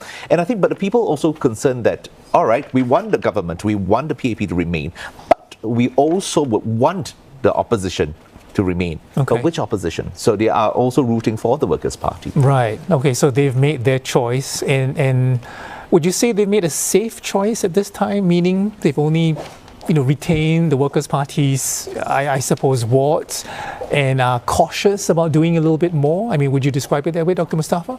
Yes, there's some caution in it. They are discerning as well. They know what's happening around the world and how they need to vote for it, how they're going to vote accordingly. And I think, as has been mentioned by Dr. Tan, we see it reflected in the results thus far. Okay. So we were talking about NCMPs, a little earlier, and what are some of the chances. So the PAP, they've been assuring voters that don't worry, there will always be opposition voices through NCMPs, while the WP argued that NCMPs don't quite carry the same weight, as elected MPs. That sort of messaging, do you think it cut through to undecided voters? I guess where does the NCMP system stand now? Has it been effective as envisioned or as put forward by the ruling party, and does the opposition, and in particular Pritam Singh, see it that way? From the perspective of the opposition, I think if you look at Workers' Party, they had NCMPs before, and those NCMPs subsequently became elected MPs. Yep. So I assume it does have an impact. Okay. It's how they use it to increase their political their political mileage, the way that the people of Singapore will look at them. Right. Yeah. second there, we have a sample count. Angela? That's right, guys. We have the final 2 sample counts for you, and these are both very closely watched. Starting with Tampines GRC, this 4-cornered fight with the PAP taking 53% of the votes. We also have the Workers' Party with 46% of the votes, PPP with 1% and the NSP with 0%. These, of course, numbers that are rounded down. So let's take a look again at PAP, 53%. At this point, the margin of error is quite small, taking note that the sample count numbers might differ 5%, give or take, from the actual result. And finally, we have a key battleground here, the East Coast GRC. PAP team led by Edwin Tong, 59% of the votes against Workers' Party's 41%. This is a 6% jump from the last election from the team by the PAP. So it's back to you. Thanks a lot for that. Yeah. So the final 2 results, the key battlegrounds, we were so keen to look out for. Results are out, both in PAP's favour according to sample count. So let's start with East Coast GRC. At first, I mean, for East Coast, I mean, it's interesting because PAP, I mean, led by Edwin Tong, I mean, they fielded some new faces, Dinesh, Haslina, and they were popular on the ground, weren't they? I think, you know, for example, Haslina, I think she did, if you look at the Fullerton rally where she made her speech, the narrative that, or at least how she performed then, tried to reach out to a very young voters, especially the Gen Zs, the use of words like no cap, you know, and I think that might have an effect as well for the younger voters, the first-time voters in East Coast GRC, and I think this time around they have found an East Coast plan. So I think that's a good, by and large, a good thing for the PAP in this election for the East Coast team. Yeah, it was 53.4% in 2020, one of the poorest results for the PAP. So that's an improvement. I want to quickly go back to this point, you know, the difference between an estate or a ward where there's a lot more private property and condos versus HDB flats, and East Coast happens to be one where nearly half, 48.2%, live in landed property and condos. I mean, how big of a factor is this in terms of, you know, you're putting forward candidates and how qualified they are and what they stand for? I think there is a blurring of the line. Yeah. It's, you know, it may well have been the case that in past elections, I suppose that there is a kind of a distinction of where you live is how you vote. But it's now there's a blurring of the line. So perhaps it's more the focus on issues now, focusing on the candidates. And I think all of those things, I think, may matter more to the voter than that has reflected in this particular election. And also talking about the WP slate at East Coast, Yee Zhen-zhong, and, you know, 3 new faces over there. I mean, it's not quite the A team. Do you think it would have made a difference? You know, there was talk about, you know, maybe Pritam Singh moving or even moving Sylvia. That if one of these big guns had, you know, gone over to East Coast, would it have, you know, tilted the balance? There's always that possibility. But I think the Workers' Party had taken a cautious approach here to keep the Aljunied team intact and let the newer faces to and perhaps some old hand to lead those teams. And so we see in East Coast, of course, Yee Zhen-zhong is a familiar face. He was an NCMP before as well. So, and he knows the area very well. Okay. He studied there and so on. So so I think it's more to do with the leadership, I think, provided by Minister Tong, where his Joo Chiat ward was carved out of Marine Parade and got into East Coast, as well as the role played by the newer faces, including Haslina and Dinesh. Okay. Okay, so you say that they were a bit cautious in terms of where they fielded and who they fielded, but at the same time, the Workers' Party, first of all, you know, attacked the Deputy Prime Minister. They did that, you know, quite strongly. They talked a lot about new faces, diversity, having a young team, but they haven't increased their number of seats so far. I mean, so how would you interpret this for the Workers' Party? Is this defeat? Is this, you know, something that they need to relook in terms of overall strategy, or you know, is this simply because the PAP and the Prime Minister Lawrence Wong has put forward such a compelling message that it wouldn't have made a difference anyway, Dr. Tan? I think in this particular general election, I think the Workers' Party, what it's doing is that it's telling voters that you can vote with your conscience, vote, you know, in a way that they can assure you that no feathers will be ruffled, right? Because the status quo will remain as it is. So they took the thinking on that basis, they thought perhaps they can spread a little bit further into Punggol, into Tampines. I think as the sample count has shown, again, sample count at this point in time, it shows that it's not really paying off. Okay. And that's a bit unfortunate. So they were, I mean, you were saying earlier that they need more time. So did they rush into this particular strategy of trying to get Tampines and Punggol? I mean, those results are not confirmed, but did they rush? Was it too early? Should they have waited to, I don't know, 2030 or thereabouts, the next election before they try to do something like that? They do have the candidates at this point in time. So it's about where to place them and give them that sort of political experience. If it's not now, if they don't start now, if they start in 2030, then it will probably be too late by then, because residents and voters will not have the time to understand who they are, and listen to their point of view. So at this juncture, at least they know these individuals and these candidates. And if they are fielded again, and if they do continue to walk the ground, and if the electoral boundary still remains the same, then perhaps they will stand a better chance. Again, just a better chance. Okay. Oh, still have lots to unpack, but for now, we are going to take a short breather, but stay with us. We are keeping up our coverage of Singapore Votes 2025.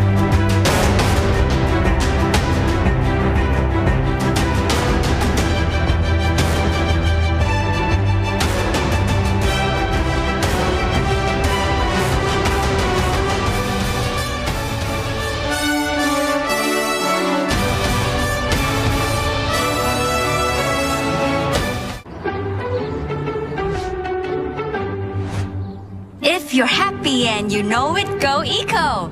Eco! If you're happy and you save it, it's eco! Eco! If you're happy to control it, then I Smile will really show it. If you're happy and you know it, choose I Smile. Perfecting the air, Daikin. At home, love is in the air, but the air you breathe is also full of pollutant, especially the formaldehyde. The new Deluxe Ambience All Air Clean with pure air technology helps to destroy formaldehyde inside your home into a harmless water vapor.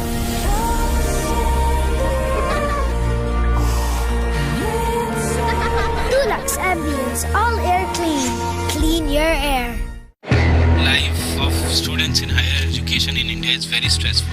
I just eat and study, there's nothing else. It's a very unfortunate period for the young people of India. Has India joined some Asian countries as having the most stressed out students? It's either you get an admission or you're a failure for life. Competition in India in higher education is very high. Seeking admission into a good college is quite stressful. Insight, Thursday on CNA. East Asia, a region steeped in history, now helping to write the future of our world. From the corridors of power to the region's most remote corners, we'll break down the news driving some of the world's largest economies and explain why it matters. On East Asia Tonight, with me, Oteli Edwards.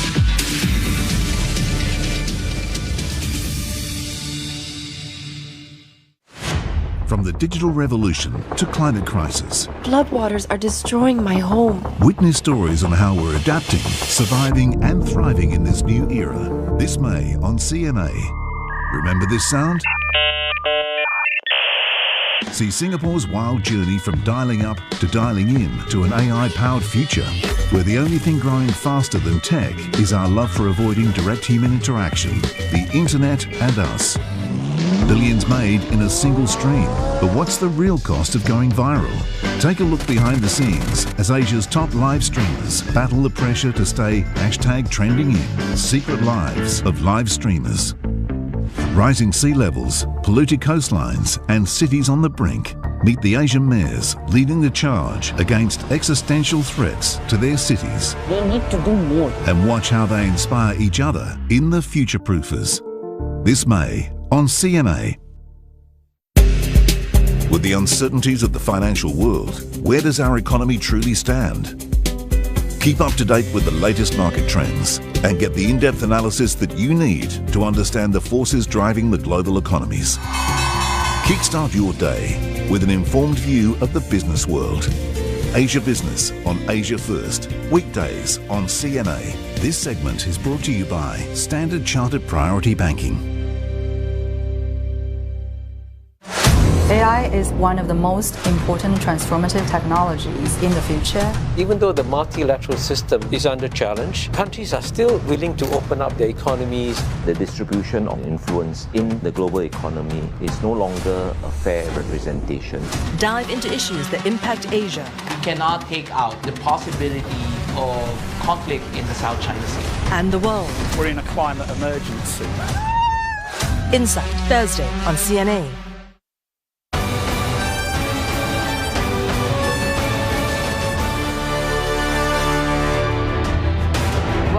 Our results show special for Singapore's general election. And now we'll have a wrap of all the sample count numbers that we have for you earlier. So let's take a quick look at the 32 constituencies that we've just covered. Now, starting with Aljunied GRC, this is a Workers' Party stronghold. WP with 59% against PAP with 41%. And coming up next, we have Ang Mo Kio GRC, a PAP stronghold, this time helmed by Senior Minister Lee Hsien Loong. 79% of the votes against the PPP with 10% and SUP with 11%. Next up, we have Bukit Gombak SMC, the PAP polling strongly as well, 75% against the PSP's Harish Pillay with 25%. Bukit Panjang SMC, a closely watched one, but the PAP taking this one for now at 62% against SDP's Paul Tambaya, 38%. Again, this is a sample count, so do take note of that, and we'll wait for the results to come in. Bishan Toa GRC, another stronghold for the PAP. The PAP team led by Chee Hong Tat has 75% of the sample count against SPP's 25%. And Choa Chu Kang GRC, PAP with 63% against PSP's 37%.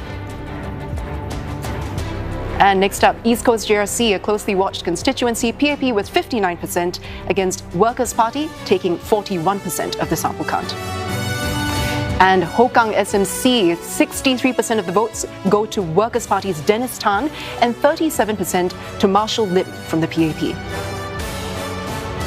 Next up, Holland Bukit Timah GRC, a strong 80% goes to the PAP team against Red Dot United's 20%. And up next, let's look at Jalan Besar GRC, 75%, another strong lead for the PAP against PAR's 25%. And again, let's look at Jurong Central SMC, a new SMC here. Sia Yao Chuan pollings very strongly, 81% for the PAP against Red Dot United's Kala Manikam with 19% of the sample count. Jurong East Bukit Batok GRC, a newly carved GRC, PAP's team led by Grace Fu with 76% of the sample count against RDU's 24%. And a close fight here, Jalan Kayu SMC, PAP's Ng Chee Meng, 52% of the sample count against Andre Lo's 48%. This falls within the margin of error of up to 5%. And Kebun Baru SMC now, Henry Kwek, 66%, PSP's Tony Tan with a 34%. Up next, Mountbatten SMC. The PAP newcomer Goh Soo Kee, 62% of the sample count, and Jeremy Tan, independent candidate, taking 38% of the sample count. Marymount SMC, Gan Sia Huang from the PAP with 71% of the votes against PSP's Jeffrey Koo with 29%. And let's take a look at more sample count numbers that we have for you. Marsiling UT GRC, helmed by Prime Minister Lawrence Wong, 74% of the sample count against SDP's 26%. And at Nee Soon GRC, another strong lead, 74% to the PAP against RDU's 26%. More numbers for you. Punggol GRC, a closely watched one, a close fight here, 54% to the PAP, the Workers' Party, with 46%. In Pasir Ris Changi GRC, a new GRC, the team led by Indrani Raja, 67% against SDA's 33%. And in Pioneer SMC, PAP's Patrick Tay with 66% and 34% goes to PSP newcomer Stephanie Tan. In Potong Pasir SMC, the three-cornered fight, PAP is Alex Yeo, 71%, PAR 8%, and SPP with 21% of the sample count. In Queenstown SMC, a strong lead for Eric Chua, the PAP, 82% against PAR's Mahabub Bacha with 18%. Radin Mas SMC, this three-cornered fight goes to the PAP, 69% for Melvin Yong, independent candidate Darryl Low with 24% and PAR with 7%. And Sembawang GRC, now another three-cornered fight, the PAP taking 67%, the SDP with 31% and NSP with just 2% of the sample count. Next up, Sembawang West SMC, another close contest here. PAP's Poli San just pulling slightly ahead with 53% and the SDP's Chi Sun Juan with 47%. In Sengkang GRC, the WP seems to be keeping their votes 56% against PAP's 44%. And next up, Tampines Changkat SMC, a new SMC here, another close fight. Desmond Chu from PAP with 55%. The Workers' Party taking 45% here. Tampines GRC, the only four-cornered fight in this election. The PAP with 53% of the sample count. The Workers' Party here with 46%. The PPP with 1% and the NSP with 0% of the sample count. In Tanjong Pagar GRC, a strong lead for the PAP, 81% and 19% for PAR. West Coast Jurong West GRC, another key battlegrounds, PAP with 61% and the PSP with 39%. And the final one for you in Yio Chu Kang SMC, a strong lead by the PAP, Yip Hon Weng with 76% and PAR's Michael Fang with 24%. And that's a wrap of the sample count numbers that we have for you at the moment. And of course, we have Shah and Steve who have just joined us in the studio as well. It's back to you guys. That's right. Thanks a lot, Angela. We had another shift change, so we're keeping things moving. Unfortunately, gentlemen, you can't go anywhere. We don't have any of you to replace, you know. But yeah, the sample count numbers have come in fast and furiously, and we got to say, I mean, fairly astounding numbers. I mean, a few of them in the 80% range. That is surprising, is it not? I think, you know, it is definitely very surprising. I think we all discussed a bit earlier, you know, that I don't think it's ever happened before in the GRCs that it was that high. Yeah, since it started, that higher percentage of votes given to a GRC team, because it's a team of 5 or 4 members. You know, individually, perhaps I think even that high, 81%. Usually in the 70s. Yeah, exactly. That's so right. I think that was quite a surprise. As we are speaking, we see a little box there. We are waiting the returning officer to come up to the podium to with the final results. The final results, the first at least for the night. Yes. Yeah, I mean, so there's a chance we might all actually get to go home a bit earlier tonight, and the way things are going. So back to that point, Dr. Tan, what could have contributed to this very resounding victory so far that we've seen for the PAP? At least, because these are, of course, the sample counts, right? For many reasons. I think one of the reasons could be also the trust in PM Lawrence Wong. I mean, he's a new Prime Minister. He has just taken over the mantle. And so, okay, I'll cut you off. We have the returning officer coming in with some results.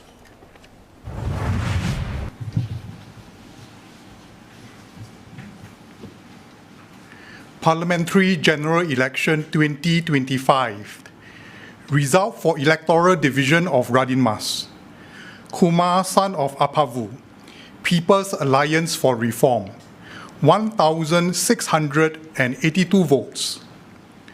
Darryl Low Ka Kiong, Independent Candidate, 5,362 votes. Melvin Yong Ik Chai, People's Action Party, 15,801 votes. Total votes cast for the candidates, 22,845. Rejected votes, 444. The votes cast in Singapore, which have been counted for Radin Mas, are conclusive of the result. I declare Melvin Yong Ik Chai of People's Action Party as the candidate duly elected for Radin Mas.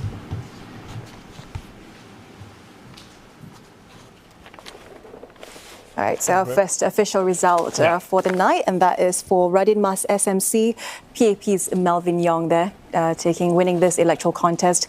What do you make of this, Dr. Mustafa? Any surprises so far? No, I think it's a PAP stronghold. Goes all the way back to when Mr. Sam Tan was helming Radin Mas, and now Melvin Yong is now helming it. So certainly no surprises there. Yeah, and as we see, we've got the percentages now on screen. So these are the actual numbers. Sample count was 69. Here we see it's 69.17 versus 23.47 and 7.36. So sample count very accurate. The independent, Daryl Low. I mean, yeah, Dr. Tan, I know you're smiling and saying, this young man, tell us why. Yeah, I think if you listen to his speeches, it's very composed, very articulate. It makes sense. And, you know, for someone his age, I think he's about 30 plus, I think, very young, you know, a very young independent candidate there. He's 28. 28, he's one of the youngest, yeah. Yeah, one of the youngest, 28 years old. And for someone of his age to come out to contest and make sense of what he wants to put forth, I think that is bravery, you know, and thank goodness he keep his deposits. Yeah, I think that's definitely one thing. Yes, sigh of relief for him. I mean, he's one of the 2 independents this year. We're seeing joining the electoral contest, right? How does this influence Singapore's political landscape as a whole, having seen these independents coming forward, being so confident to contest? I think we've seen greater credibility, the independent candidates fielding themselves in this general election. And I think that bodes well for those who may want to stand as independent candidates in subsequent elections. So the 2 candidates which I think have fared well despite not being able to get over the line, but they've not lost their deposit, and I think they did very well for themselves, will blaze the trail for other independents in future. Yeah, I think they will set the bar, and it's these 2 independent candidates set the bar really high. So I think, you know, hopefully we will see in the future more of them. And and they're still young. They've got a long runway ahead of them. You know? And in fact, they've done better than some of the other more established parties, so to speak, which also says something about, you know, I guess who they are and how they've come into this. Is this something we were likely to see more in future elections, do you think? There is a possibility for that to take place, but I think there is still the charm in being part of a political party, I guess.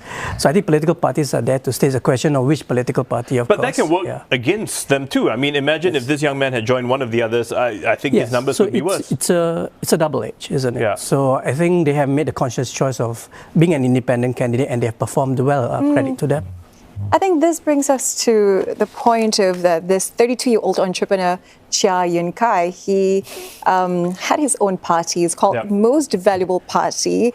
And then he came in contesting under SDA banner on nomination day. I mean, that was quite interesting, quite a surprise to see, right? Is this something that we should expect to see more of in future elections? I think if you're going to stand as an independent candidate, you know, you could do that, or you want to join a political party. I think, you know, perhaps choose wisely which political party you want to go and join. I think, you know, that could be a challenge there in itself, you know, and I think, but by and large, you know, they do make sense of what they want, you know, and I just do hope that some of the things that they want to introduce, on the policy changes that they want to introduce, might be taken as positive feedback. Okay, we've got more results coming in. Let's listen in. Parliamentary General Election 2025. Result for Electoral Division of Marymount. Gan Xiao Huang, People's Action Party, 14,868 votes. Koo Po Tiong, Jeffrey, Progress Singapore Party, 6,163 votes. Total votes cast for the candidates, 21,031. Rejected votes, 251. The votes cast in Singapore, which have been counted for Marymount, are conclusive of the result. I declare Gan Xiao Huang of People's Action Party as the candidate duly elected for Marymount. Just heard the results there from Marymount, the PAP taking that spot. Marymount is one of 4 SMCs not affected actually by the latest electoral boundary changes, so you know it's status quo for them. There you have it, the numbers there.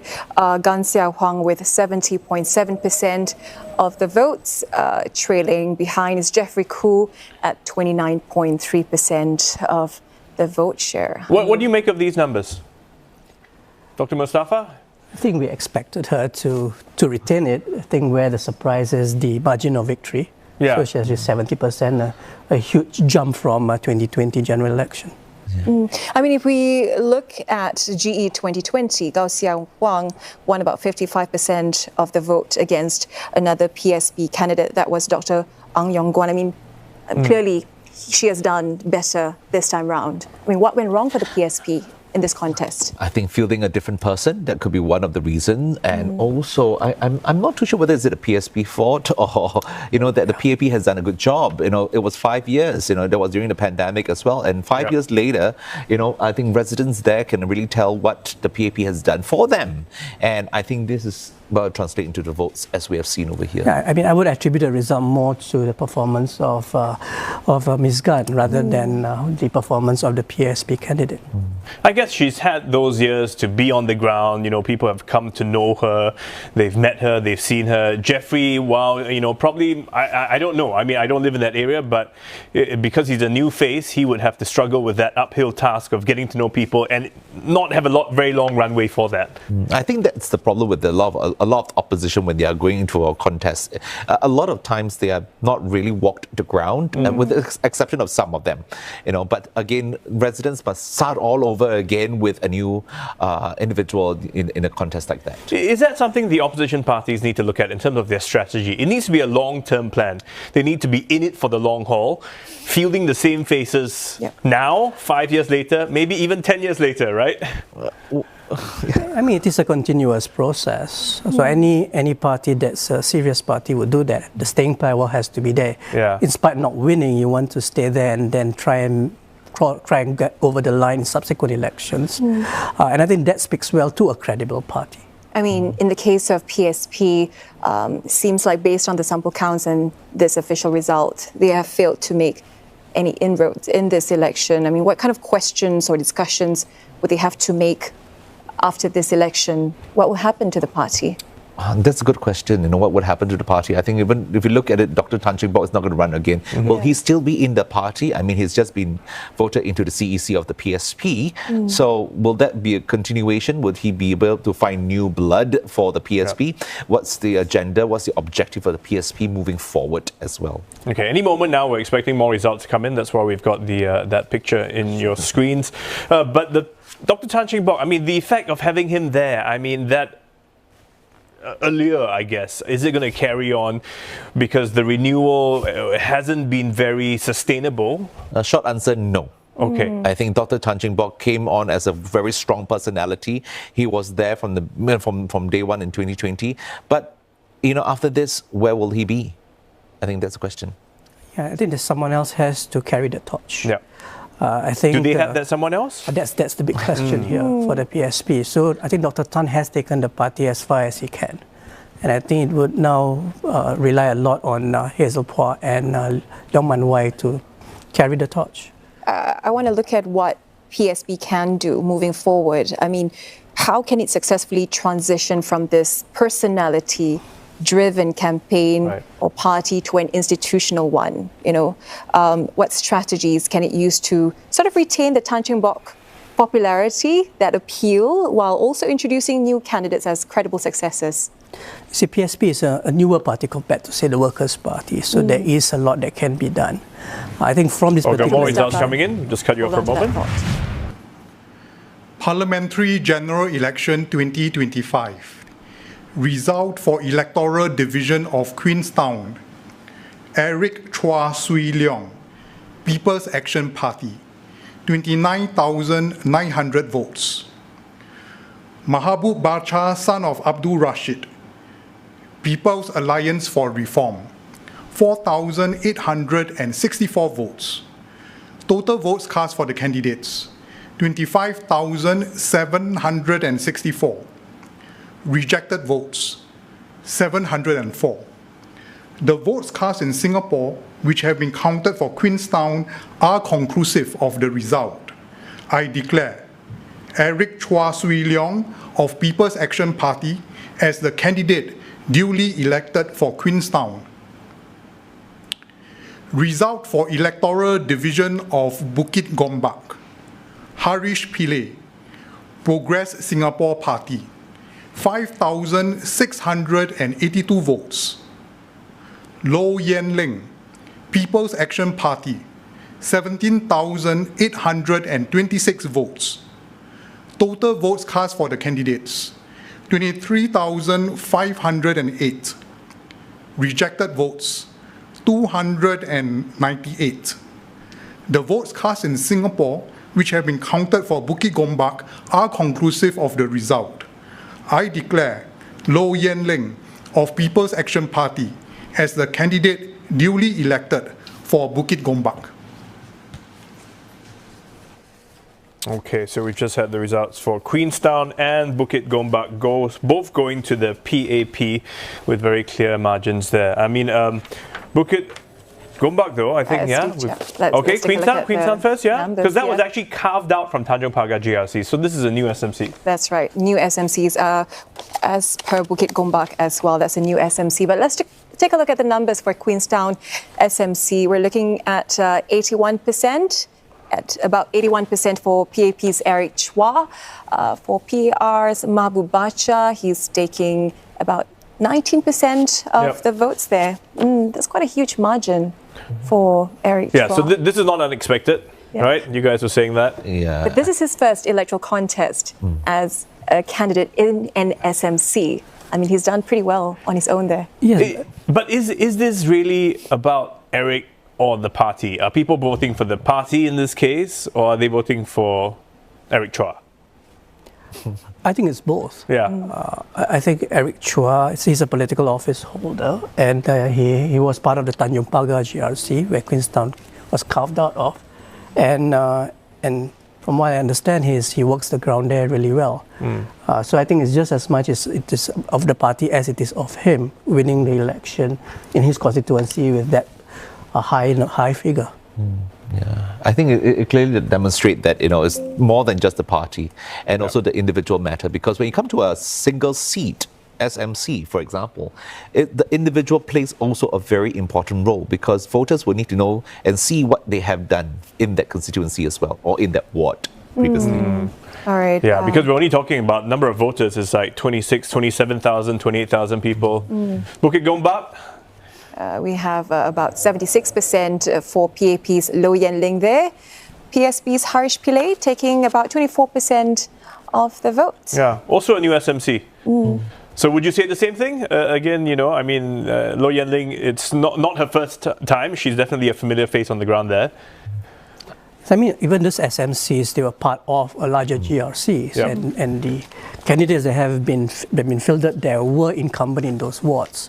So they start off with the incumbency advantage. So certainly the results are not surprising. But something I want to highlight is that the PAP wins. I mean, they're taking such a strong vote share for each of their wins here. I mean, we're looking at 75%, and previously for Eric Chua, it's 80%. I mean, what do you make of these numbers? Well, I think it's certainly high, of course. And also the fact that we had mentioned this earlier, it depends on which party the PAP is up against, right? So if it's WP, it seems a lot closer with the contest that we've seen. But with the other parties, there's a lot of distance between the two parties. Does that speak about the credibility of the opposition party? Do those numbers reflect that? I think credibility to which opposition party? Again, we tend to conflate the idea that all opposition party as monolithic, that they're all the same because they're clumped together as opposition party. But they are not, because they have their own agenda, they have their own policies, they have their own manifestos, and we need to measure them separately and understand them separately as well. Does this also talk about Singapore as in, because we're so small, do we not have the capacity to have more than just one opposition? Imagine if we had 3 or 4 in Parliament. I mean, would we really be, We can have more opposition parties, that's fine, but the thing is that they also have to be realistic whether they will win or not. So I think, and you want to go into a contest, again, you see, there are many who may want to put themselves forward, but may not necessarily be accepted by the Workers' Party, and they still want to be fielded. Then they will go to other parties as well. And there's also some of them jumping ship as well, so that's also a concern. So I think if you look at the result, is as much as about the opposition party that's contesting there, as it is, of course, the PAP candidate themselves on how they work the ground. That's also equally important. Okay, all right. We'll continue this conversation, but for now, National Development Minister Desmond Lee leading the PAP slate in West Coast Jurong West GRC, has been speaking to the media. Let's listen in. Mr. Lee, can we get some comments from you on the sample count results? Well, it's a sample count result, and so we are awaiting the final results. But I want to take this opportunity first and foremost, while we're waiting for the results, to thank everybody, to thank the residents for coming out in force for this GE. I think although its sample has got some level of statistical significance, I think we wait for the final results. But I think I want to thank the residents nevertheless for coming out and exercising their choice. I want to take this opportunity also to thank the many activists and supporters. Whilst we wait the final results, they put in a lot of effort over the last 5 years, over the last 9 days, working hard to connect with residents, support residents, and in fact helping us to develop the plans that we have put in place for the next 5. I want also to thank Dr. Tanjong Pagar and his team, as well as the PSP, for putting in a very strong contest, for raising good ideas, and for engaging with us for a better Singapore. And I want to once again make the commitment that if the results show that residents have chosen us, we have 5 years to put in all the plans that we've committed to do.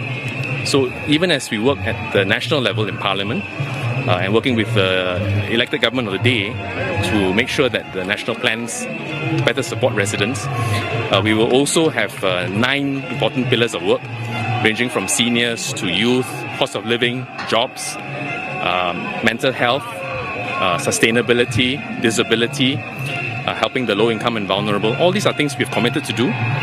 We've already started some of the work already over the last year, 2 years, and we're committed, if ultimately elected by the people of West Coast Jurong West, to continue this important work on the ground for them. Right, so considering you're going up against the PAP, what has been called as the PSP A team, and given the close fight in the last GE, is this margin something that you had expected? Well, if you ask me honestly, not really, because it's a very intense contest, but it was a very dignified one. It was robust. Everyone had very robust debates in public as part of the campaign. But I think ultimately we conducted it in a dignified way, and it's a maturing of our system. And I think this bodes well for Singapore.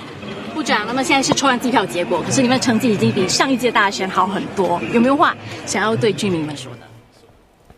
Just from National Development Minister Desmond Lee there, speaking about West Coast GRC. Just let you know, I mean, you're hearing different languages because our colleagues are actually covering it in many different languages, well, in English, Mandarin, Tamil, and Malay as well. So you can join those broadcasts there too. But let's talk a bit about West Coast Jurong GRC. That's right. I mean, Minister Lee said, we'll have to wait for the final results.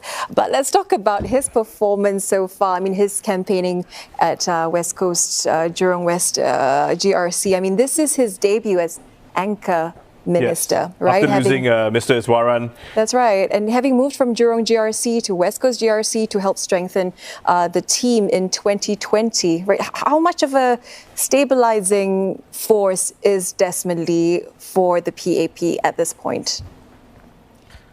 I think he has been well received, even in the 2020 general election as well. He was well received in his ward, given the kind of vote counts then as well. So it's not surprising that there's an upswell, perhaps, of voters, of supporters in this newly constituted GRC as well. So I think, given the fact that, he has a sort of support, and it's again parts of the newly formed West Coast Jurong West GRC constitute, the former Jurong GRC as well is a PAP stronghold. And that adds to the support that he's getting in that area. But it does also reflect what he has done, as an anchor minister. And for the first time, there's again back to the whole idea of trust in this situation. You talk about Jurong because that was President Tharman's sort of ward, and he was very much liked. You know, he had very high numbers. Did that play a part in contributing to this result? Definitely, he's a known entity there in that area. You know, he has not really moved too far apart from those residents, and so again, voters there know him as well and what he has done on the ground. Dr. Mustafa, do you think his national stature and policy work on housing is translating into votes at the local level?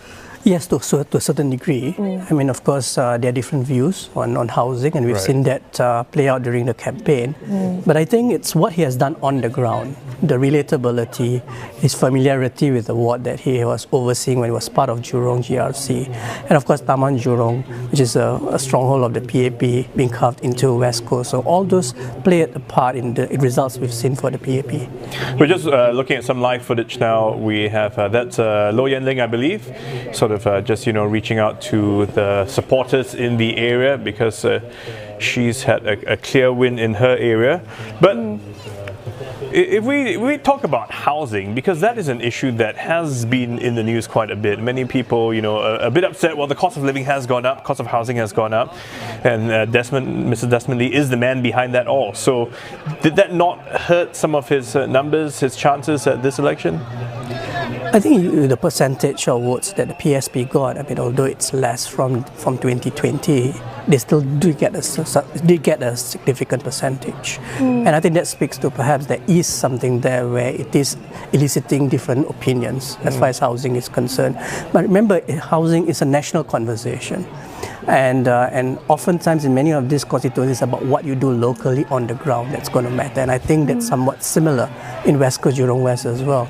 Of course, it does matter that the reconfiguring of West Coast, Jurong West GRC did play a part in the win for the PAP in that constituency. And this is also a more, I guess you would say, mature estate where people living there generally already own their own homes, so they won't be so troubled by this, you know, I'm trying to buy a flat now kind of issue. Do you think that had a part to play in any way? Yeah, I don't think they had that sort of problem of like too many young voters or, you know, first-time voters in that area, although there are probably a few. But then again, like what you mentioned, a lot of them have already their own homes, right? And it's a very stable area, you know, Jurong, West Coast. And so again, the kind of support that they give to Desmond is still strong. And of course, Minister Desmond Lee, he got into some sort of a situation with PSP's Leong Man Wai over the role of an MP, right? Mr. Leong has said that the main role of an MP is to debate national policies and not be estate managers who are only interested in local issues. To what extent is that accurate? I mean, let's talk about the role of an MP here. No, I think a member of parliament, of course, there are high expectations. One is, of course, you have to manage the ward that you oversee. I think that's your bread and butter, right? But more than that, as a member of parliament, you must be able to engage in national issues, international issues, knows what's going out there in the world. So you need to be able to debate, perhaps present new ideas, ask tough questions. And I think that's also a very important role of a member of parliament. I think it's a balancing act, isn't it? Because a member of parliament is not just one-sided kind of thing. It's not just dealing with world events and, you know, on a state level kind of event. Because at the end of the day, the member of parliament also have its own residents that meet the people's sessions. You know, they also have to reflect the concerns of the people on the ground. And I think that is what he's doing. You know, that a lot of all these MPs are also, remember, they play a very important part on the ground and not just on a state level. Yeah, we're still talking about those sheltered walkways, you know, having more buses coming down my road, that kind of thing, because those are the daily experiences that we encounter. Do they resonate with the national issues? So when we see him going to talk, you know, at big events, conferences overseas, sometimes are these issues too far away in a sense for some people in the country? Yes, I think it's still very much domestic. Right? So again, as Felix has mentioned, it's about what they do on the ground. and how they reflect the sentiments of the residents in Parliament. So they are the voice of the residents in Parliament. Of course, that's part of what they do. But I think a member of Parliament also has to be part of that national conversation on policy issues, because it's really an important role that they play. So they may not necessarily be a political office holder. Some of them, of course, are MPs and political office holders, which has additional responsibilities. But if you're an MP but not a political office holder, you still have that important role to play in Parliament. So in other words, I want to see him with me helping about my issues on the ground, but I also want to see him speaking up in Parliament, you know, speaking to other world leaders and it's representing Singapore, voter right? to voter as well. I think, you know, some voters would just want him to be happy with what he does on the ground. There are others who want to see him do well and perform in Parliament, ask questions. That's why I think there's a lot of interest in terms of how many questions a member of Parliament asks. Right, isn't that? I mean, so there was a whole debate around it. So there is something there for, particularly for younger voters, I think.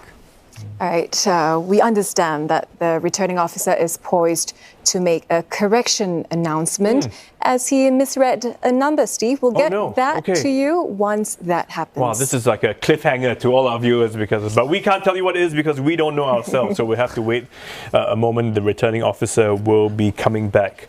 So earlier we were talking about the issues, right? I mean, I want to touch on, you know, these infrastructure projects. I mean, leading up to nomination day, we saw parties announcing their 5-year town plans, upgrading of walkways, new polyclinic, new water play park, sports facilities, among others. Are these important decision-making factors for the voters? I think, Dr. Chan, hold on to that. We have the returning officer. Let's listen in. Parliamentary General Election 2025. Result for Electoral Division of Queenstown. Eric Chua Swee Leong, People's Action Party, 20,900 votes. Mahabud Bacha, son of Abdul Rashid, People's Alliance for Reform, 4,864 votes. Total votes cast for the candidates, 25,764. Rejected votes, 704. The votes cast in Singapore, which have been counted for Queenstown, are conclusive of the result. I declare Eric Chua Swee Leong of People's Action Party as the candidate duly elected for Queenstown. Okay, so if you're trying to make sense of those numbers, we've been informed the mistake was actually in the total number of votes cast. That's right. But it doesn't affect the final result. PAP still retaining that seat there with the clear margin. Yeah. So back at... talking about new swimming pools and new playgrounds. And yeah, you know, very often during campaigning, you promise a whole lot of stuff. Yeah. Does it always happen? Yes. Voters can be rather superficial that way. You know, you want to see the immediate. They want to see something that they can use every day, then see every day. You know, what's my daily routine, right? I walk to the hawker centers, I buy my food. So where and how do I proceed with my routine? I walk through under-shelter walkways. If I want to go to a park, if I want to go to a swimming pool, I mean, they are there, the amenities are there. These are very basic necessities because it affects us on a daily basis. It's a lived experience for a lot of residents, and therefore they are, you know, interested in these sort of things. Because when I see rats and rodents running around and scurrying around, now that is a problem. Did my MP or the town council do something about that? Noise pollution from neighbors.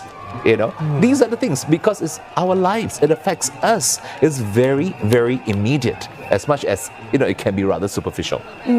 Dr. Mustafa. Yes, absolutely. I think municipal issues are core issues for many voters, and if the MP is able to deliver, they will get the support. Yeah, which, I mean, it doesn't sound great, but it's true, because these are the things that we're encountering on a day-to-day basis, you know, whereas while we may champion Singapore as this little red dot on the world stage, it doesn't necessarily affect my bus commute to Ang Mo Kio in that sense, right? And is that something that is natural? I mean, if we look at a democratic system, is that something that is seen all over the world, not just here? Are people often more concerned about their own bread and butter issues. I think if you just look at the US election, that is exactly what it is, because the ordinary worker in the US is concerned about their day-to-day living expenses, whether do they have a job and, whether they can buy things. So again, it's back to the very basics. How much do these issues weigh against, global concerns such as the tariff wars or even, conflicts in the Middle East or in Russia, for example?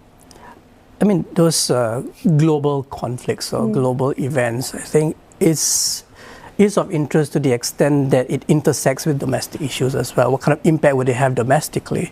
I think that's how I think they have tried to phrase this entire or put forward this conversation on domestic external kind of connection. Yes, it is important what happens globally, as we mentioned earlier about Singapore not being immune to what happens globally, but elections are still very much a domestic affair, and what happens locally in your constituency is the one that often sways votes. But we've seen there have been attempts for foreign interference, trying to use race and religion as some of the factors to, sway people's thoughts and opinions. I mean, should we be more concerned about this moving forward? Because, even though the issue is far away, when it comes to the religion, people in the country are of the same religion and they may feel a certain way about that issue. Yes, absolutely. I think any external interference in an election should certainly be pushed back on. And I think we've seen in this election... Sorry, we'll just cut you off a moment. We've got more results coming in. Parliamentary General Election 2025. Result for Electoral Division of Jurong Central. Kala Manikam, Red Dot United. 5,298 votes. Xie Yao Chuan, People's Action Party, 21,884 votes. Total votes cast for the candidates, 27,182. Rejected votes, 531. The votes cast in Singapore, which have been counted for Jurong Central, are conclusive of the result. I declare Xie Yao Chuan of People's Action Party as the candidate duly elected for Jurong Central. Result for Electoral Division of Pioneer. Stephanie Tan, Progress Singapore Party, 8,101 votes. Patrick Tay Teck Guan, People's Action Party, 15,323 votes. Total votes cast for the candidates, 23,424. Rejected votes, 232. The votes cast in Singapore, which have been counted for Pioneer, are conclusive of the result. I declare Patrick Tay Teck Guan of People's Action Party as the candidate duly elected for Pioneer. Got the results there from Jurong Central and Pioneer, both going to the PAP. PAP candidate Xie Yao Chuan, Jurong Central SMC, which was carved out of Jurong GRC and Yu Hua. We got it up on screen now. All right. No surprises there? Yeah, with 80% of the votes. Pretty high. Against Kala Manikam from RDU, who received 19% of the votes. That's quite a huge margin. And this is Yao Chuan's second electoral contest for Jurong Central SMC, which is a new SMC in this election. I mean, he's done pretty well once again for a PAP candidate in a new SMC. I mean, we were just talking very, very early at the start of this program about what would be a clear mandate for Prime Minister Lawrence Wong, right? And we were banding around numbers like in the 60%, 70%, but now we've been looking at getting numbers in the 80%. I mean, can it be any clearer in that sense? I don't know. What do you think? I think it's pretty clear. I think just only from the results so far. Yeah. And I think, given that how the PAP has, taken quite a huge chunk of the percentage of votes, I think it will definitely far surpass the 2020 general elections results. Yeah. All right, let's take a look at the numbers for Pioneer SMC. Patrick Tay taking 65% of the votes for the PAP, against Stephanie Tan from the PSP with 35% of the votes. Yeah, Steffi was one of those that her name came up quite a bit. I think we do a podcast called Deep Dive here at CNA. I think Otelli had a chance to speak with her. You know, so I mean, some of these when they speak, people are like, "Oh yeah, this girl sounds pretty good." You know, I mean, for her first time around, is this a good number for her? What do you make of it, Dr. Mustafa? Yes, absolutely. Yeah, I think she can take pride in the result that she has received, and built on it. Of course, this is a PAP stronghold, and they have won previously as well, the candidate there. So no surprises there as far as PAP winning is a stronghold, but PSP performing as well as she did for the first time is remarkable. Yeah. Would you say some of the strategy is also in deciding where to place people, I guess, because, you know, you kind of take a bit of a gamble, you know, but should perhaps the PSP have gone more into SMCs, maybe Dr. Tan himself standing alone, would that have perhaps garnered them a seat in Parliament? I suppose this will be all part of the self-introspection that the party may have to do after the results are out. But certainly that on hindsight, we could, of course, say, you know, what ifs. Yeah. But right now, I think it's more about reflecting on the results and what you can do from here. I mean, if you, this Pioneer SMC, I think it's one of the two constituencies that saw a multi-cornered fight back in 2020. But even with a straight contest, it looks like Patrick Tay is holding on very comfortably to this constituency. I mean, what does this mean for the PAP at this point with someone like Patrick Tay performing pretty well, relatively well, for his constituency? Does he get a chance to pat himself in the back and say, "Hey, not bad, buddy. You know, you stay with the course and keep doing the same thing"? Can I make this point? I think we've seen a number of results in the 70s and 80s and some in the high 60s. I think it's really important to take these results with humility. And also, of course, build on it and listen to the voter. So it's not that you've got such a high percentage that you're no longer going to listen to the voter. I think it's really important to continue that work that you're doing and continue to build that social bond with the voter. We've just got the returning officer there. We're expecting him any moment.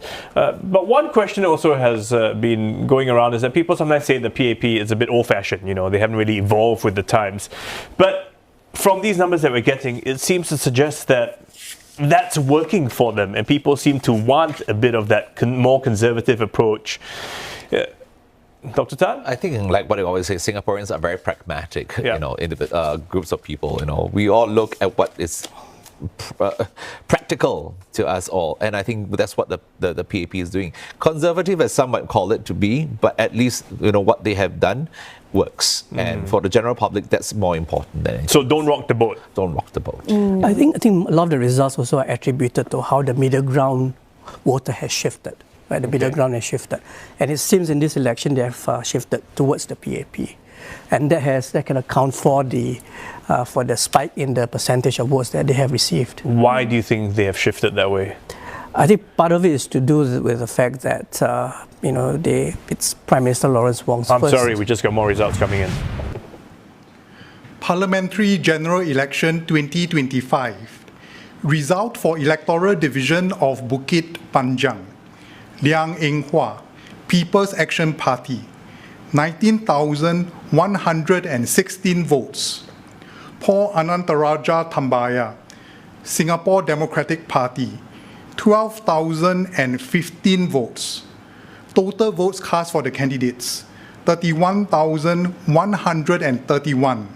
Rejected votes, 350. The votes cast in Singapore, which have been counted for Bukit Panjang, are conclusive of the result. I declare Liang Eng Hwa of People's Action Party as the candidate duly elected for Bukit Panjang. Result for Electoral Division of Potong Pasir. Lee Jian Chuan Williamson, Singapore People's Party, 6,230 votes. Lim Tien, People's Alliance for Reform, 2,316 votes.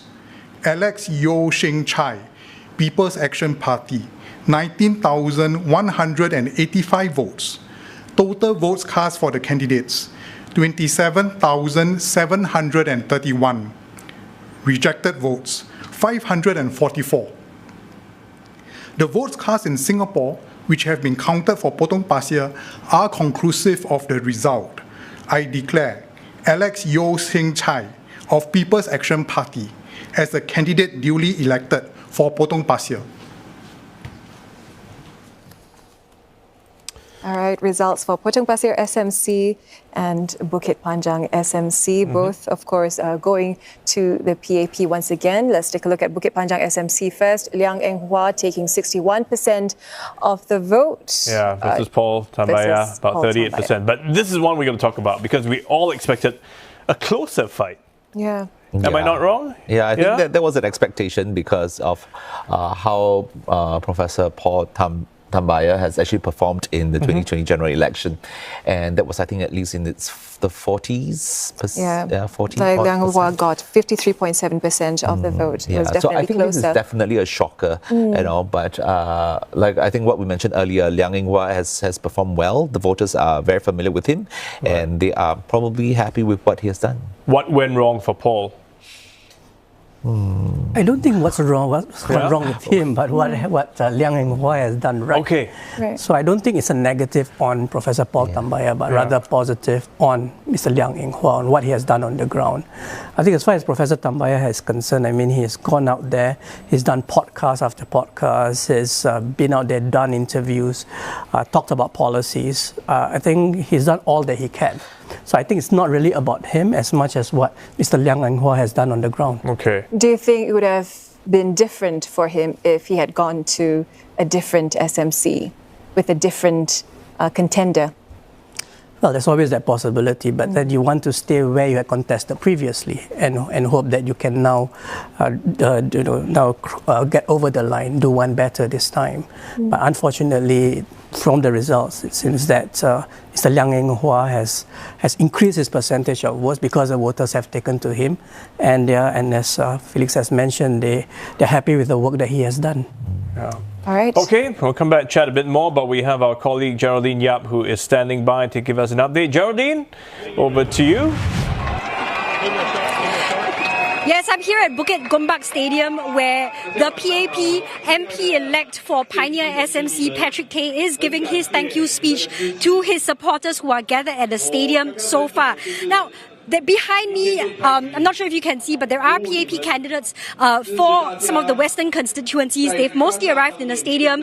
As some of the results were announced earlier, we observed them sharing hugs and handshakes, congratulating each other for the results so far for both the sample counts and also the official results that have been announced for some of the constituencies so far. Now, we spoke to MP-elect for Bukit Gombak SMC earlier, Ms. Loh Yen Ling, and she thanked residents for their support over the last 14 years and said that she will continue to work with the residents here to improve the town. And the MP-elect for Jurong Central, Mr. Xie Yao Chuan, well, he's gotten one of the highest vote shares so far, over 80% of the vote. And in his thank you speech on stage to the supporters here, he also thanked residents for their strong mandate. And he said that the results have only strengthened his resolve to continue serving the residents. Now, so as the results are coming out, they're coming fast and furious, we're going to try and get some of the candidates over to get their immediate reactions to the results. Right. All right, Geraldine, thank you so much for that update. Geraldine there, of course, from she's at Bukit Gombak Stadium. Yeah, they've got PAP's got a lot to be happy about tonight, and supporters will be cheering them on. Ms. Loh Yen Ling there from Bukit Gombak SMC. Now, she is also a mayor, and this is one of the issues that was raised. People asking, what is the relevance of a mayor in our country? I mean, we've heard of them in other countries, you know. So, you know, do you think this has had any effect on, you know, the way they've had to sort of run their... All right, hold on to that, Steve. Let's go to the latest. Parliamentary General Election 2025. Result for Electoral Division of Holland Bukit Timah.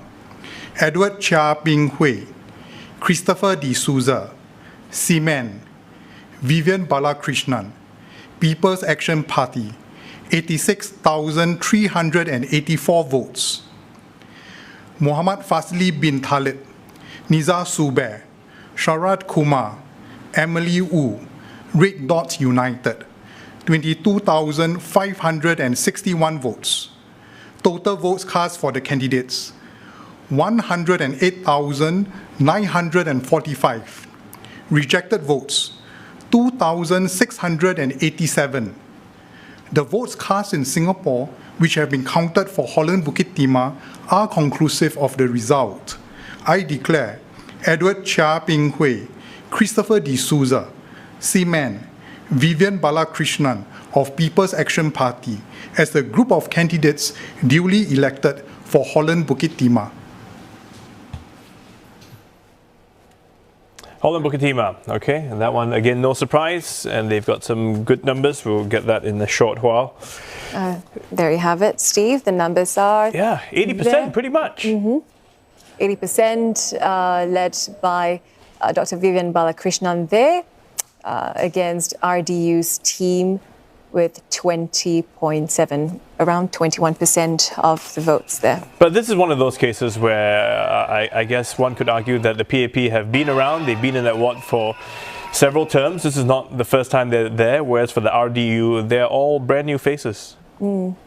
I think exactly, again, back to the whole idea of like which parties are contesting in that area. I think previous election in Holland Bukit Timah was actually the SDP, and the SDP left it open and RDU fill in the seats, this time around. So they're starting from square one again. So it's always an uphill task, an uphill challenge for opposition party going in brand new in any particular estate, because then there's a struggle as well. Oh, we've just got Dr. Balakrishnan now speaking to us. Let's listen in.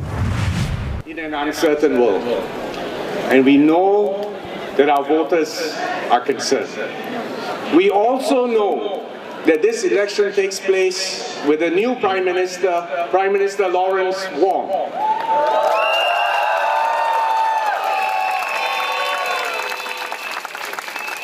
And we view, on behalf of all my teammates, we view this victory as an opportunity to reaffirm our commitment to all our residents. We will ensure a brighter future for our children, our grandchildren. We will secure the future for Singapore. Our best days are ahead of us. Thank you very much.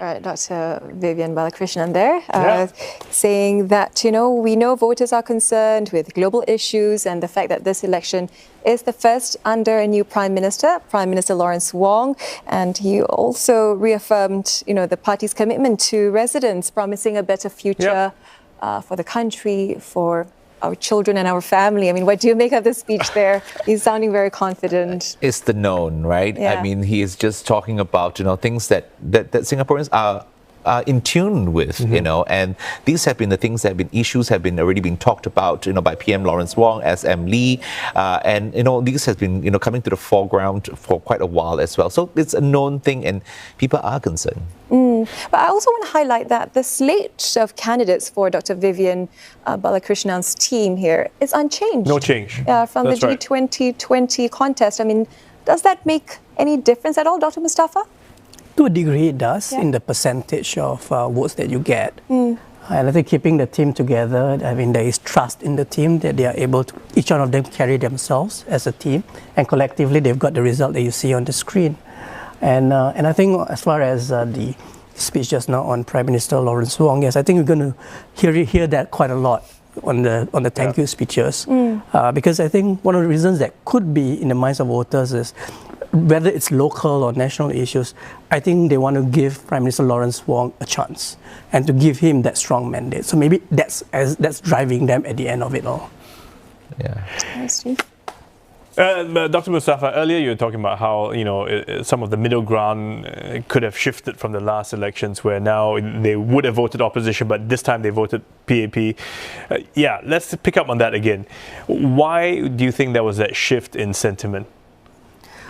I think they may be looking at it pragmatically. That's what majority of the middle ground voters tend to be. And also many of them tend to be undecided until towards the very end, deciding who they want to vote for. And also this being Prime Minister Lawrence Wong's first election, they may want to give him that strong mandate. And that's why the shift has taken place. When you say middle ground also, I mean, who are some of these people? Can you give us some idea? They are actually quite diverse. Okay. But it could be anything between those who vote on pragmatically, basically looking at whether the government has done well in local issues, whether it's national issues, whatever that may be. And they also look at stability. Let's go to the latest results. More results. Parliamentary General Election 2025. Result for Electoral Division of Choa Chu Kang.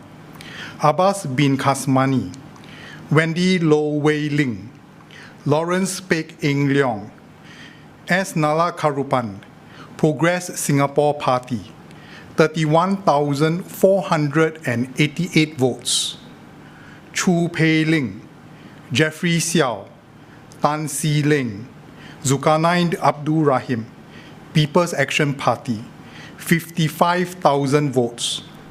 Total votes cast for the candidates, 86,488. Rejected votes, 1,189. The votes cast in Singapore, which have been counted for Choa Chu Kang, are conclusive of the result. I declare Chu Pei Ling, Jeffrey Xiao, Tan Si Leng, Zulkarnain Abdul Rahim of People's Action Party as the group of candidates duly elected for Choa Chu Kang. So those are results for Choa Chu Kang GRC. Yeah. So that last minute move for Dr. Tan Si Leng, it paid off, I guess. Definitely paid off. But also, we also have to understand that Choa Chu Kang itself, it's a stronghold of the PAP. And I think, Dr. Tan Si Leng moving over there just reinforced the idea that the PAP is there to stay. Yeah, I mean, if you look at the vote share, it's much higher than when DPM Gan was leading the team back in 2020, right? We're looking at a 63.6% of the vote share for the PAP against PSP's 36%. So I think Dr. Tan Si Leng. Yeah, I mean, this is in keeping with the trend across all the constituencies where it's PAP stronghold. Their margin of victory has increased. Yeah, and in this case, I think Jeffrey Xiao, we're just getting some live footage. Let's listen in. We will not let you down.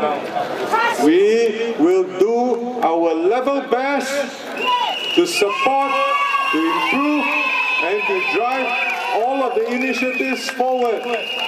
I also want to use this opportunity to thank our Deputy Prime Minister Gan Kim Yong for the great work that he has done.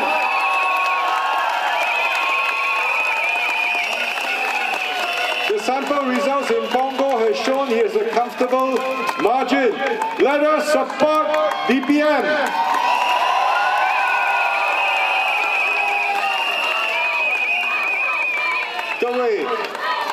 各位蔡厝港的选民，我很感谢。 And we'll cross over now to Olivia Seong. Ollie. That's right, Steve. Here at the Yio Chu Kang Stadium, which is the assembly center for the PAP supporters and candidates that had contested in the central, north and south regions of Singapore. Just a short while ago, we saw the MP-elect for Potong Pasir SMC, the PAP's Alex Yeo, take the stage, in which he thanked supporters and he said the hard work begins tomorrow. He has won the SMC with 69.18% of the vote. That's an improvement from the PAP's 60.67% back in 2020. And we have to note that this was a three-cornered fight. And the first time that we are seeing Mr. Yeo contest this single-member ward, the first time after incumbent Mr. Sito Ipin from the PAP announced his retirement. Of course, he had become the MP for the ward in 2011, ending the opposition stronghold of this single-member constituency for 27 years, back then held by opposition MP Chiam Si Tong. Overall as well, the mood here in Yio Chu Kang has been rather jubilant. The crowd now quieted down a bit, but just a short while ago, they have been cheering as the results have come in for the PAP.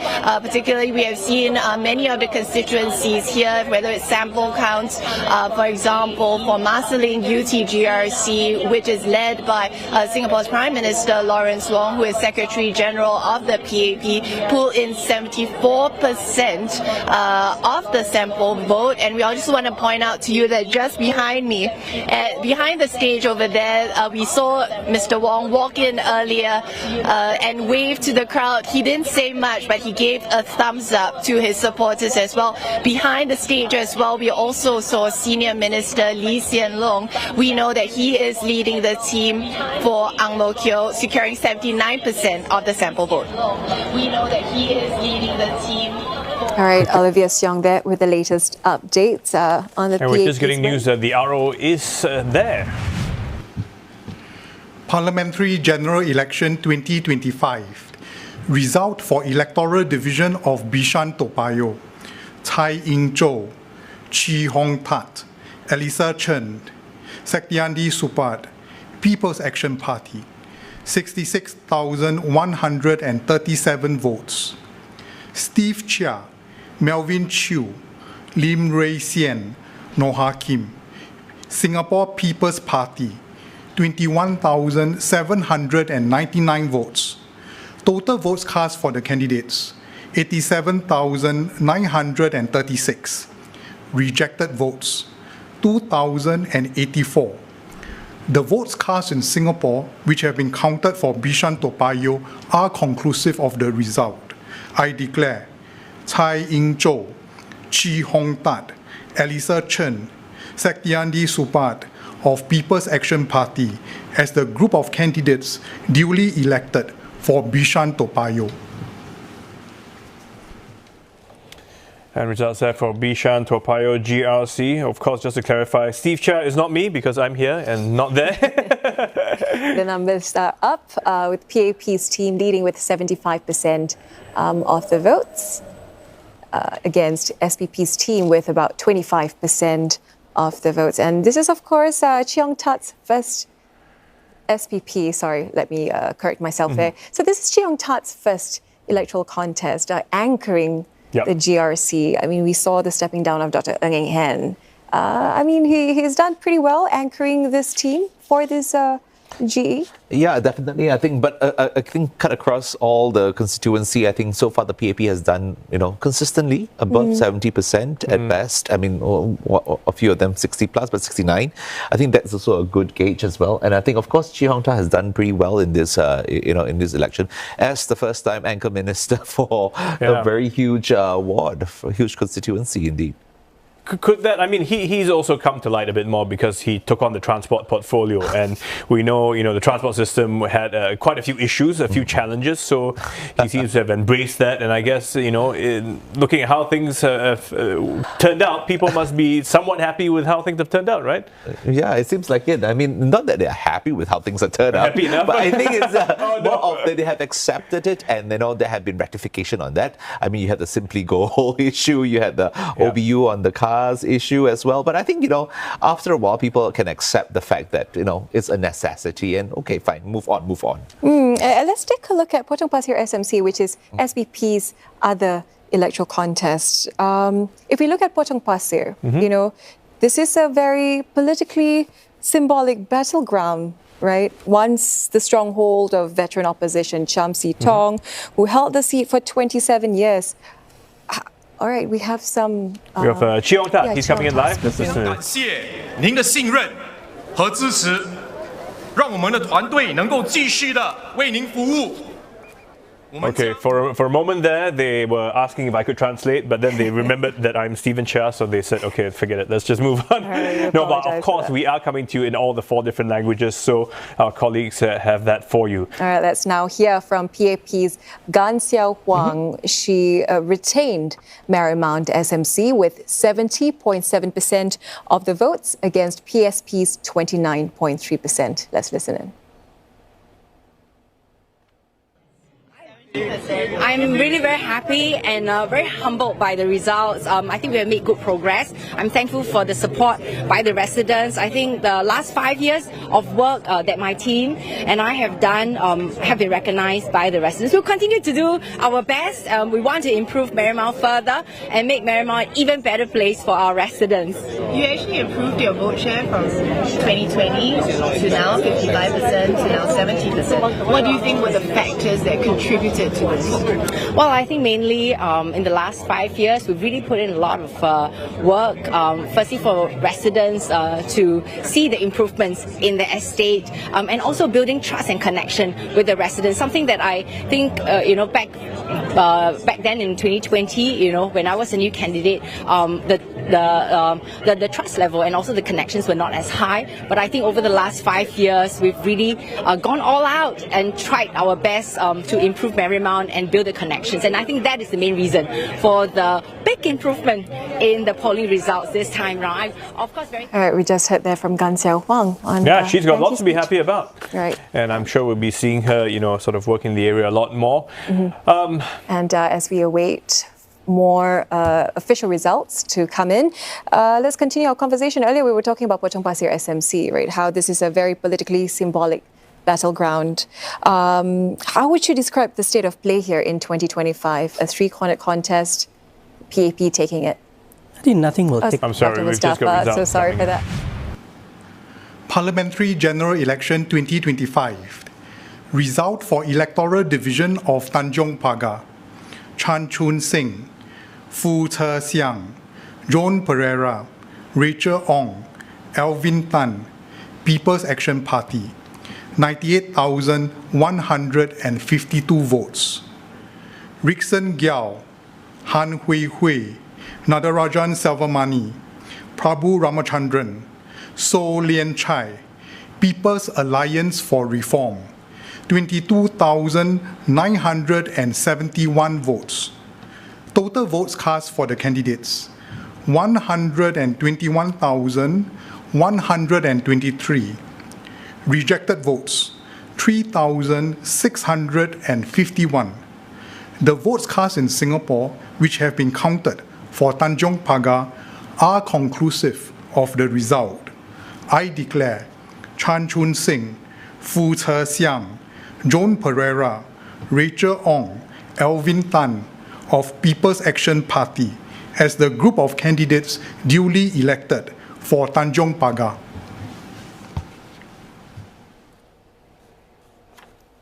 All right, results for Tanjong Pagar GRC there. Of course, going to the PAP once again, but no surprises, I think, because this is a PAP stronghold. As we can see, the numbers are up there. 81% of the vote share goes to the PAP. If I'm not wrong, this was Mr. Lee Kuan Yew's ward. Right, so I mean, and it's quite an old sort of neighborhood in that sense. I think some part of the business district as well, but some older flats there too. And this time it was, they've taken in Dover and Telok Blangah estates as well in the latest sort of electoral boundary review. All right, I think it's a comfortable win for the PAP.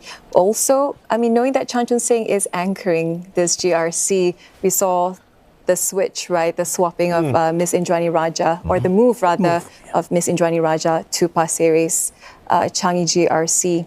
I mean, no surprises, I suppose. No surprises at all over here. I think, but I think again the numbers have actually increased by a lot since 2020 general elections as well. In terms of the percentage. Yeah, the percentage of votes. I think it was about 60. Yeah, 63%. Correct. Against the PSP. Yes. So I think that that's a huge shift as well for the PAP. And I think this time around, given that there are new faces, Fu Che Siang, for example, I think the support that's given to the PAP has grown in Tanjong Pagar.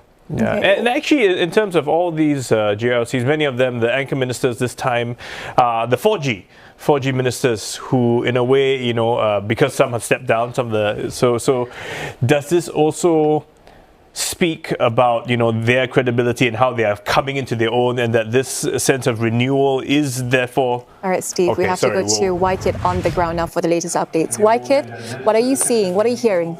Alright, Yeah, I'm here at Ballot Stadium. This is where I'm tracking the performance as well as the reactions from the People's Action Party's candidates contesting in the eastern part of Singapore. Now, the supporters here have been at the stadium since 8:30 p.m. and it is only a couple of hours later that I heard the loudest cheer, and that was when the official sample count results for Tampines GRC was announced. Understandably so, because this is a closely watched seat here. Dr. Mustafa, Dr. Felix Tan had both discussed this in the studio, so I don't have to go on any further. But earlier, I did speak to Minister Masagos before the official sample count results were out. He told me, and I quote, "The count looks good." Now, also speaking to me before the sample count results were out were Minister Edwin Tong as well as Mr. Dinesh Vasu.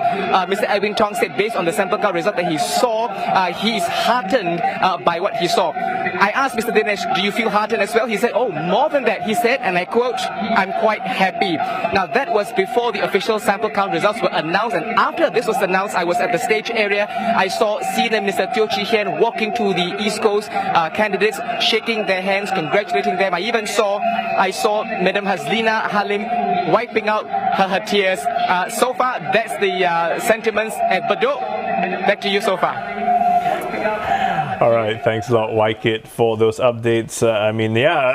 This is a stressful period. If you're running as a candidate, it is stressful. Your next few years of your life will kind of, either you're there, you have a job, or you don't, to a certain extent.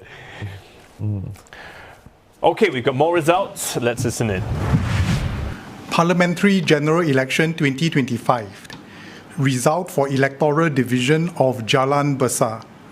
Chew Shing Kong, Muhammad Hamin bin Alias, Serena Binte Abu Hassan, Vigneshwari, daughter of V. Ramachandran, People's Alliance for Reform, 23,186 votes. Sean Low Shen En, Denise Phua Lei Peng, Mrs. Josephine Teo, 1 result, People's Action Party, 70,345 votes. Total votes cast for the candidates, 93,531. Rejected votes, 3,331. The votes cast in Singapore, which have been counted for Jalan Besar, are conclusive of the result. I declare Sean Low Shen En, Denise Phua Lei Peng, Mrs. Josephine Teo, 1 result of People's Action Party as the group of candidates duly elected for Jalan Besar. That's Jalan Besar GRC confirming their win to the PAP. Right. While we wait for the official numbers to be up on the screen. Yep. There you go. 75% for the PAP team against PAR's team with 25% of the votes. I mean, this is clearly, let me see, if you compare with GE2020 results, I mean, it looks like another increase. I mean, so we're seeing like a jump in the vote share for the PAP team across the GRCs, right, across all the electoral contests. I mean, what do you make of these numbers? What do they signal? I think huge support for the PAP. Are you surprised at all, Dr. Tan, at this point? I think given our last comparison that we can use is actually 2020 general election, and that was in the middle of a crisis. Sorry to cut you off for a moment. We just have Josephine Teo speaking to us live. We're going to listen in. We are also deeply humbled, and we will do everything that we have promised to fulfill our commitments to them.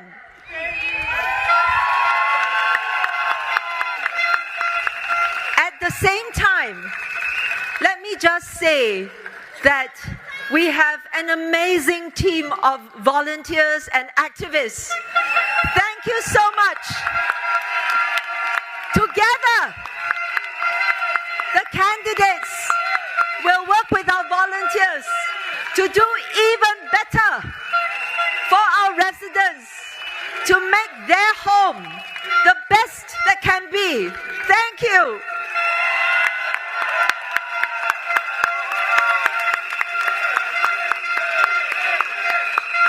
首先要非常感谢我们的居民们。 Josephine Teo there, just thanking her supporters. Of course, the team not changed too much, although I believe Sean Low is a new face, a new addition to this GRC. And Denise Pah, of course, is also a mayor. So I don't know if I can come back to that question about asking, because earlier there was some, chatter about the relevance of mayors in our country. Yeah. Yeah, mayors. I mean, it's always going to have differing opinions, but I think at this point it's here to stay. I think the way, and I think there is a role for the mayor, and I think people do talk about it. But as from the very beginning when it started till today, we'll continue to have mixed opinions about it. So it's just the way that they're aggregating the resources. They have different roles for them. So I think we'll have to just see how that plays out subsequently. But I can't see it changing. Okay. After we'll just hold that thought. We've got the returning officer once again. Parliamentary General Election 2025. Result for Electoral Division of Marsiling UT. Arifin Shah, Jufri Salim, Alec Tok, Jijin Wong, Singapore Democratic Party. 29,220 votes. Hani So Hui Bin, Lawrence Wong, Alex Yam Tze Ming, Zaki Mohammed, People's Action Party, 80,890 votes. Total votes cast for the candidates, 110,110. Rejected votes, 1,664. The votes cast in Singapore, which have been counted for Marsiling UT, are conclusive of the result. I declare Hani So Hui Bin, Lawrence Wong, Alex Yam Tze Ming, Zaki Mohammed of People's Action Party as the group of candidates duly elected of Marsiling UT. Okay, the Prime Minister's ward there, Marsiling UT, of course, confirming the win by the PAP. This is one of those GRCs that stayed intact. All right, and PAP taking about 73% of the vote share there against SDP's team with about 27% of the votes. This is PM Wong's electoral contest, the first as Prime Minister. But one thing I noticed is that there are no new faces in the PAP team. Is this? Do you think this was a concerted effort to sort of play it safe to make sure that, I think not just playing it safe, but making it, it's about stability. Okay. It's about recognizing who their MPs are, and I think voters want to know whether the team that has supported them or are still there. This is clearly a comfortable win for him, given that it's his first electoral contest as Prime Minister and Sec-Gen of the ruling party. Yeah, but okay, we just got the Prime Minister speaking. Let's listen in. Terima kasih atas sokongan anda. Terima kasih. 非常感谢大家给我和我的团队的支持和信任，我们会更加努力为大家服务，改善你们的生活，把马士林由此打造成一个更温馨、更美好的家园。谢谢你们。Thank you, thank you. Marsiling UT voters for the strong mandate that you have given to me and my team. We are very grateful from the bottom of our hearts. This is my first election as Prime Minister and as Secretary General of the PAP.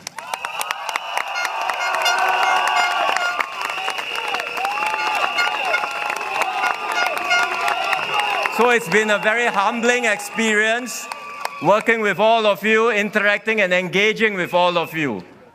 We are grateful once again for your strong mandate, and we will honor it. We will honor the trust that you have given to us by working even harder for all of you.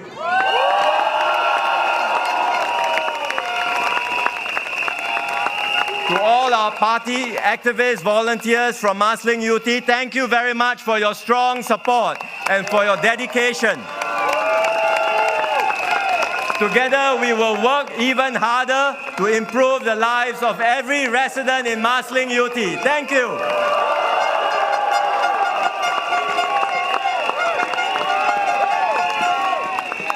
Very good evening, Marsiling UT. 大家晚上好. Welcome. Selamat malam semua. Allow me to speak in Malay first.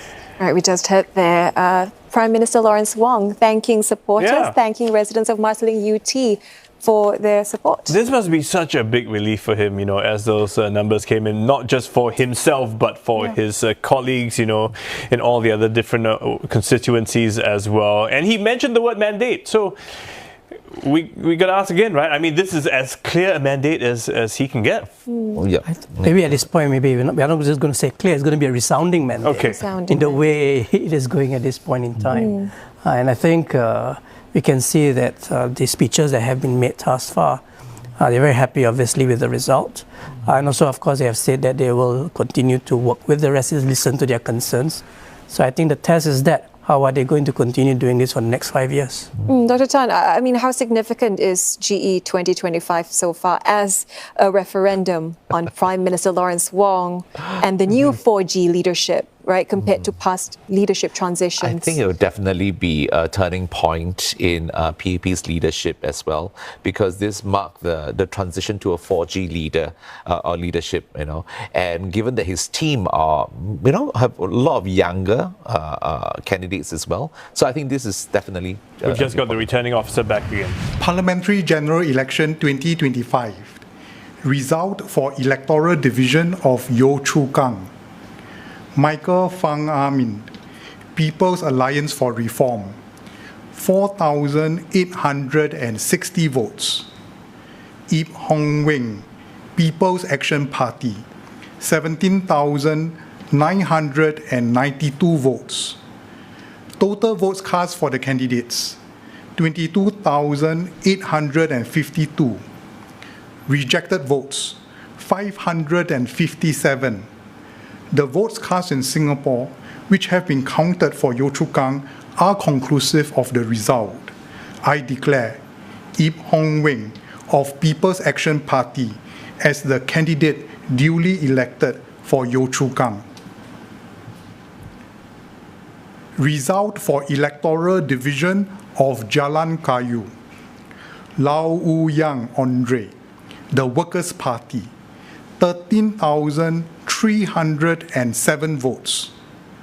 Ng Chi Ming, People's Action Party, 14,113 votes. Total votes cast for the candidates, 27,420. Rejected votes, 376. The votes cast in Singapore, which have been counted for Jalan Kayu, are conclusive of the result. I declare Ng Chi Ming of People's Action Party as the candidate duly elected for Jalan Kayu. Okay, we had the results for Yio Chu Kang and Jalan Kayu SMC. We've got Yio Chu Kang on screen right now, 70% to 21%. So that, again, a very clear win for the PAP and no surprises there. Anything you'd like to add? I think but we want to talk about Jalan Kayu because we were all holding our breath as they mentioned those numbers. All right, Ng Chi Ming from the PAP taking about 51% of the votes against Andre Lau from the WP team with 49% of the votes. Yeah. A very close contest, And right? we were wondering if there would be a recount, but, you know, this has crossed the margin, so it's clear PAP has taken this. But again, I mean, gentlemen, because Ng Chi Ming had said, I want to come into this on my own merit, I want to win this ward clearly on my own. He's won it, but how clear mandate, so to speak, if I can use that word, has he got Compared to say? to the other, not a very clear mandate, I'll be honest about that.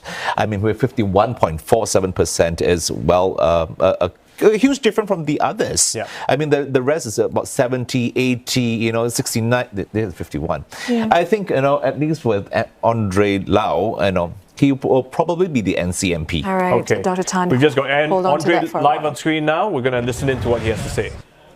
As he represents this constituency in Parliament. To my campaign team and volunteers who poured their hearts and souls into our effort, thank you for your dedication, your passion, and your belief in a better Singapore.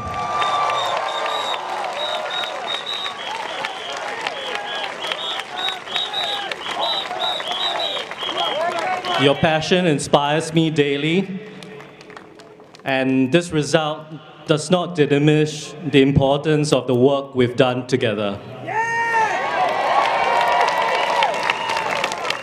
To the residents of Jalan Kayu who supported me, your trust means more than I can express.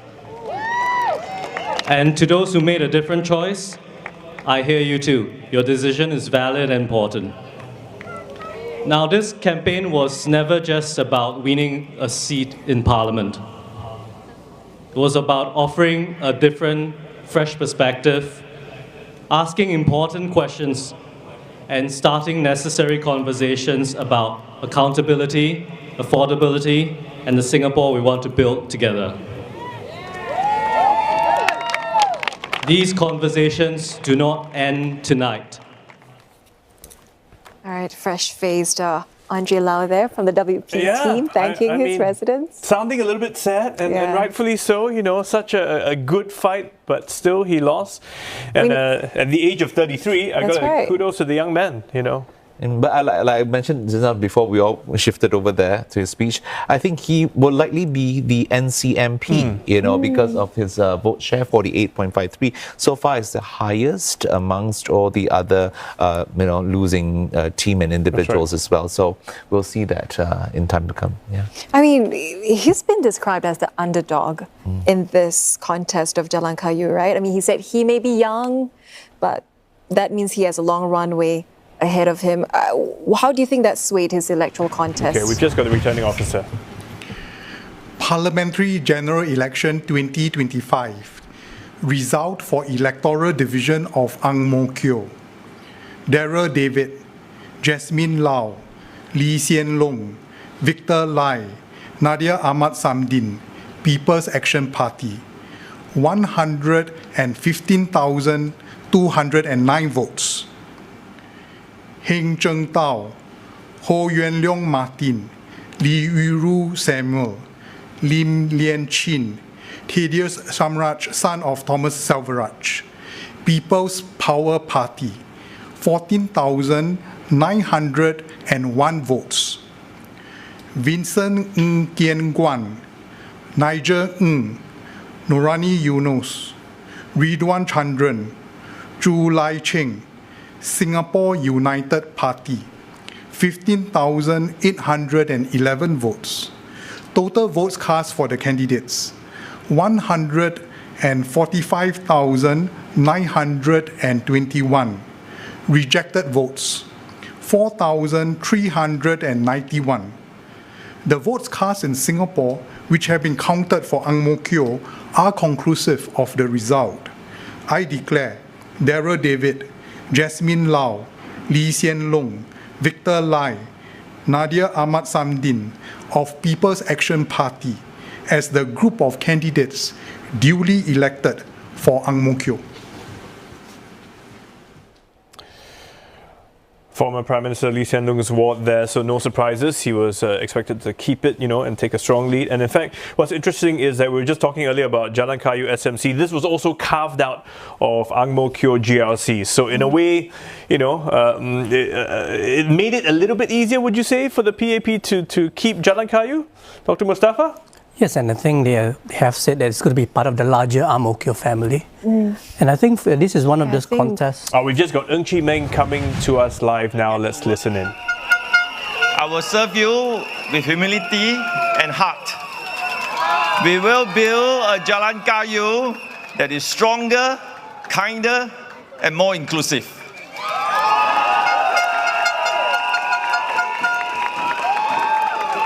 want to thank all members of my team that have walked this journey with me. It was a very hard fight. And without all of you, this outcome would not have been possible. So thank you to my comrades in Jalan Kayu. Thank you to my NTUC sisters and brothers. And thank you for the PAP who supported me in this journey.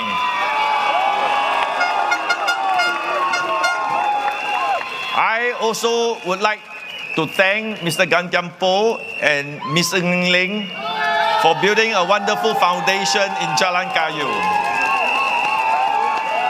And lastly, a big thank you to my family for your love and care for me. Thank you and good night.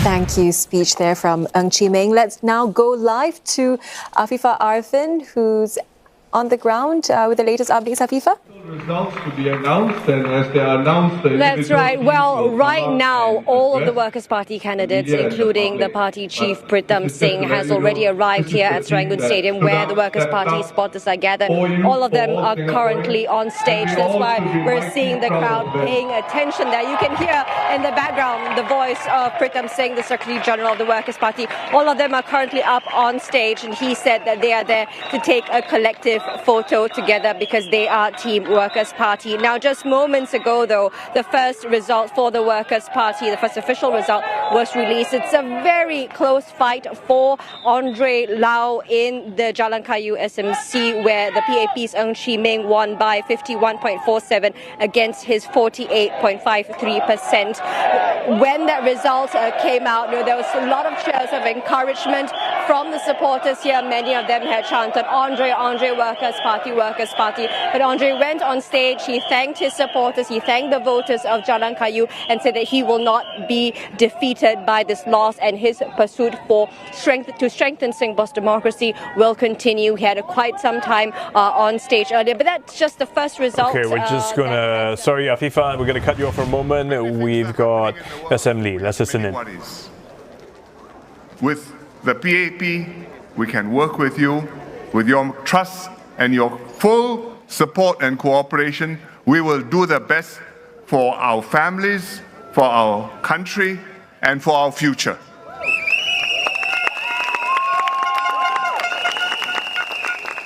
And in Ang Mo Kio, the Ang Mo Kio GRC will also work with our friends in Kebun Baru and Yio Chu Kang and in Jalan Kayu SMCs, because we are one big Ang Mo Kio town family.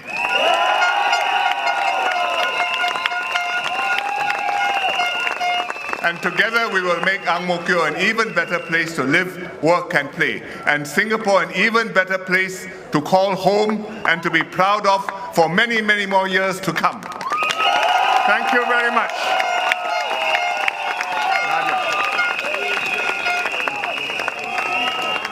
All right, Assembly there thanking the Ang Mo Kio town family for their support. I mean, of course, this is Assembly's first electoral contest since stepping down as Prime Minister, right? Talk to us about the significance of Assembly leading the PAP team in Ang Mo Kio GRC for this election, especially given that this is his first contest after stepping down as Prime Minister. Stability, continuity, I think that's the important message over here. Yep. And I think, look at his team. I think most of them are, were from that constituency, with the exception of, Jasmine Lau, also a high-profile former civil servant, and being sent to contest in this particular election. So I think that's something to look into as well, something interesting. Yeah. All right, but I think we should go back to talking about Jalan Kayu SMC, right? Because that's really a close fight there between Ng Chee Meng and Andre Lau. I mean, what do you think were the advantages or disadvantages for Andre Lau entering this contest? Well, he himself, I think, would consider he's the underdog in this contest. And despite being an underdog, he has performed remarkably well. So I think for the Jalan Kayu... Sorry, cut you off. We've got more results coming in. Parliamentary General Election 2025. Result for Electoral Division of Tampines Changkat. Desmond Chu Pei Ching, People's Action Party, 12,441 votes. Phu Sek Guan, the Workers' Party, 9,707 votes. Total votes cast for the candidates, 22,148. Rejected votes, 224. The votes cast in Singapore, which have been counted for Tampines Changkat, are conclusive of the result. I declare Desmond Chu Pei Ching of People's Action Party as the candidate duly elected for Tampines Changkat. Result for Electoral Division of Hougang. Marshall Lim Yu Hui, People's Action Party, 10,285 votes. Dennis Tan Lip Fong, the Workers' Party, 16,900 votes. Total votes cast for the candidates, 27,185. Rejected votes, 296.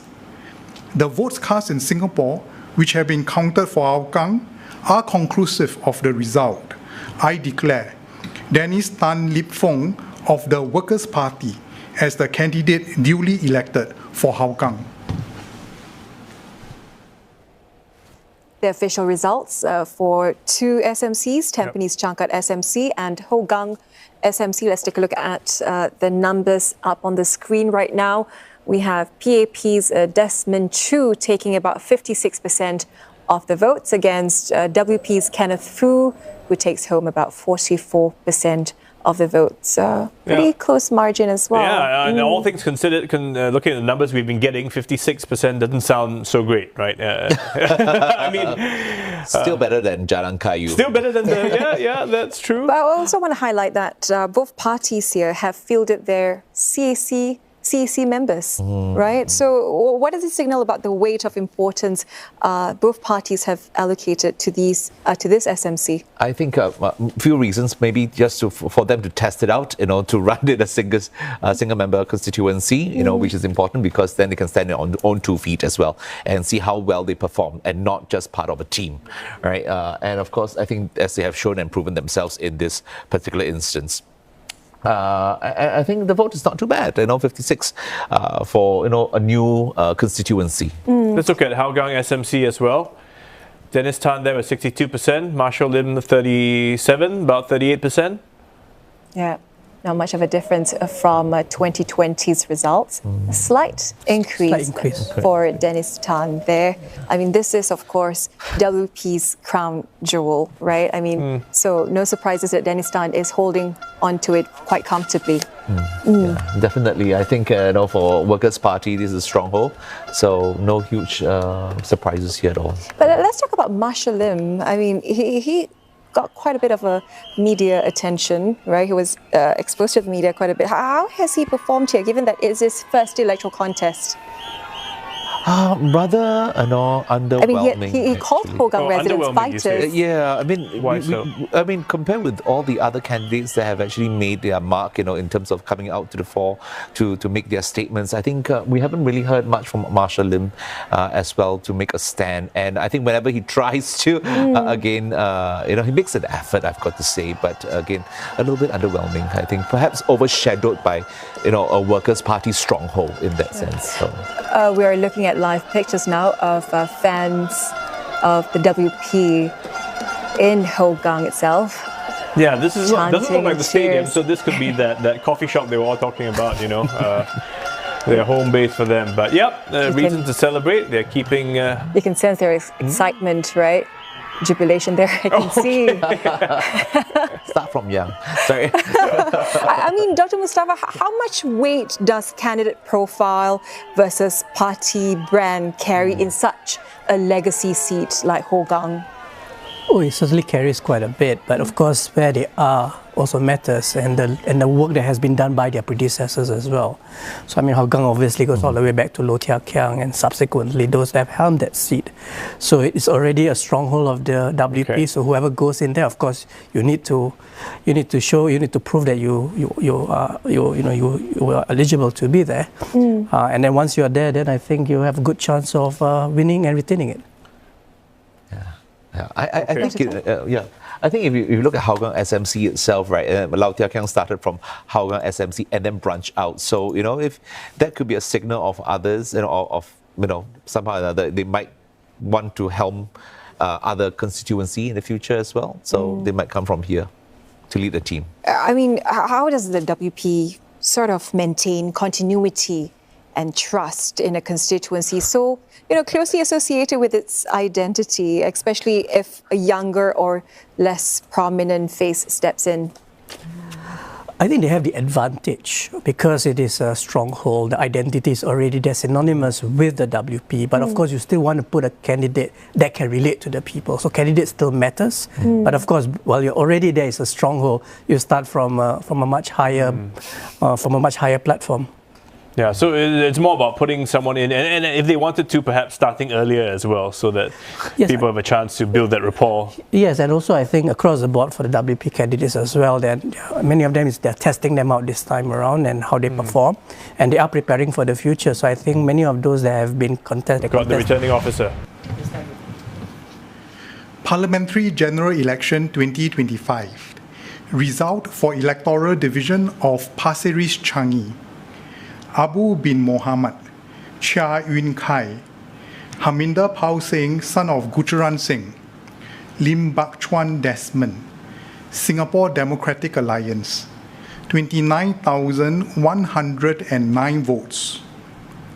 Indrani Raja, Valerie Lee, Sharil Taha, Desmond Tan, People's Action Party, 60,887 votes.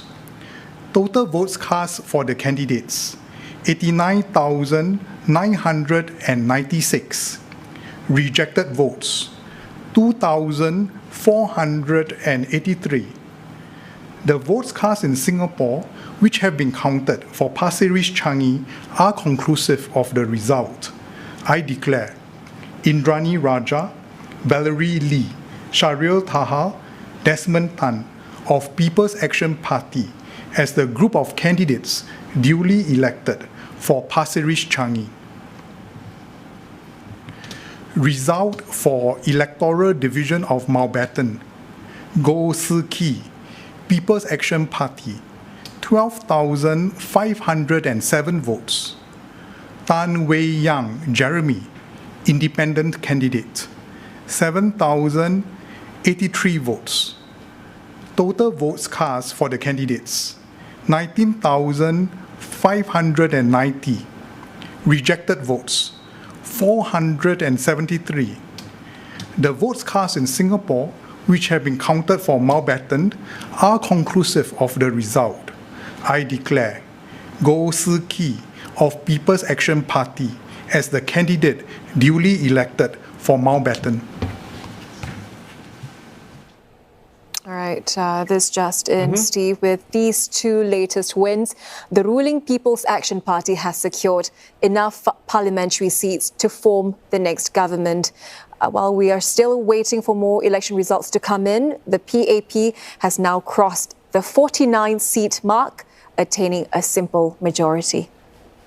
That's right, and we're going to keep you updated with our live coverage here, but it's time for a short break. Stay with us. We've got more results coming up on our continuing coverage of Singapore Votes 2025.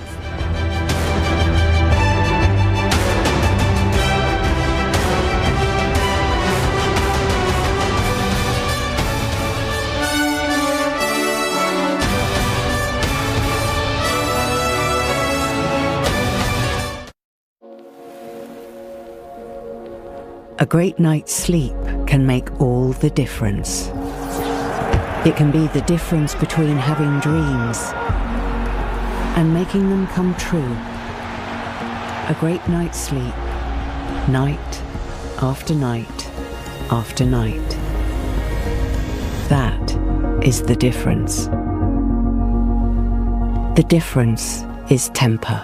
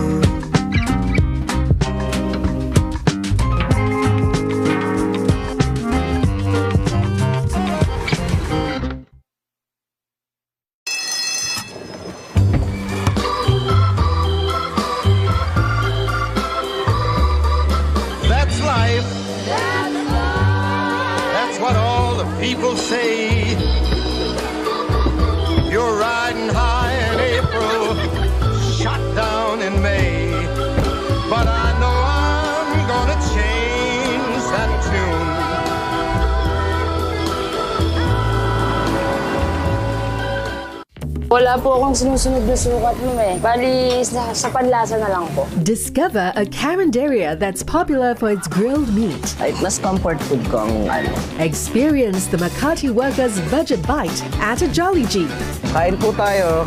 And would you dare eat at this famous street? Tinawag po siyang Hepalin dahil it is short term for hepatitis. Lunch with us, Sunday on CNA. From the digital revolution to climate crisis, Floodwaters are destroying my home. witness stories on how we're adapting, surviving and thriving in this new era. This May on CNA. Remember this sound? See Singapore's wild journey from dialing up to dialing in to an AI-powered future, where the only thing growing faster than tech is our love for avoiding direct human interaction, the internet and us. Billions made in a single stream. But what's the real cost of going viral? Take a look behind the scenes as Asia's top live streamers battle the pressure to stay #trending in. Secret lives of live streamers. Rising sea levels, polluted coastlines and cities on the brink. Meet the Asian mayors leading the charge against existential threats to their cities. They need to do more. And watch how they inspire each other in the Future Proofers. This May on CNA.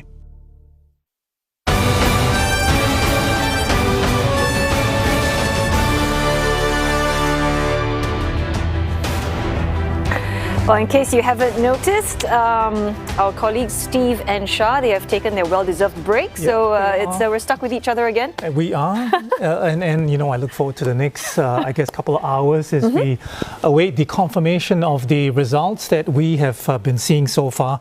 And I think it's a good time, you know, at this point to Dr. Mustafa talk about some of the, you know, winning margins in certain constituencies.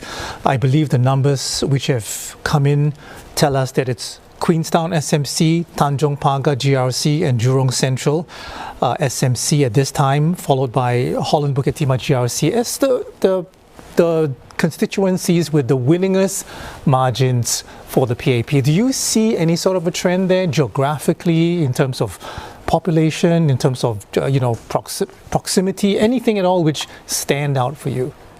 I think what stood out, of course, is the margin of victory, as you have rightly mentioned. And I think that may well be in keeping with the trend across the different constituencies where it's PAP with a non-WP opposition party. And I think that may well be due to the voters in that constituencies wanting to give more results coming through. Parliamentary General Election 2025. Result for Electoral Division of Aljunied. Ang Ziyang, Adrian. Chan Hui Yu. Faisal Abdul Aziz. Jagger Vishwaran Rajo. Liu Ke Yuan Daniel. People's Action Party. 53,263 votes.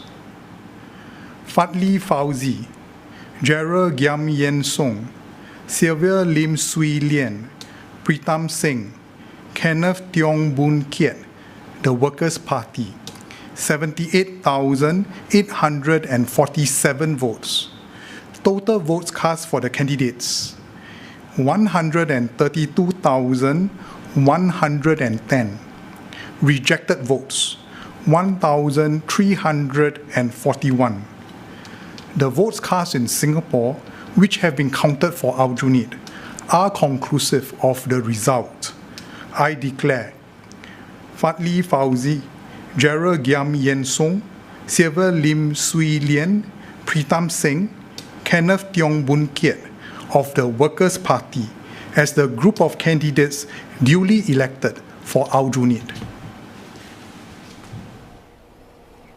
All right, so pretty much confirmation of what we saw in the sample count number earlier.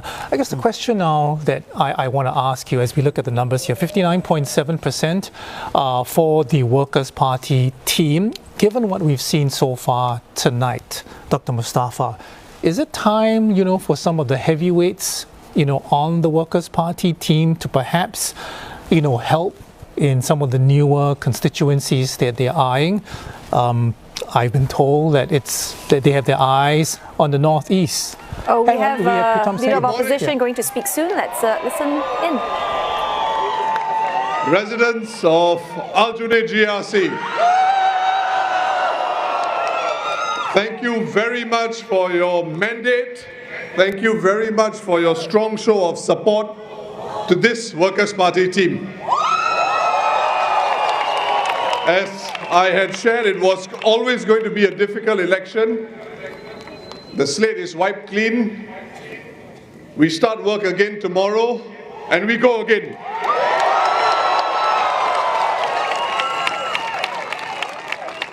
Your support has been so important in the mission of achieving and working towards a more balanced parliament. That work also continues.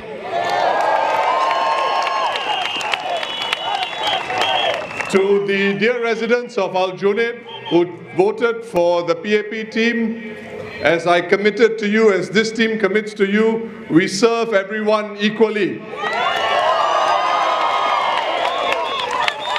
The team and I look forward to working with you to make Aljunied our best home yet. A second group of people that I want to acknowledge are everyone on the Workers' Party team, members, volunteers, media team, logistics team, you name it. I can't name all of them, but every single person was an important part of the jigsaw. Without your contribution, we can't do much. But once we are together, we can achieve great things. So thank you very much for everyone who supported the Workers' Party effort. Finally, a word of thanks to our opponents on the PAP team. I wish them well. I wish their family well. I wish all their supporters well. They put up a very strong fight as we expected. And I hope they have some time to rest overnight as well. Small group which I can't thank enough. I probably thank these people a lot, but I think I should verbalize it here on stage. The families and the people who brought us here. Our children, our parents, our in-laws, extended family, you name it. Thank you so much for your kind support. Some of us have not spent as much time as we ought to have with you, but without you, this would have been an impossible journey. So thank you so much. Thank you. All right, so you've been listening to the leader of the opposition and Workers' Party, Sec Gen, Pritam Singh, promising, to serve all, make Aljunied the best home yet. I'm not sure if that promise extended to all of Singapore, perhaps, thanking the families as well. But I want to go back to the point I was making earlier. So we've seen the number in Aljunied, nearly 60%. The PAP continues to struggle to take it back. So is it time for the Workers' Party perhaps to take a leave from the People's Action Party, the ruling party, and remove people like maybe himself, Pritam Singh, or perhaps Sylvia Lim, and plant them somewhere else where they are really keen on, and give that particular team a boost as they work to familiarize themselves with residents over the next 5 years? Dr. Mustafa? I mean, there's always the possibility, and they've tried it before when Low Tia Kiam moved from Hougang to Aljunied. So it can be a winning strategy. But I think they'll make the political calculations when it's 5 years from now. Okay. I don't think it's something that they will be thinking at this time, at this moment in time. I think what they'll be thinking is, how do we stabilize what we have gotten in this 2025 GE and work from there. And while we're waiting for the results, results now. Let's listen in. Parliamentary General Election 2025. Result for Electoral Division of Punggol. Ao Chi Ming Jackson. Dang Pei Yuan. Harpreet Singh Nehal. Siti Alia Binte Abdul Rahim Mata. The Workers' Party. 51,663 votes. Gan Kim Yong. Janil Putucherry. Sun Xue Ling, Yo Wan Ling, People's Action Party, 63,589 votes. Total votes cast for the candidates, 115,252. Rejected votes, 822. The votes cast in Singapore, which have been counted for Punggol, are conclusive of the result. I declare Gan Kim Yong, Janil Puthucheary, Soon Xueh Ling, Yeo Wan Ling of People's Action Party as the group of candidates duly elected for Punggol.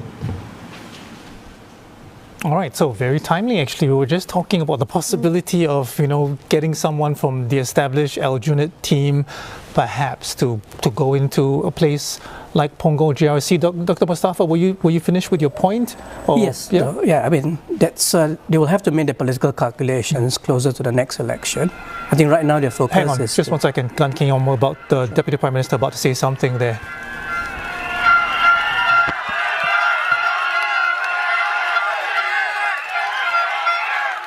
Residents of Punggol,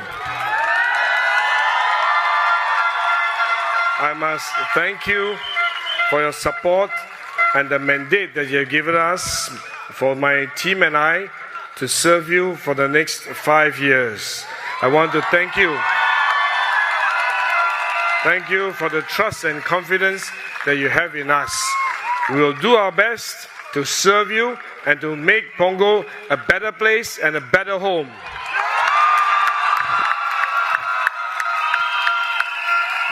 But at the same time, we are also reminded that there are still people in Punggol that did not support us, but we will continue to reach out to you, to engage you, to find ways to work with you, because together we can make Punggol much better than what it is today.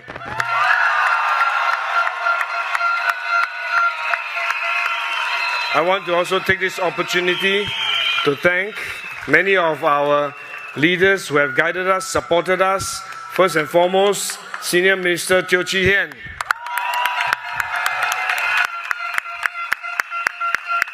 SMTU has served Punggol for many decades, and his guidance and leadership has helped to establish a strong foundation for our team to be able to work in Punggol. I want to thank him also for his guidance for me. This is a newbie in Punggol. Of course, I'm no longer a stranger to Punggol.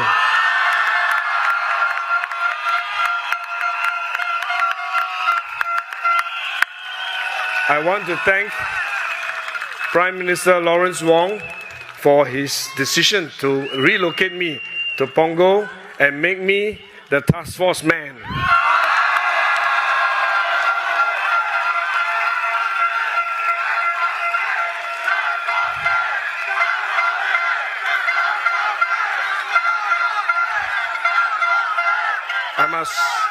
I must also thank Senior Minister Lee Hsien Loong, who has helped to walk the ground and won many votes with his presence in Punggol. I'm very happy to be a part of this PAP team. As I said, I'm a newbie. I'm very happy that the three of them have accepted me and have worked with me very closely, and I indeed have a very, very capable and dedicated team. I want to thank all my three team members.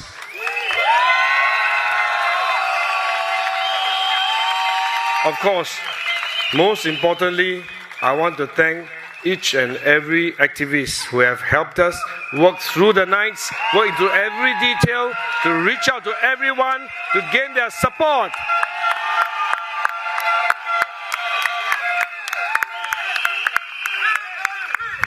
Thank you. But work is not done.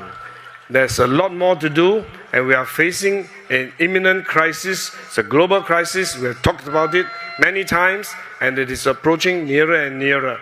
And we need to work together, work in unison. We must stay united so that we are able to face the challenges of tomorrow. So let's continue our work and work with our people in Punggol and with the rest of Singapore to secure a better future for Singapore. Thank you very much. Oh, so the leader of the winning team in Punggol there, Task Force Man, DPM Gun, he's and also, his team. Thank you, speech. He's also 66 years old. So in 5 years' time, he's going to be 71. And I should point out that there are a number of ministers, cabinet ministers, who were around that age, who stepped down as well. So I'm wondering what the future, holds for this particular GRC. I mean, we were talking about this a little bit earlier, Dr. Tan.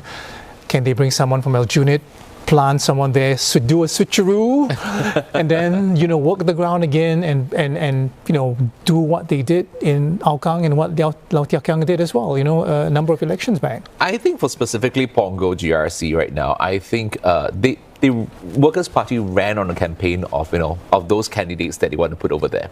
So for the next 5 years, it would be best that those candidates will remain there and to walk the ground, to go around doing their walkabouts and everything, to garner enough support from the ground there. And that would help, rather than just parachuting someone from Aljunied into Punggol GRC, because it wouldn't help. Because already we have a result coming in, Dr. Tan. Hang in there. Parliamentary General Election 2025. Result for Electoral Division of Sembawang West. Chee Soon Juan, Singapore Democratic Party, 10,541 votes. Po Lee Sun, People's Action Party, 11,978 votes. Total votes cast for the candidates, 22,519. Rejected votes, 269. The votes cast in Singapore, which have been counted for Sembawang West, are conclusive of the result. I declare Po Lee Sun of People's Action Party as the candidate duly elected for Sembawang West. Result for Electoral Division of Kebun Baru. Kwek Hien Chuan, People's Action Party, 13,721 votes. Tony Tan Lay Tiam, Progress Singapore Party, 6,310 votes. Total votes cast for the candidates, 20,031. Rejected votes, 325. The votes cast in Singapore, which have been counted for Kebun Baru, are conclusive of the result. I declare Kwek Hien Chuan of People's Action Party as the candidate duly elected for Kebun Baru. So there we go, you got some results there. Let's look at what we have on screen right now. Sembawang West SMC, Po Lee Sun, she retains Sembawang West with 53.2%, and Dr. Chee Soon Juan, 46.81%. Not too bad a result for Dr. Chee. Is that what you definitely. agree? It sends a message over there that Dr. Chee still get the kind of support despite him leaving Bukit Batok SMC, which doesn't exist right now. Mm-hmm. So I think that speaks volume. Gave a good run for the money for, I think, Po Lee Sun. Okay, you were making the point earlier about how a new team needs to work the ground, stay there for 5 years, establish rapport and relationships. He's been at it for a while, right? Would you give him the same advice? Does he need to do the same thing as well, Chee Soon Juan? Very different kind of personality, because I think Dr. Chee has been around for a very, very long time. Yep. And I think, it's not just, his party alone, but he himself is a figure in the opposition party community itself. Right. So I think he's very known, and people will give him that support. As opposed to Harpreet Singh, which are very new who are faces. relatively unknown. Dr. Mustafa, would you agree with that, or do you have a slightly different perspective? No, I broadly agree. I think for Dr. Chee Soon Juan, has been a remarkable journey for him. The last 3 SMCs that he has contested, Bukit Batok twice, and then now in Sembawang West, he has steadily increased the margin of victory, although different SMCs. So I think that speaks to the attraction of Dr. Chee to voters. And I think it would be in his interest to continue working the ground in Sembawang West. How do to pick up on what Professor Tambaya said just a little earlier. So he described this as a bad year for opposition due to a rush to safety and the constant drumbeat of crisis. So to what extent do you agree that because of this broader economic and geopolitical uncertainty, and that's driving voters towards incumbency? I think we also have to take into consideration what the PAP government has been doing for the last 5 years. I mean, we were in a crisis and they have done very well, in mitigating the pandemic. So to be fair, I don't think it's just a one-off thing. It was a built-up for the last 5 years of the performance that the PAP government has done and leading into these general elections. So, I think that helped a lot, and you keep talking about, the global changes that we are seeing right now. Who is best to, help Singaporeans? And I think that message got through. And also, I just want to move back and talk about the NCMP territory here. Help us understand this, right?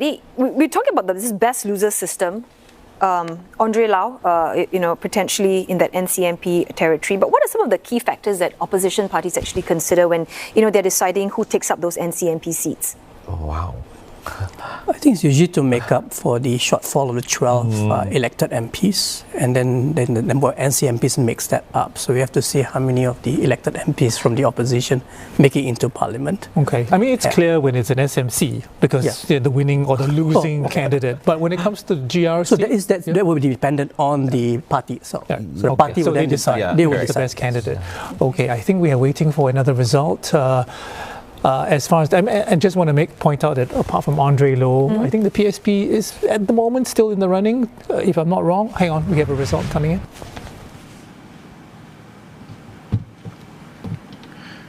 Parliamentary General Election 2025. Result for Electoral Division of Jurong East Bukit Batok. Grace Fu Hai Yen, Ho Tek Chai David, Lee Hong Chuang, Murali Pillai, Rahayu Binti Mazam, People's Action Party, 99,345 votes. Harish Mohanadas, Liana Damira, Marcus Neo Kai Jie, Osman Sulaiman, Ben Phua, Red Dot United, 30,248 votes. Total votes cast for the candidates, 129,593. Rejected votes, 3,193. The votes cast in Singapore, which have been counted for Jurong East Bukit Batok, are conclusive of the result.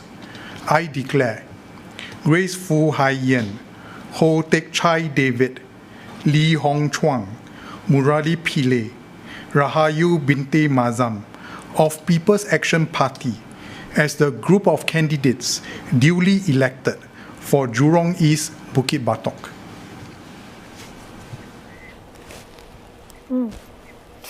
So Jurong East Bukit Batok, this is a new 5-member GRC that is made up of 4 previous constituencies. No surprise there. Grace Fu, she's a veteran. She's one of the 2 female politicians who's anchoring, a GRC, and the numbers there clearly show it's also in the mid-70s. So once again, showing that appears to be a near nationwide shift towards the PAP, right? So in that sense, PM Wong, he did ask for a strong mandate, and it appears that the voters have given him one. Not just a clear mandate, but a strong mandate. Yeah. Yes, absolutely. I think it seems to point in that direction. And I think, of course, Minister Grace Fu, in this case, her ward was also added into Jurong East GRC. Campaign activities, whether it's for introduction, whether it's a nomination, our rallies, we practice.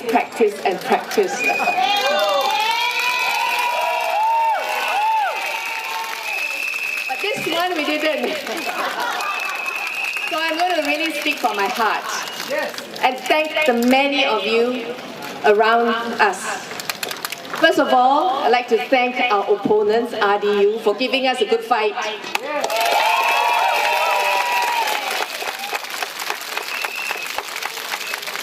to thank all the activists, party members, volunteers, supporters who have been with us every single mile of the way.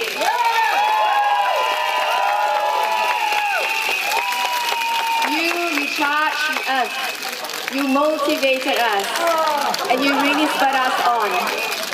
Just when we thought that we had no more energy, when the reserve tank is zero, you gave us that fuel, you gave us that encouragement. So thank you very much.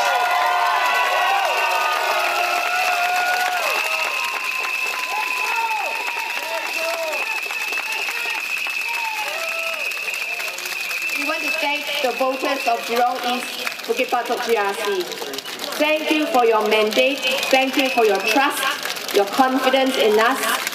With this mandate, we know the responsibility. Many of you have given us many suggestions, feedback in the whole 9 days.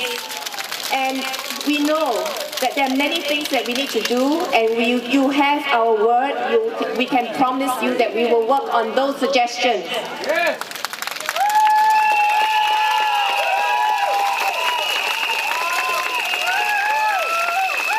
There were many feedback, municipal issues, but we also know that you are worried about job security, you are worried about the future of your children, you are worried about economy, you are worried about who is to take care of them, you are worried about social cost of living.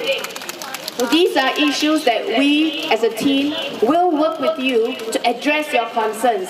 So even though we know that it's going to be a very turbulent future, you have the assurance that we are with you all the way.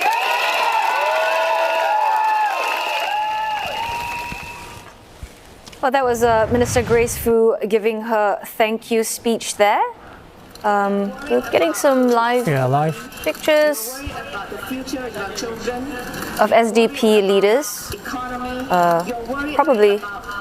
Oh yes, Dr. Chee Soon-juan. That's right. All right, he is right there, and Dr. Chee Soon-juan.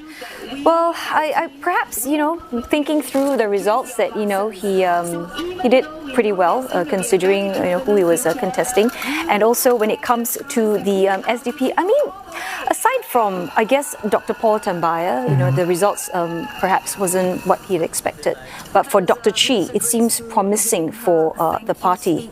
So going forward, what do you think? How do you think SDP is going to consolidate? What they have. First and foremost, we will have to see whether he's eligible to be an NCMP given what he has achieved thus far. So I think that's the first. And second, whether SDP as a party would be amenable to accepting the NCMP position, right? And I think for the SDP as a party, I think they can take heart from their performance in this election, particularly for Dr. Chee, and build on it. So there is a future for the party, and as they have mentioned, they have this northern strategy, so they can build on that. Results coming out. Hang on, stand by. Parliamentary General Election 2025. Result for Electoral Division of West Coast Jurong West. Ang Wei Neng, Hamid Razak, Sean Huang Wei Zhong, Cassandra Lee Shi Wee, Desmond Lee T. Singh, People's Action Party. 88,347 votes. Leong Man Wai, Hazel Phua, Sunny Ismail, Suma Leki Amja, Tan Cheng Bok, Progress Singapore Party. 58,863 votes. Total votes cast for the candidates, 147,210. Rejected votes, 1,437. The votes cast in Singapore, which have been counted for West Coast Jurong West, are conclusive of the result. I declare Ang Wei Neng, Hamid Razak, Sean Huang Wei Zhong, Cassandra Lee Shi Wee, Desmond Lee T. Singh of People's Action Party as the group of candidates duly elected for West Coast Jurong West. And with this latest win, the ruling People's Action Party has once again secured a 2/3 majority in Parliament. The party has crossed the 65-seat mark, even as we await the remainder of the election results. And this means it can amend the constitution without needing the support of other parties. Now, the PAP has consistently achieved the supermajority since independence. And let's get you up to speed on the state of play at the moment. We can see a wide sea of red here. The number of parties, 67. We have the PAP number of seats they have in Parliament at the moment. And a spot of blue right there, 6 seats in Parliament for the Workers' Party. And we still have a few GRC results that are not in at the moment, and they will start to fill up later on as well. Let's take a look at the number of seats in Parliament. And again, PAP has achieved the supermajority. 65 seats is the magic number. PAP has 67 seats now, and the Workers' Party with 6 seats. And there's still some seats that are going to come in as we have more updates from the returning officer. For now, it's back to you guys at the desk. Thanks a lot for that, Angela. So let's pick up on West Coast, Jurong West. So PAP appears likely to lose its parliamentary presence. What do you think this means for their political viability moving forward? Because Dr. Tan Cheng Bock and their A team.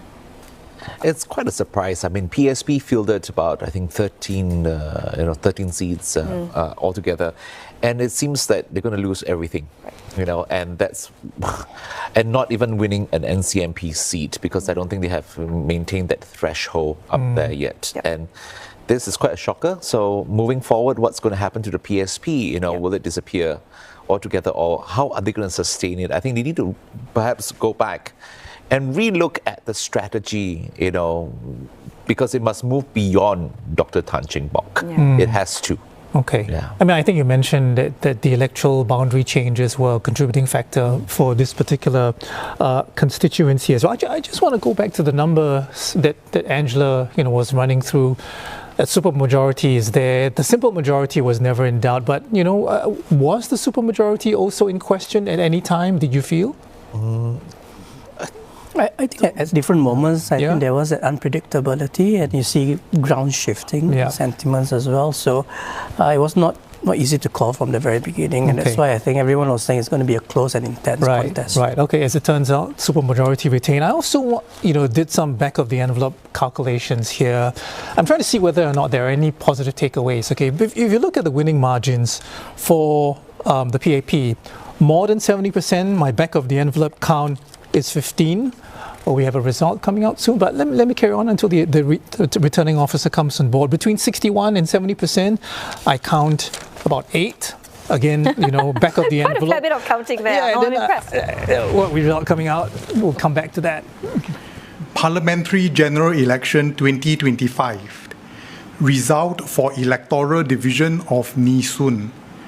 David Fu, Sharon Lin, Pang Heng Chuan, Ravi Philemon, Syed Alwi Ahmad, Red Dot United.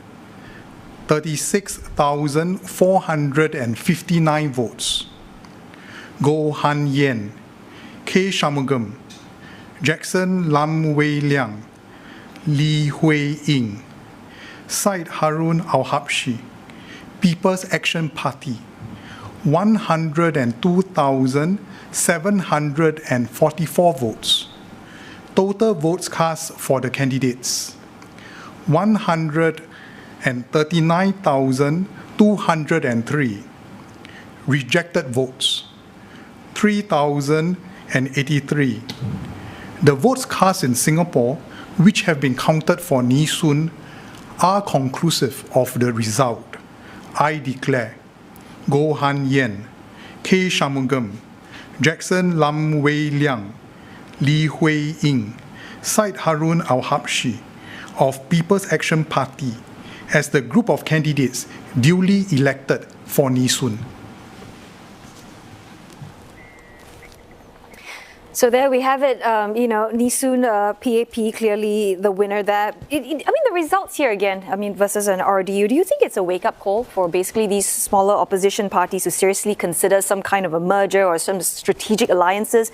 Or do you think we're going to see continued, fragmentation? I think at this point it does seem continued fragmentation. We have seen alliances being formed in this election as well, but they've not produced the results. And if those parties continue, then I think the fragmentation will also continue. Right. This is a landslide result by any measure. I want to go back to the point I was making earlier. Looking at the winning margins, more than 70%. I count at least 15. My boss just told me there are 10 above 75%.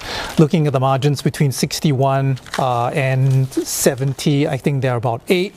And then you have, lower than 60%, just a handful. So I'm wondering, is there a positive takeaway for the opposition at all? From what we're seeing so far, Dr. Tan? I think if you look at the opposition, we need them.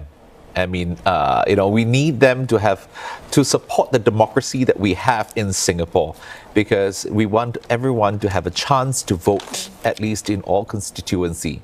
And this time around, I think I'm very unfortunate, Marine Parade again did not have that chance and the opportunity. So a positive takeaway is that, yes, I don't think a lot of them actually lost the deposit. There's a handful, one or two, here and there, but of a particular, political party. But by and large, I think most of them kept their deposits. And I think that is also, I will take it positively. That's a good sign. Yep. They can run again, and perhaps again relook where they can contribute, how they can contribute. Have they been too populist in their manifesto? Okay. Have they been too extreme? Does it, or what's the difference? How can they contribute to the larger, system?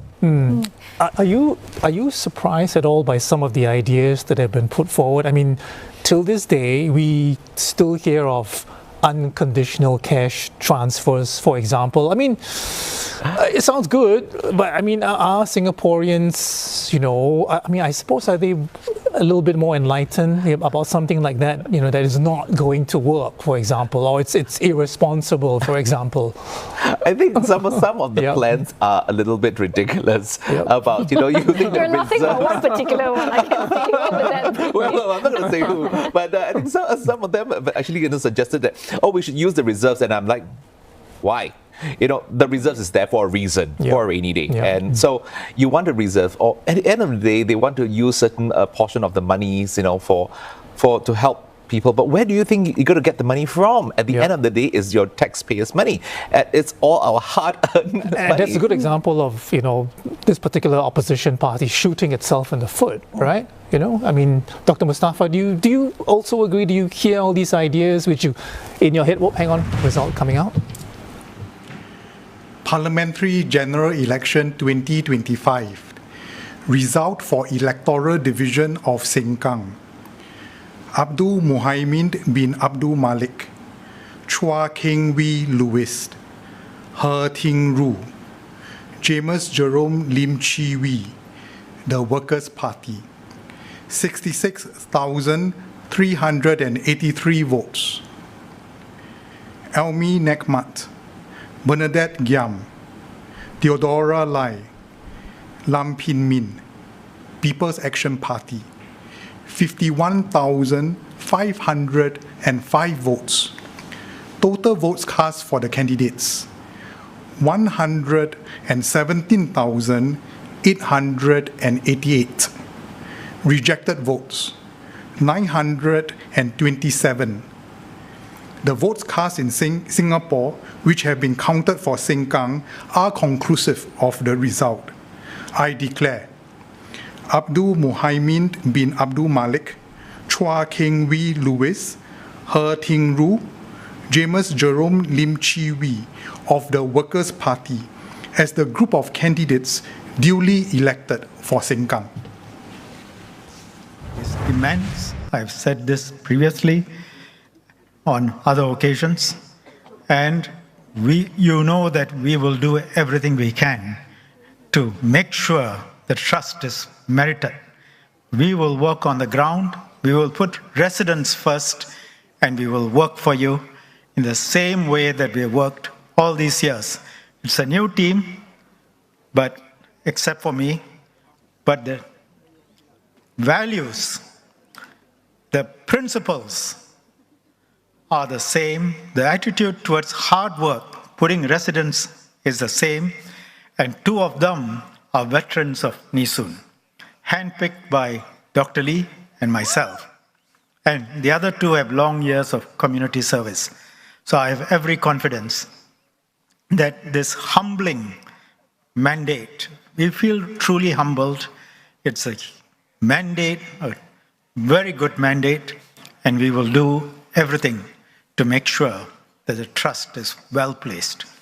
Second, I would like to acknowledge our huge... Other home team members and everyone who has been involved in these elections, thank you for the hard work involved in the last few weeks to keep things running smoothly. And to the PAP Sengkang team, thank you for contesting the area, for running a professional campaign, and for also working for the residents of Sengkang.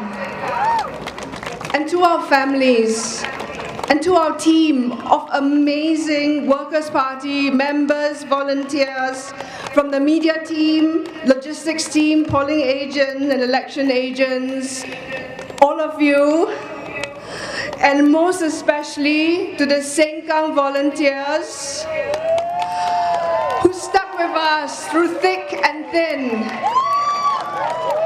all over these 5 years.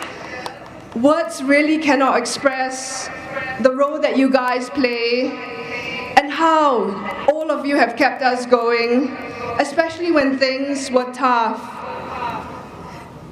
And to residents of Sengkang, as we promised 5 years ago, when you first took a leap of faith in us, our commitment to all of you remains unchanged.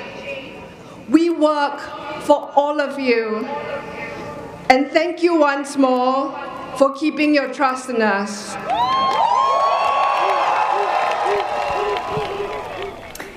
So there we have it. WP, we have the percentage there with 56.31% against the PAP 43%. So they have increased the vote share from the WP, that is, from 52% back in GE 2020. So it seems that WP consolidates its position but has failed to expand. And it also looks like it's going to end the campaign the way it began, with 10 seats.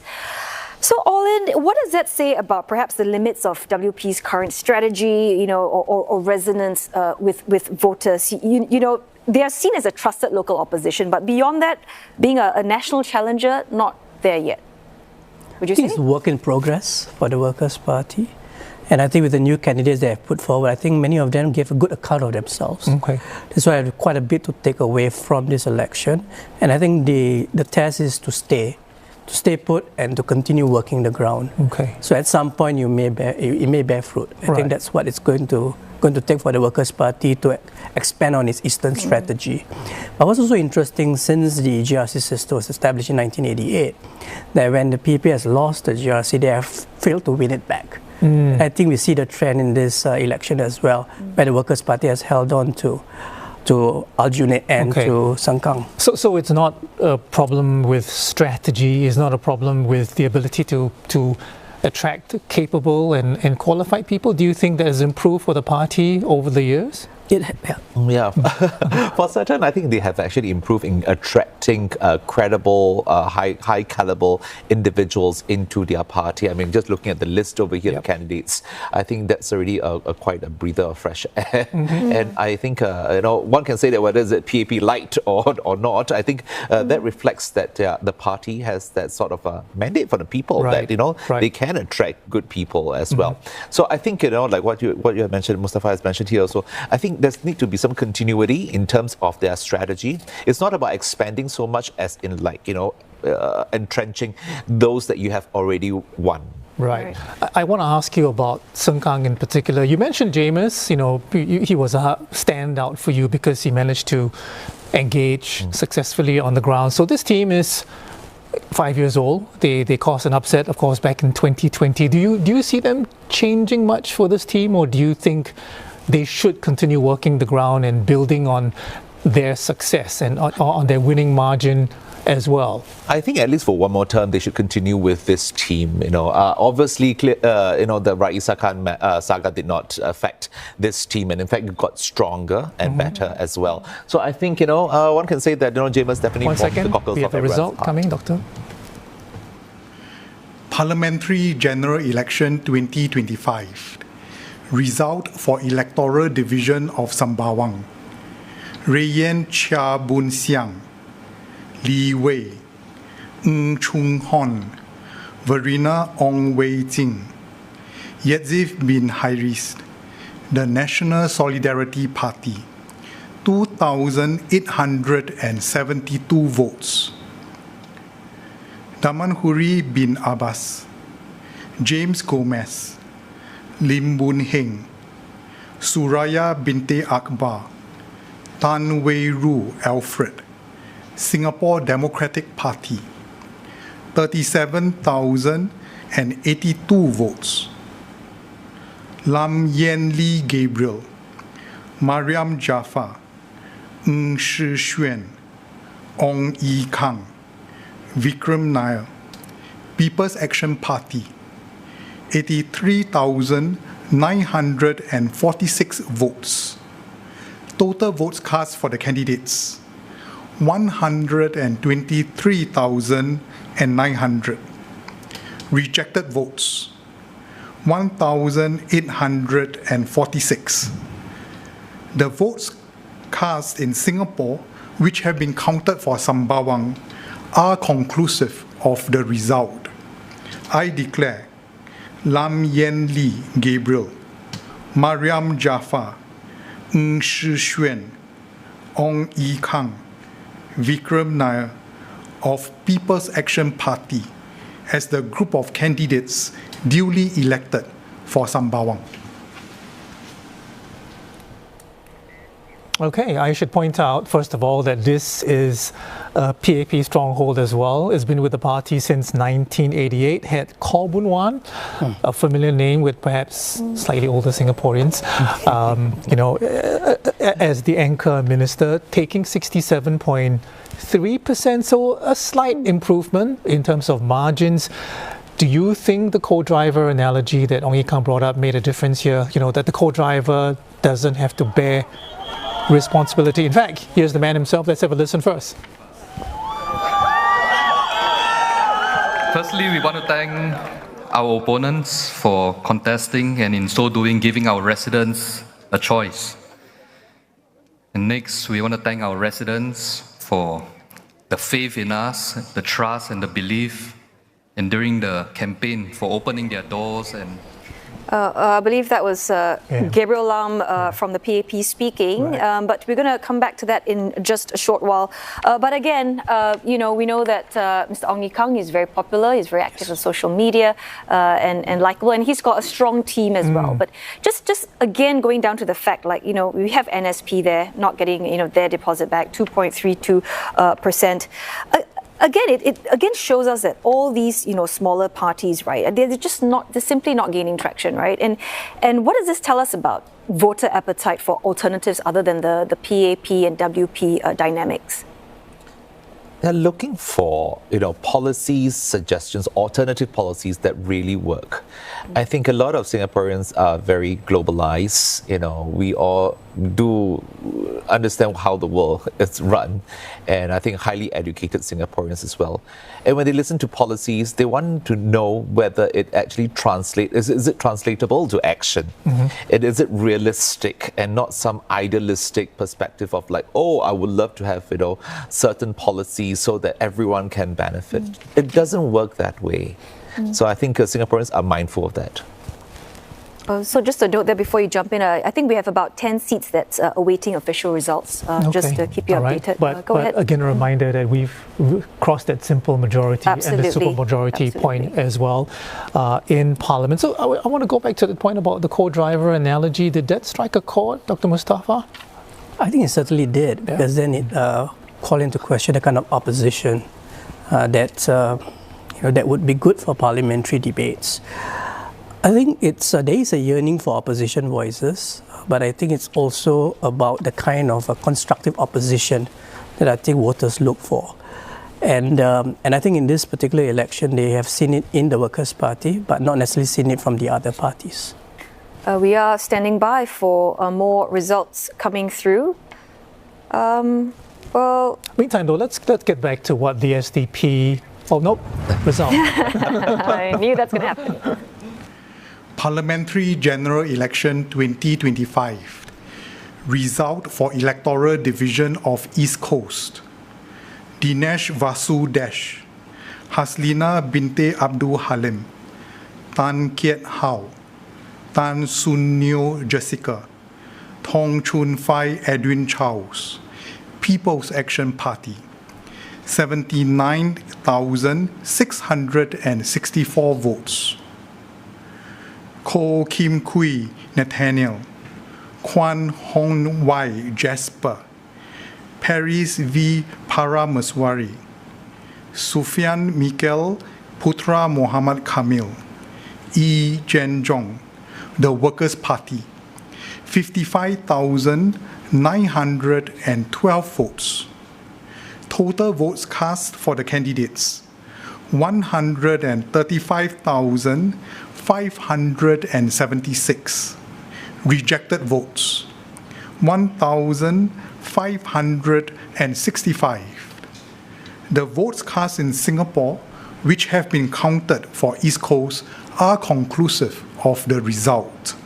I declare Dinesh Vasu Dash, Haslina Binte Abdul Halim, Tan Kiet Hao, Tan Sun Neo Jessica, Thong Chun Fai Edwin Charles of People's Action Party as the group of candidates duly elected for East Coast. All right, so East Coast GRC 5-member team. I should point out one of the teams that did not achieve that 61. Hang on, we do have Mr. Ong Ye Kung now ready to speak. And put up a very strong contest. And in so doing, not only giving residents a choice of parties, but also a choice of policy directions. And to me, that is good democracy. I want to next thank our volunteers and all our activists who have taken leave, who have been so dedicated and working so hard. Throughout the campaign, it was clear to me, every single MPS letter that we wrote helped us win votes. All the town council work we did in improving our environment helped us win votes. So it wasn't the 9 days of campaign alone, but it was 5 years of hard work, attending to the needs, responding to the needs, and making Sembawang a better place for them. So thank you very much to all our volunteers. I should also say every video help explain to residents what we are doing and also help us win votes. So thank you very much to the creative team too. Finally, I want to thank residents for putting your faith in us and voting for us. And we know that this is an ambitious plan that we have put forward to you, and we promise to carry out to the best of our abilities to make Sembawang a better place for you. And I want to thank you especially for voting in Polisan into Sembawang West, so that our family remains whole. And as a Sembawang family, we'll make a better Sembawang for everyone. Thank you very much. Good night. Okay, so the Health Minister there giving that victory speech, and citing the importance of choice, volunteers, 5 years of hard work on the ground. I think, you've both mentioned this before, but this is an important reminder to what the opposition actually needs to do. You can't come into the picture 9 days before polling day. You have to be there every single day, as much as you can, interact, write letters when you can. I mean, is that what they have to do to make any kind of inroads down in the future? I think the question over here is that how much do they want to contest in that constituency? sometimes, in an election, there might be redrawing of boundaries, as we have seen, time and time again, But the thing is that, as the opposition, there must be some tenacity to go into this and go in for the long haul, despite the odds against them. Mm-hmm. And I think, whatever and however we see it, and that's how you attract the voters' support, And I mean, for East Coast GRC, looking at the graphics there, PAP with 58.76%. I mean, they have fared better than the last GE with 53.4%. And you've got new faces, Hasdina Halim and Dinesh Vasudesh. Once again, this is basically because, PM Wong is saying that he's trying to send a signal out, right? He wants a new slate, these fresh faces, possibly the backbone of the next 5G leaders. So would you say that, the new faces from the ruling party versus the new faces from WP, for instance, that the people, that the voters are saying that those are the people we want from the PAP? To a degree, I suppose. Yeah, I guess the question is, do people really care? That, I need, when the Prime Minister says, I need this person because he is going to form the basis or the skeleton of my future leadership. There are a number of people, we can mention some of them, David Neo, Dinesh Vasu from East Coast is one, Gohan Yen, there are a few names there. I mean, do Singaporeans think like that? Oh, yeah, this guy is going to be my future Deputy Prime Minister. I should, We'll get back to you in 1 second. Parliamentary General Election 2025. Result for Electoral Division of Tampines. Abba Binte Harun, Goh Meng Sing, Sim Jun Chin Derek, Peter So Beng Kiat, Veer Nathan Shen Lee, People's Power Party, 593 votes. Bae Yam King, Charlene Chen Yi Jun, Ko Po Kun, Masagos Zulkifli, David Neo Chin Wee, People's Action Party, 71,423 votes. Eileen Chong Pei Shan, Muhammad Faisal bin Abdul Manap, Ong Lui Ping, Tan Kim Teck, Michael Teng Chuan Wei, the Workers' Party, 65,044 votes. Fong Chin Leong, Muhammad Rizwan bin Mohammed, Pei Wei Jie, Tamil Savan son of Karupaya, Yo Ren Yuan, the National Solidarity Party, 249 votes. Total votes cast for the candidates, 137,309. Rejected votes, 1,261. The votes cast in Singapore, which have been counted for Tampines, are conclusive of the result.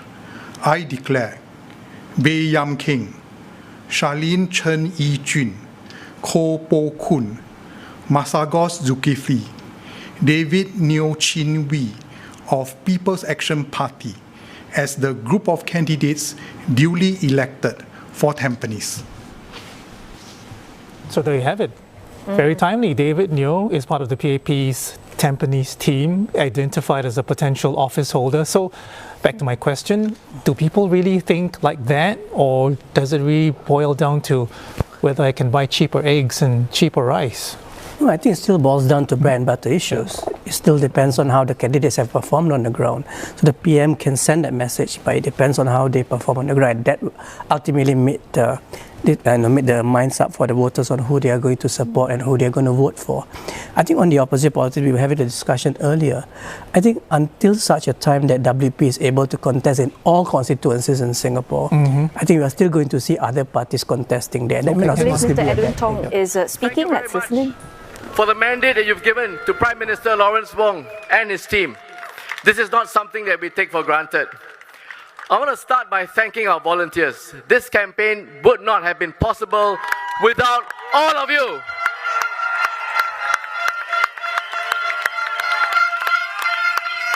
All our volunteers, you are the wind beneath our wings. You carried us, you supported us, and you lifted us. Thank you very much to all of you.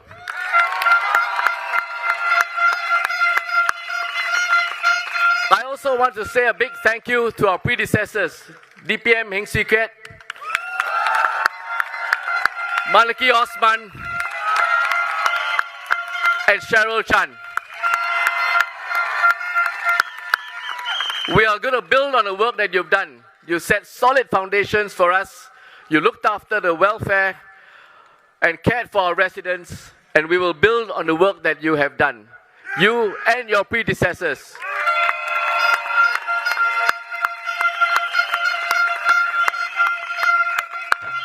And to our residents, tonight, this result is not just a number.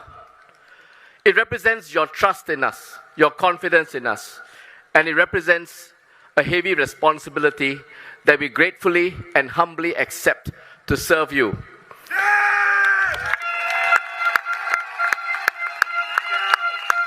And to all those who did not vote for us, we hear you, we respect you, but we will work even harder to be even better, to serve you and win your trust and confidence the next time round.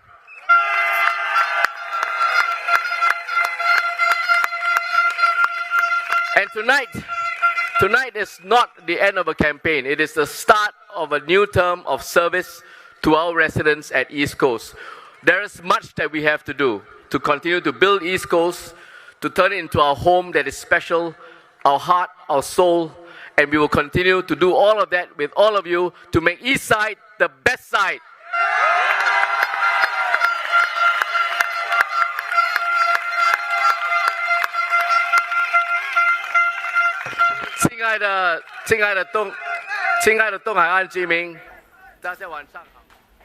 And there you have it. Now, time for a wrap of all the official results, all 32 constituencies coming right up for you, starting with Aljunied GRC. The Workers' Party keeping their seats 59.68% against PAP's 40.32%. Next up, we'll bring you Ang Mo Kio GRC, PAP stronghold led by Senior Minister Lee Hsien Loong with 79% of the votes, PPP with 10% of the votes, and SUP with 11%. And coming up next, let's take a look at Bukit Gombak SMC, the PAP's Low Yen Ling with 76% of the votes, and against the PSP's Harish Pillay with 24%. Next up, Bukit Panjang SMC, closely watched, but PAP's Liang Eng-hwa takes this one with 61% against SDP's Paul Tambaya with 39% of the vote. Next up, Bishan Toa Payoh GRC, the PAP takes this one as well, 75%, a strong lead against SPP's 25%.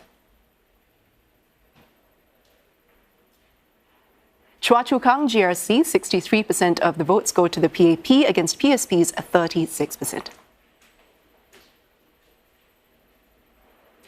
East Coast GRC, PAP's team led by Edwin Tong, 59% of the votes against Workers' Party, 41%. And Hokang SMC, the Workers' Party keeps this seat, 62% of the votes against PAP's Marshall Lim with 37%. Holland Bukit Timah GRC, a strong 79% against RDU's 20%. And now for Jalan Besar GRC, 75% for the PAP led by Josephine Teo against PAR's 25%. In Jurong Central SMC, a powerful lead by the PAP's Sia Yao Chuan with 81% of the vote count against Red Dot United's Kala Manikam, who takes 19%. And Jurong East Bukit Batok GRC, this new GRC led by Grace Foods, 77% of the votes against Red Dot United's 23%. In Jalan Kayu SMC, a very slim margin here, but PAP's Ng Chee Meng takes the seat with 51% of the vote count against Workers' Party's Andre Lau. Kebun Baru SMC, 68% of votes to the PAP against PSP's 31%. In Mountbatten SMC, 63.8% of the votes go to the PAP's Go Siki against independent candidate Jeremy Tan, who takes 36% of the votes. In Marymount SMC, Gan Xiao Huang retains her seat. 70.7% of the votes go to the PAP against PSP's Jeffrey Koo with 29%. And now for Marsiling UT GRC, helmed by Prime Minister Lawrence Wong, a strong mandate with 73.46% of the vote count against SDP's team with 26.5% of the vote. Nee Soon GRC, PAP team led by Law and Home Affairs Minister K. Shanmugam, pulling 73.81% of the votes against RDU's 26%. Next up, Punggol GRC, a tight contest here, but the PAP pulling ahead with 55% of the votes against the Workers' Party team with 44.8% of the vote count. In Pasir Ris Changi GRC, which is a new GRC, the PAP with 68% of the votes against SDA's 32%. And now for Pioneer SMC, the PAP taking 65%, Patrick Tay representing the PAP against PSP Stephanie Tan, who has 34.5% of the vote. Next, Potong Pasir SMC, a three-cornered fight here. PAP's Alex Yeo taking a strong lead, 69% against PAR's Lim Tien with 8% and SPP's Williamson Lee with 22% of the vote count.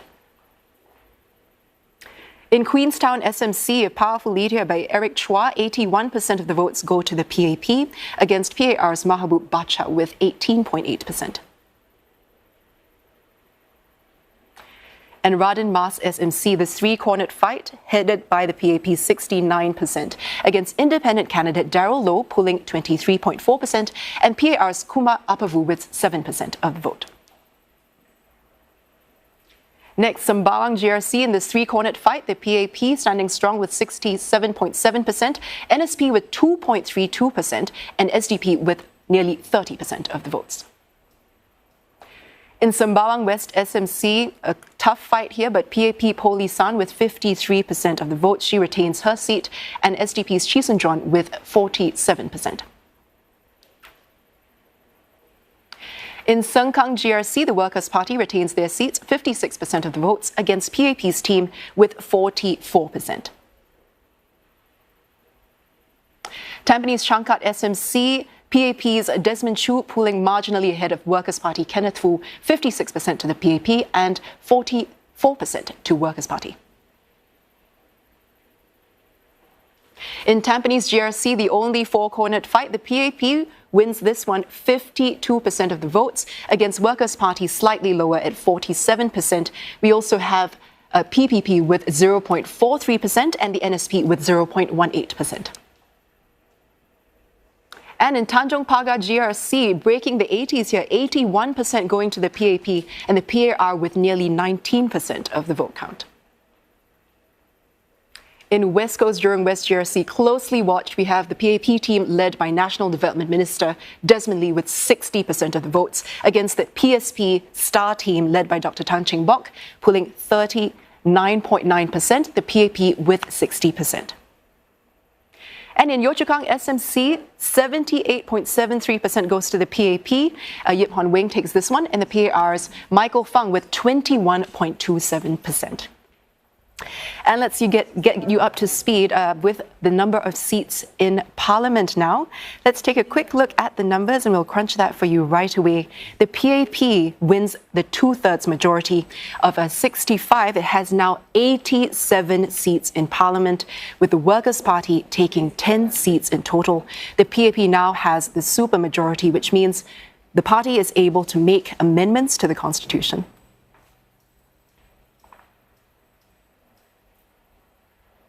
And let's take a quick look at the share of the total valid votes. The PAP, in comparison with 2020, it had 61.24% at that point. And right now, after looking at all the results, the PAP has 65% or 65.57% of the vote count. To be more precise, that's almost a 4% jump from the previous election. So a stunning victory for the People's Action Party, securing 90% of the seats in an enlarged parliament, winning 82 out of the 92 contested seats and adding in another 5 seats from their walkover in the 5-member Marine Parade Brettle Heights GRC. Just to give you a sense of how big the margin is, 10 constituencies were won by the PAP with at least 75% of the vote.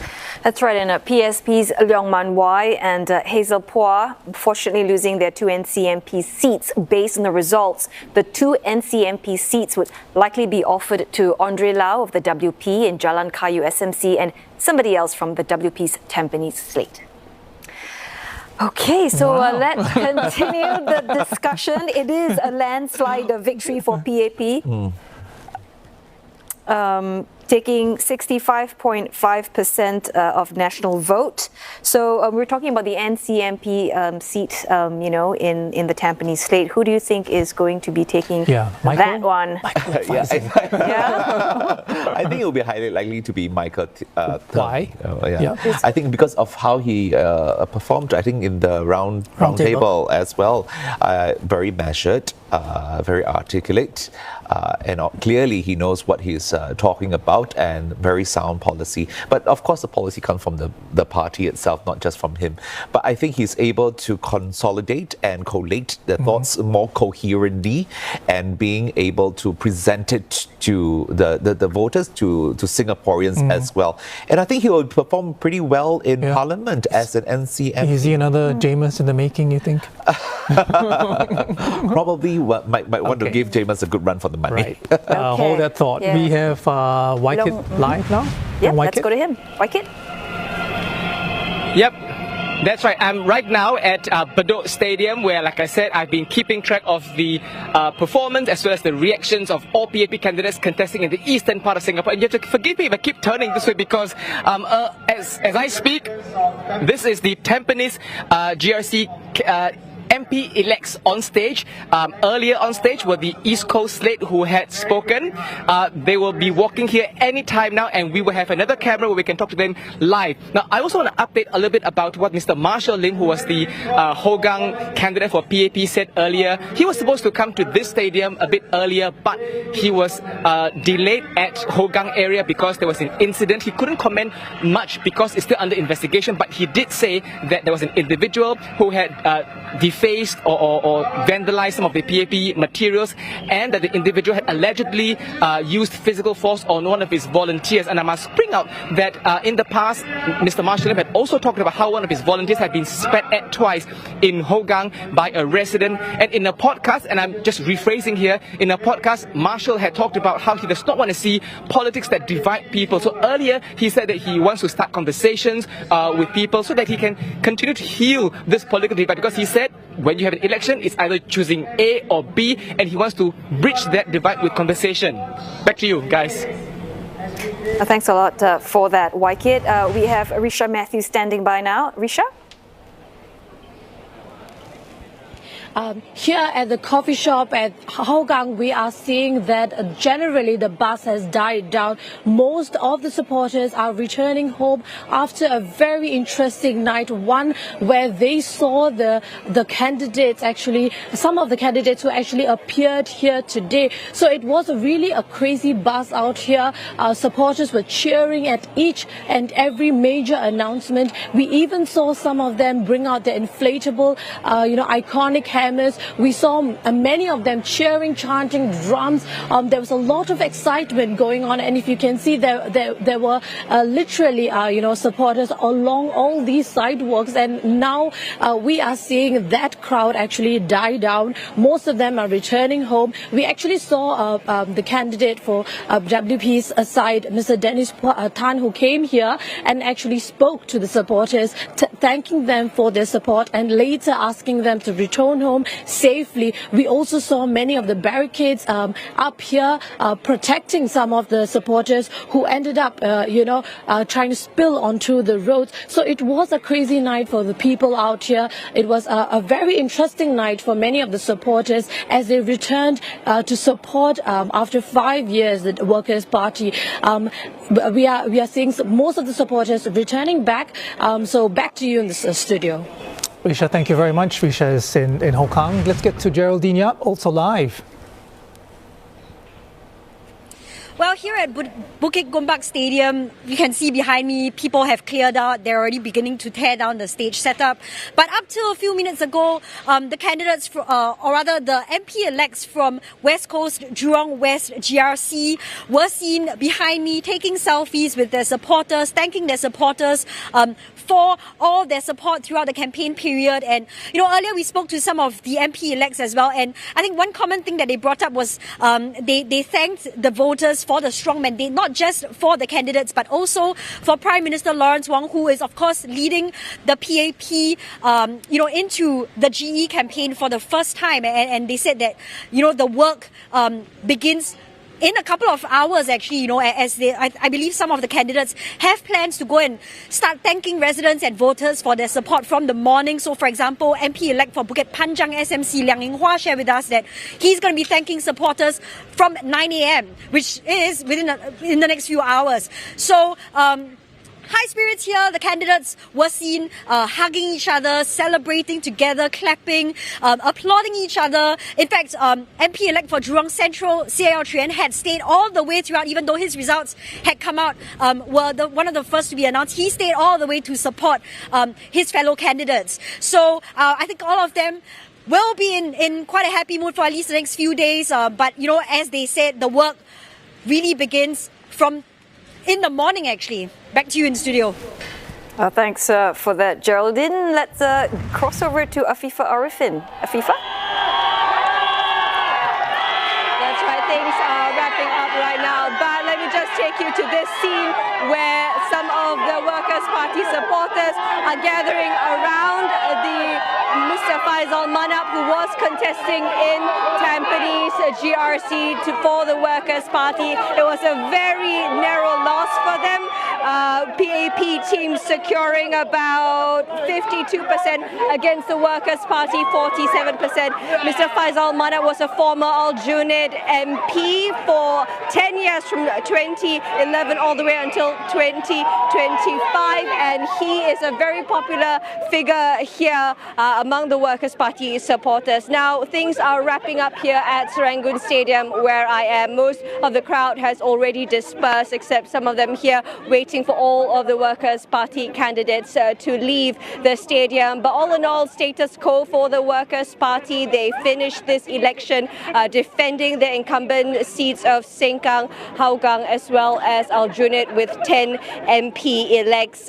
It's some stronger showing in areas like Sengkang GRC as well as Hougang SMC. And the Workers' Party, while it did not manage to expand its presence in other GRCs in the northeast and the eastern areas, we saw very close margins there, especially in Jalan Kayu SMC, where Andre Lau secured 48% of the votes, and also, like I said earlier, in Tampines GRC, where Workers' Party secured 47.37% of the vote against the PAP's 52%. Now, we tried to speak with Mr. Pritam Singh, the Workers' Party chief, earlier, but he had also just left the grounds. I'm told that perhaps tomorrow we will be able to get a chance to speak with them. But earlier tonight, after every result was announced on stage, we saw the Workers' Party team come up on stage to address the crowd, to thank the supporters, and to also thank their opponents, many of the People's Action Party teams,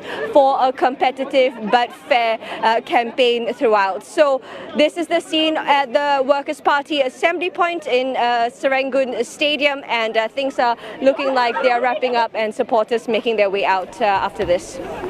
Okay, Afifa, thank you very much with some of the more hardcore members of the Workers' Party. Let's get now to Tan Soo Hui. Soo Hui?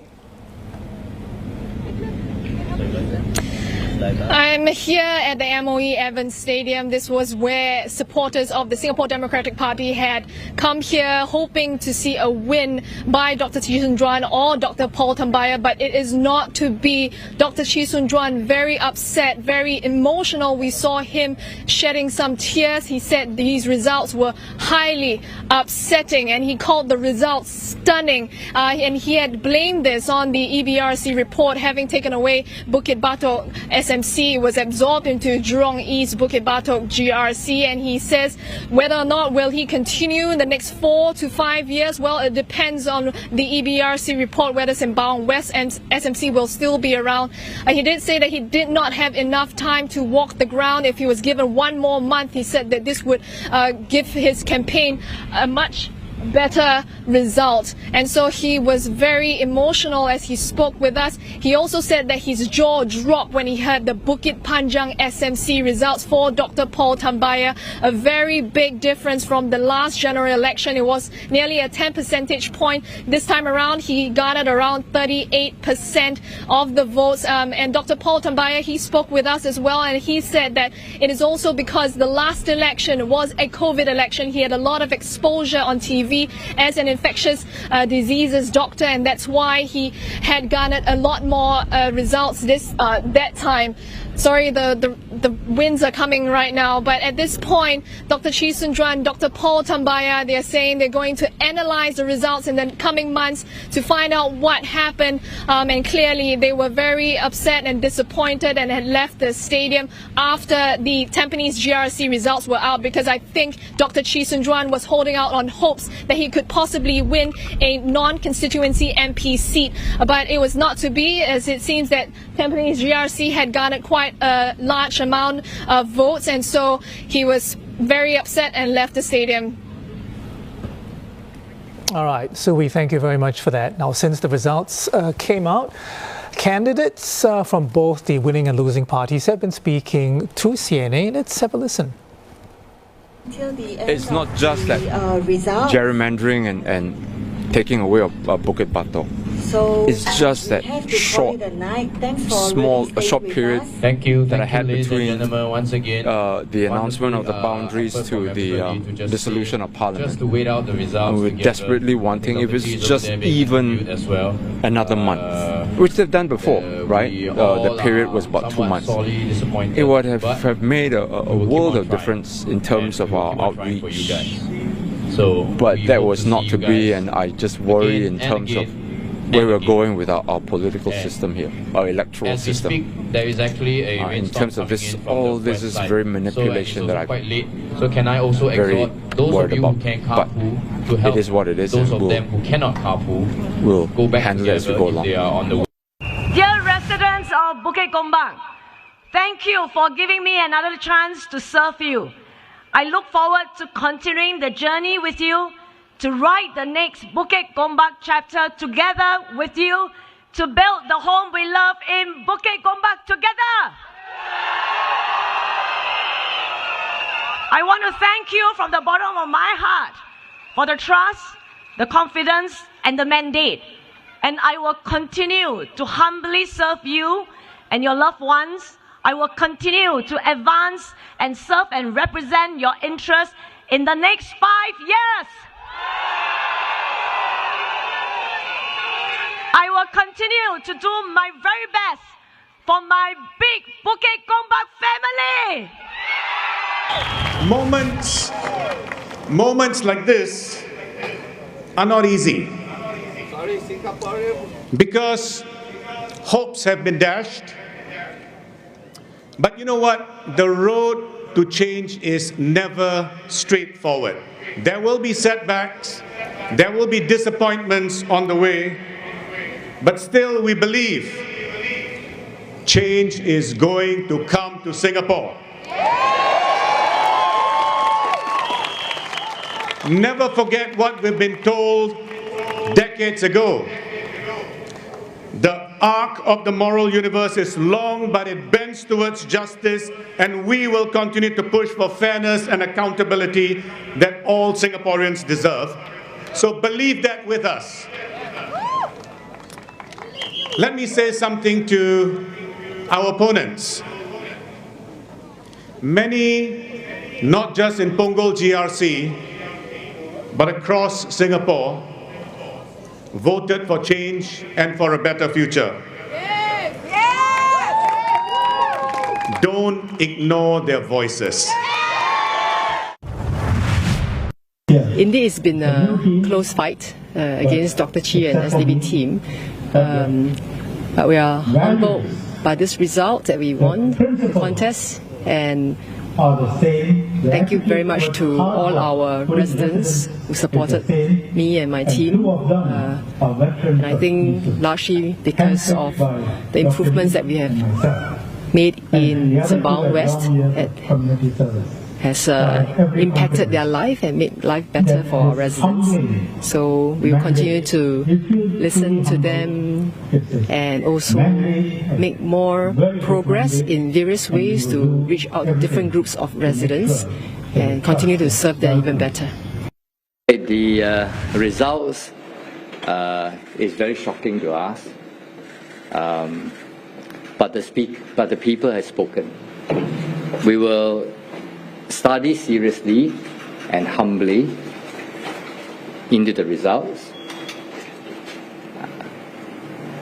and to reconsider how we can gain further trust from the people in the future. We may need to review our strategy and the way we do things. We may need to regroup ourselves so that we can fight another day. We thank all the Singaporeans, especially voters in the constituencies that we have contested in, for their support, and we can assure them that we'll continue to work hard to find out their needs and continue to serve Singapore. Residents of West Coast, Jurong West GRC, to all our residents, to all the voters, we want to sincerely thank you for putting your faith and trust in my team and I, and for giving us the opportunity to serve you over the next 5 years. We've laid out the 9 pillars of work, and we will do everything we can to ensure we are well supported the next 5 years and beyond. I also want to thank all our volunteers and activists for having faith and trust in us, for working as a team, engaging the residents and doing the best for them. I want to make a special shout out to this man over here. Right?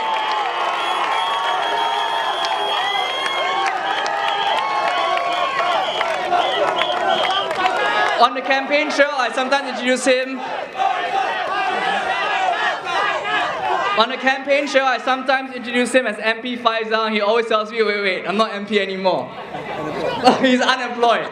But I think we'll always remember him, and we'll always have to be grateful for all the service that he's done to all the people of Aljunied for the last 15 years. And that will never change. And for him taking the brave step to come forward and join our team and take the risk with us and serve and put himself out there for Tampines, for that we will be eternally grateful, and we really thank you, Faisal, for coming forward and doing this with us.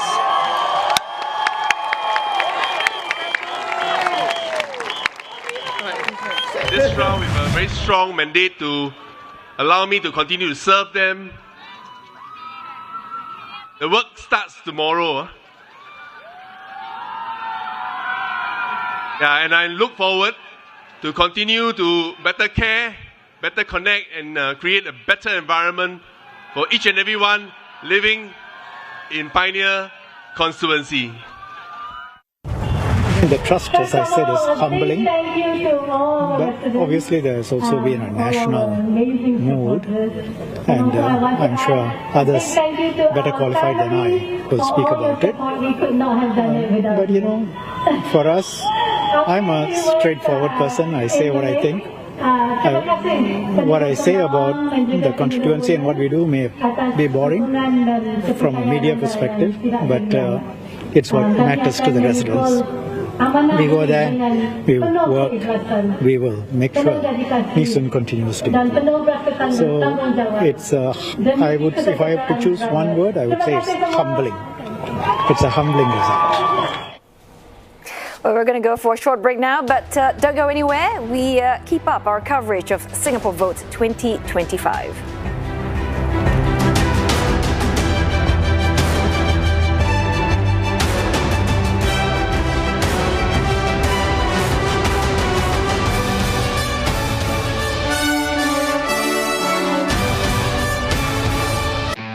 Imagine a Singapore without the internet. You wouldn't be able to pay bills, you wouldn't be able to check your flights, you wouldn't be able to do anything. Well, you don't have to imagine it. It was real. That's a fact. Until someone decided in 1994. We're gonna wire up the entire island. We went from this. Dial-up means that you get a landline, you hear this. To this.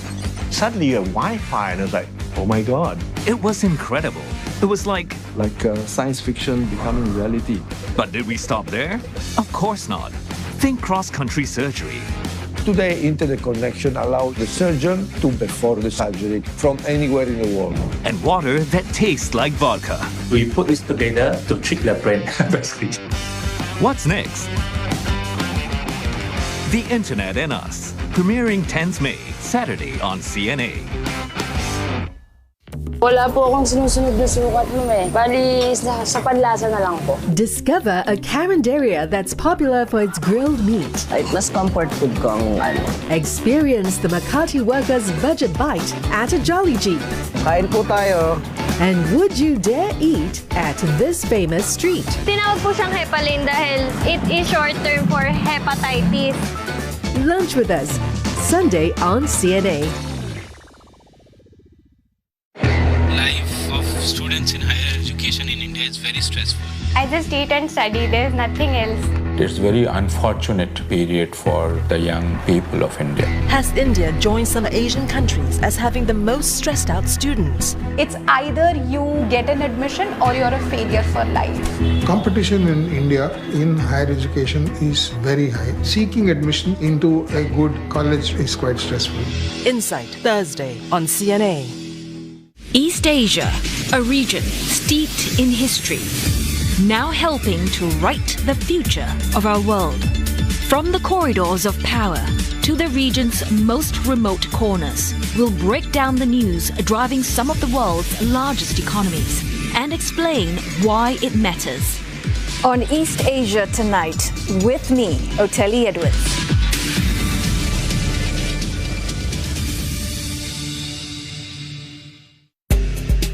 With the uncertainties of the financial world, where does our economy truly stand? Keep up to date with the latest market trends and get the in-depth analysis that you need to understand the forces driving the global economies. Kickstart your day with an informed view of the business world. Asia Business on Asia First, weekdays on CNA. This segment is brought to you by Standard Chartered Priority Banking. From the digital revolution to climate crisis, Floodwaters are destroying my home. witness stories on how we're adapting, surviving and thriving in this new era. This May on CNA. Remember this sound? See Singapore's wild journey from dialing up to dialing in to an AI-powered future, where the only thing growing faster than tech is our love for avoiding direct human interaction, the internet and us. Billions made in a single stream. But what's the real cost of going viral? Take a look behind the scenes as Asia's top live streamers battle the pressure to stay #trending in. Secret lives of live streamers. Rising sea levels, polluted coastlines and cities on the brink. Meet the Asian mayors leading the charge against existential threats to their cities. They need to do more. And watch how they inspire each other in the Future Proofers. This May on CNA. Beneath the skyline of modern Singapore lie untold stories. I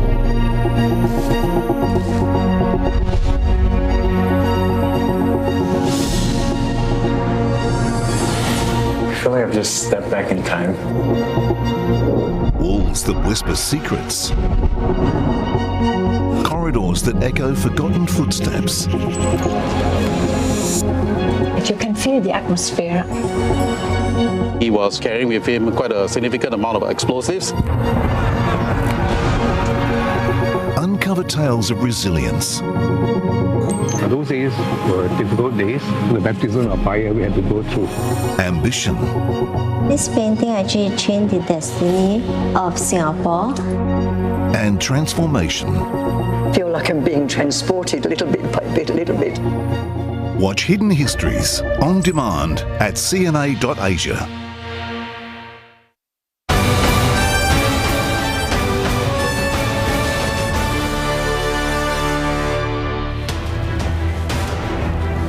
Welcome back to our results show special for Singapore's general election, and welcome Shah. I'll tell you he's on a break. Yep. Let's check in with Elizabeth Neo, who has been tracking developments on social media. Liz, what do you have for us? Yeah, thanks, Shah and Arnold. We have been tracking social media and, of course, the reactions that continue to trickle in. Workers' Party Chief Pritam Singh tonight said that he won't be making further remarks on the election and will instead speak tomorrow morning after he's had a chance to look at the PAP results in full. But the leader of the opposition did share something on Instagram with the Workers' Party team contesting in this election. Let's take a look at that. So a little note there that he's written, being proud of the team and thanking Singapore for the encouragement and support. The picture right here of the team contesting in this general election. And earlier on, just slightly early, we also saw a Facebook post from Senior Minister Lee Hsien Loong. He shared this photo with the Ang Mo Kio team, and just a little excerpt from a rather longish comment from him, this bit talking about, you know, troubled times and how the team will continue to work with Singaporeans, protect their jobs, secure a brighter future for them and their children. He also thanked voters and activists for their support. So not a lot of reactions coming on social media, but this is what I have for now. Back to you guys in studio. All right, Liz, thank you very much for that update on social media. I want to pick up on the leader of the opposition. Liz mentioned that, right, that he spoke on social media earlier. I'm sure opposition supporters right now, Dr. Mustafa, Dr. Tan, they must be questioning what happened, right? I mean, especially for the WP, their rallies are often filled to the brim. Yep. They're very grand. The number of times we got results that we are full. Yeah, we can't come in anymore. But often, it seems like these numbers, they don't really translate to votes. Why is that? Yes, never. Because the thing is that with a rally like what the Worker Party is able to garner is that they all come from all different constituencies. These are supporters. They might not come from Tampines. They might come from West Coast. They can come from, you know, Bukit Gombak. You know, it's from all over the island. Mm-hmm. So when you come to a rally and then you look at Workers' Party, it's like, whoa, it's so huge. It's almost like a Lady Gaga concert, but it's not, right? Because it's from all walks of life. And, you know, that is the thing about a rally. Never, ever come to a conclusion that the rally translates to vote. Never has, never will. Dr. Mustafa, do you agree? I mean, it's not a reliable barometer, rallies, when it comes to electoral outcomes. But it's certainly one that is a feature of our political landscape. Many people are very happy. So people go there for the entertainment, for the food, for the noise. The political theatre of it all. Yes. I think you talked about the middle ground. I mean, they are not representative of the middle ground. Can you kind of take us through that again? What do you mean? See, the middle ground voter is quite a sophisticated voter, so they tend to be quite pragmatic. They tend to be rather undecided as well. They decide much later, and they tend to go for what they believe is realistic goals. And also when there's a crisis, looking for safe and steady pair of hands. So that's the middle ground voter. But again, so they may go to the rally, but they're listening quietly at the sidelines. Yes, and also I think you could also say that there's a silent majority, I think, which has spoken in this particular election, and that's why you can see the margins of victory in many of the constituencies. And I think many of those, the silent majority comes from this middle ground. Right, makes sense. Voting population. I want to ask you about some of the numbers which have come in. We were talking about this off air. 61% 5 years ago, 2020, 65.5 or something like that. I mean, first glance, 4 percentage points doesn't seem like a lot, but you were telling me that this is actually a lot. I mean, why is it a lot? It's not easy to jump a percentage point when it comes to the popular vote. So if you're able to jump 4 points, that's actually quite remarkable. And I think for Prime Minister Lawrence Wong, he had asked for a strong mandate, and I think he has received it from the electorate at 65.6% of the popular vote. So I think it's certainly one where the voters have spoken, and they have voted for stability, for continuity, for certainty, and they have voted to give Prime Minister Lawrence Wong a strong mandate. I think if we look at the strong mandate, I think the last time was 66.6%, that was 2006. And of course, in 2001, it was 72%. So these are the two highest, and now, of course, then it went down, and now this. So I think, it reflects the kind of support that the public has given to PM Lawrence Wong. I think the voter turnout also played a part. It's pretty low in this election. I mean, what may have contributed to this low voter turnout in this election? Holidays. So they all went away, everyone went away. I wouldn't say everyone went away, but it was the holiday period. I think it was the long weekend that everyone's like, I've got my plans booked already. I have to fly off to, let's say, Bali and Thailand. God knows where else, but everybody was on a holiday, or at least. Oh, well, a good portion. I mean, it's a Singaporean thing, right? You look at the calendar, plan a long weekend. Plan a long weekend. Plan it early. Super long weekend. You do it a year in advance. And so, do you think the numbers are sufficient to change the outcome in a significant way? We didn't say outcome, which outcome? The result. No? It seems doubtful. In general, I think we have some numbers at all. Yeah, I think we have some numbers from the elections department, and the figure came in at 92.47%. So that suggests that it wouldn't have really made much of a difference. And this is a record low, Arnold, in more than 35 years. So that's quite a significant number. Would that have made a difference at all to the outcome in general, Dr. Mustafa? Perhaps, but it depends on which constituencies they are from, right? So if you are from a constituency where it's really close, maybe it could have made a difference. But it's difficult to tell. Yeah, I think we have to take into consideration that Marine Parade, Bridal Heights had no one to vote. I mean, it was a walkover. So you have to take that. You have to take that number of Singaporean and that number of voters out from the equation as well. So we can say 92.4% of. Is it the remaining constituencies or all constituencies, including Marine Parade?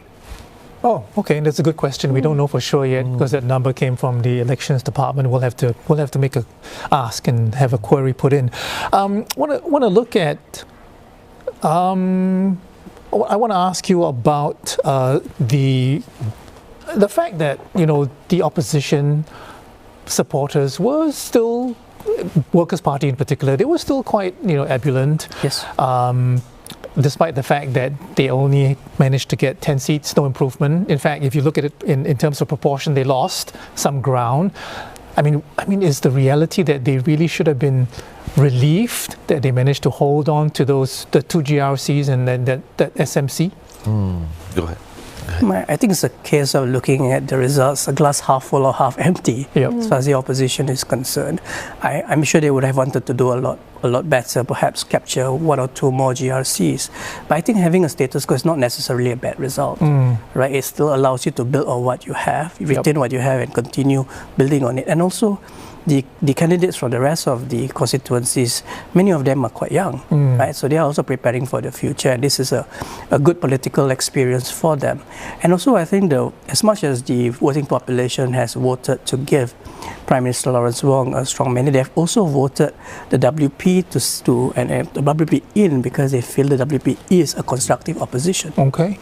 Dr. Tan, you were going to say something. If you look at Workers' Party over there, I don't think it's going to see it from as a bad thing that they have only got these 3 constituencies. If you look at Tampines, you look at Punggol GRC, you look at East Coast, I think they have maintained quite a strong inroads in these areas. I mean, 40 plus, above 40%. I think that's really a good number. Compared with all the others, I think it was about 30 and below. Right. So I think for the Workers' Party to have that, I think it's quite a good standard, that they have already made an impact on in these constituencies, and well, hopefully they will continue in those areas. And to add, so they've got all the elected MPs, and they're going to have 2 NC MPs as well. So the full slate will all come from one party, Understood. the Workers' Party. I have to ask this question though. I mean, earlier we were talking about who could possibly take the SCMP seats, and Dr. Tan, you mentioned Michael Tung. Michael Tung. Right, Dr. Mustafa, I mean, what that's a could good be shout. other possible? I think it will depend on what Mr. Pritam Singh wants. Okay. He will make the decision. It's down to certainly him. Michael Tung is a good shout. Okay. But also, sorry, I know. I have to also ask about Faisal Manap. I mean, what does this mean for his political career? I mean, the fact that he has lost his MP seat. Yes, but I think he's still an important member of the Workers' Party. I think he's still in the CEC, if I remember. So that would mean that he will continue to work with the party and try and make the party a lot stronger from this election. Right. And also, of course, can still build on Tampines for the next election. Okay. If you look at Tampines, it's a close contest, and we expected it to be. And that credit has to be given to Faisal Manap and his team for providing that close contest. Would the opposition have done better if not for, if there had been no changes to the electoral boundaries? I mean, do you think that was a significant factor for the ruling People's Action Party? That might have helped, if there were no electoral boundaries. But I think that's going to be, a long shot at it. I think, the electoral boundaries is bound to happen, and everyone should have expected that. So even for the opposition parties, they should have expected that there will be redrawing of lines. It's just where.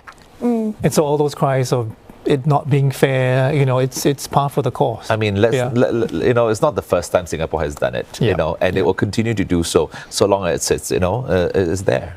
Speaking of opposition, Lim Tien, the leader of the People's Alliance for Reform, his alliance failed to break through to Parliament as well, with all 13 candidates defeated. He said he's very distraught, and he vows to come back much stronger. I mean, he's been around, right? And he has failed to make inroads. And he lost his deposit again. Yeah, and he has lost his deposit. Obviously, he hasn't gotten a memo from that. What does this mean for him and his political He'll try again, I guess, in the career. next general election, and I wish him all the best. I mean, every Singaporean, whether it's Lim Tien or anyone else, if they want to put themselves forward, they should be given the opportunity to do so. It's a question of whether the voters relate to him, and he needs to just draw on his political experience, how rich it is, a rich political experience, see how differently he can do the next time. Right. So as it stands, does it look to the both of you that we are heading into a two-party system for the time being anyway, or do you see this as something? A two-party system would be one where either party is able to form the government. So we are not there yet. No, not even. But what we have two political parties that are of. They have gained a lot of traction among the voting population. So I think where we could realistically go, and this depends very much on how Workers' Party do in subsequent elections, towards a 1.5 party system. That's perhaps more likely than a two-party system at this point in time. So you were making this point earlier, and I just want to press you a bit more about it. You said that this will only make a difference if the Workers' Party contests for every constituency. So I get the numbers game, but tell us or tell me what exactly happens when the Workers' Party were to do that, contest for every, single seat. I mean, what does it translate to? What are the actual things that happen? The symbolism as well on top of that? I think if that was to happen, and perhaps you might see closer contests in more constituencies, because the WP's branding is gaining traction. But also depends on the kind of candidates they would fill in those constituencies, and whether there's going to be multi-cornered fights as well. So the point I was making is that until such time Workers' Party is able to contest in every constituency, we are going to see other political parties contesting there. And I think it's perfectly fine for them to do that, because it allows the voters an option, right? So they can exercise their vote, otherwise it would be unopposed. Right. All right, we will continue this conversation, but for now we are going for a quick break. But don't go anywhere as we keep up our coverage of Singapore Votes 2025. Do stay with us.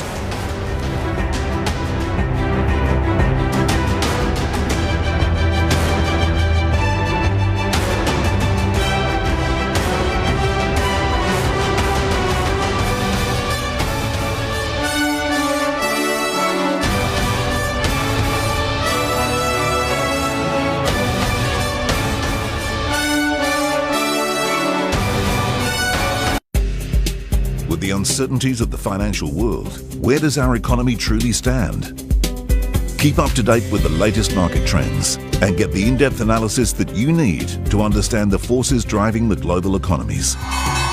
Kickstart your day with an informed view of the business world. Asia Business on Asia First, weekdays on CNA. This segment is brought to you by Standard Chartered Priority Banking. East Asia, a region steeped in history, now helping to write the future of our world.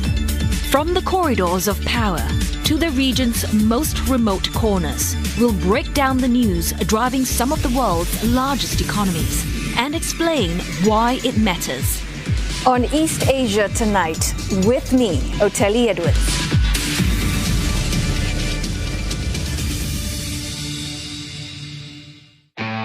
Imagine in Singapore without the internet. You wouldn't be able to pay bills, you wouldn't be able to check your flights, you wouldn't be able to do anything. Well, you don't have to imagine it. It was real. That's a fact. Until someone decided in 1994. We're gonna wire up the entire island. We went from this. Dial-up means that you get a landline, you hear these to this. Suddenly you have Wi-Fi and it's like, oh my God. It was incredible. It was like science fiction becoming reality. But did we stop there? Of course not. Think cross-country surgery. Today, internet connection allows the surgeon to perform the surgery from anywhere in the world. And water that tastes like vodka. We put this together to trick their brain, basically. What's next? The Internet and Us, premiering 10th May, Saturday on CNA. We are about to be hit by a tsunami of Chinese goods. When Trump does impose tariffs on Chinese exports, then the goods that were originally supposed to go to the US will have to find new markets. Banyak sekali pabrik-pabrik yang pilot. US tariff will affect the global market. It will impact Malaysia solar panel manufacturing industry a lot. It might kill off the whole industry.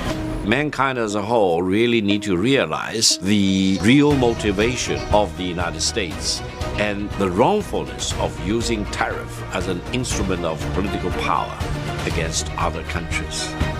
ASEAN's got a plan B in place. We're now swimming against the tide, but we've got to keep swimming.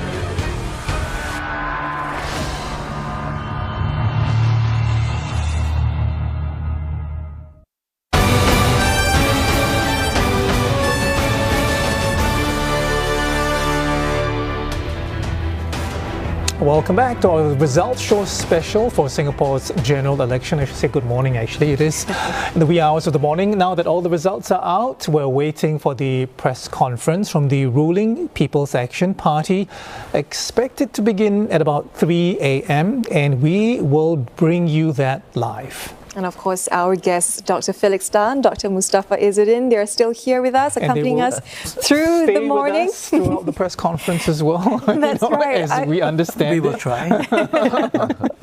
I mean, we were just talking about, the PAP's performance, right? This is clearly a mandate, very clear mandate, 65.6% of the national vote.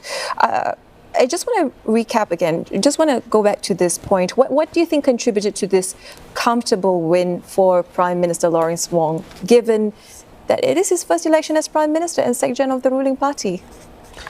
Personality. I think that is definitely one of the things that we hardly talk about. But I think, given how PM Wong actually, took over the mantle from SM Lee Hsien Loong. I think since then he has tried to reach out to the younger voters, also younger Singaporeans as well, and to say that we need dialogues. The messaging itself perhaps could have attracted a lot more from Singaporeans who believe in what he's saying, and perhaps giving him the chance to, all right, let's do what you have planned for us. Okay. And I think that is important. So I hear what you're saying, because he managed to, he does things like go on TikTok, plays the guitar, so which appeals to the younger set. But Dr. Mustafa, do you think he was equally successful in terms of reaching out to older Singaporeans as well with his messaging. The results seem to bear that out.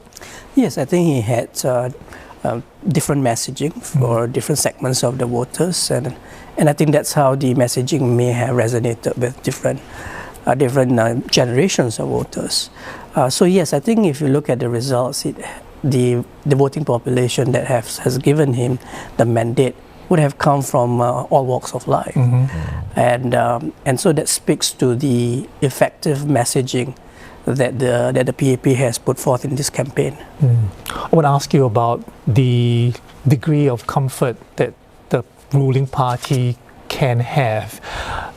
Easy to say, I think you were talking about this earlier, I have 65%, I can sit back and relax, right?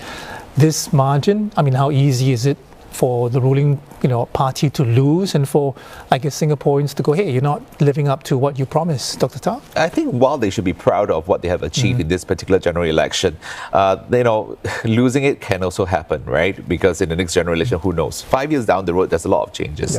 But I think if they become too smug about the winnings, then it becomes a problem, because Singaporeans will tell, and Singaporeans will punish the party like what they did in the past. I think 2011 general election, and that was what happened as well, because it's becoming too full of itself, and I think that could become a problem if that happens. So meaning I can't do any wrong, I know better than you, I'm smarter than you, that kind of an approach, attitude? I think, when it comes to better than you kind of a mentality, then it becomes a problem, because I think even in this particular general election, we have seen occasions where the PAP tended to be a little bit more condescending, and it's like, I know better, listen to me, because I've got all the solutions just for you, just listen, I know it, and everyone else doesn't. So it becomes a little bit, I think that some of the voters might have felt that, that didn't turn out or come out right. I don't think that was the intent, but it didn't come out right. They cannot rest on their laurels, then they cannot take what they have for granted. I think what would work for them is to continue resonating with the voters. And I think the work will continue from this particular election. I mean, 5 years, it's a long time in politics, a lot can happen. But I think they also need to guard against this ossification of the political system, right? Where then is real resistant to reform or resistant to change. So there is a tendency to become complacent. And it's something that they have to guard against. So it is very important for them to hit the ground running and deliver on the various pledges that each of the constituencies they have made. In trying to not be complacent, perhaps he could also look at the electoral records of his predecessors, right? If you look at Mr. Lee Hsien Loong in Ang-Mo-Kio GRC, Mr. Goh Chok Tong in Marine Parade GRC, and Mr. Lee Kuan Yew in Tanjong Pagar GRC. I mean, how well has PM Wong been building his profile in his ward of Marsiling UT GRC as compared to his predecessors? I don't think he had the opportunity to build on to his legacy just yet. He's just starting out, and I think he only moved to Marsiling UT in the last general election. He was elsewhere. Yeah, he was elsewhere, and it was a very short term. I mean, if you look at Lee Kuan Yew, Tanjong Pagar was his homestay, and of course Ang-Mo-Kio for Lee Hsien Loong, and Goh Chok Tong in Marine Parade. So I think they have been there for a much longer period rather than PM Lawrence Wong. And in fact, how PM Lawrence Wong came into, as a Prime Minister was a very short runway as well, as compared with the other leaders. So it's your early days, for Prime Minister Wong? Yes, I think it's early days, and I think he's making Marsiling UT his home. Right, so that will have to continue in subsequent elections. And I think it is a safe GRC. For him, I want to ask you about the word you use, ossification. I mean, do you sense that this Prime Minister is in danger of that, or do you sense that he's open to new ideas and willing to change? I think the good thing is open to new ideas, and I think that will guard against political ossification, and I think that's important as we mature our political landscape in Singapore. All right, we have more candidate reactions from both the winning and losing parties in this general election, so let's have a listen. I just want to register that throughout these 9 days, actually the the debate with SDP in particular was largely focused on policies. And they had some very different ideas, but to me, different directions, different from the PAP's policies, but notwithstanding that, an alternative for residents to think about and to choose from. To me, that is good democracy. And I'm glad we went through this exercise, and I'm thankful for them to come forward and give residents a choice. And I'm very glad for Lee San for winning the SMC and keeping the Sembawang family together. Dear Aukang voters,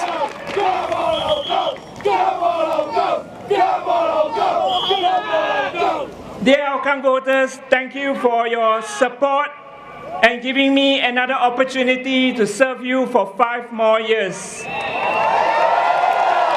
It's a great understatement to say that I'm very humbled by your support. But with God's help, I will continue to give my best to you in the next 5 years. Thank you for continuing to accept me and the Workers' Party to represent you. We belong to you, not the other way around. Now that the G is over, let's come together as one united people. Let's work together to make Tampines a caring community, because this is how we forge ahead as we face critical challenges and embrace opportunities that are before us.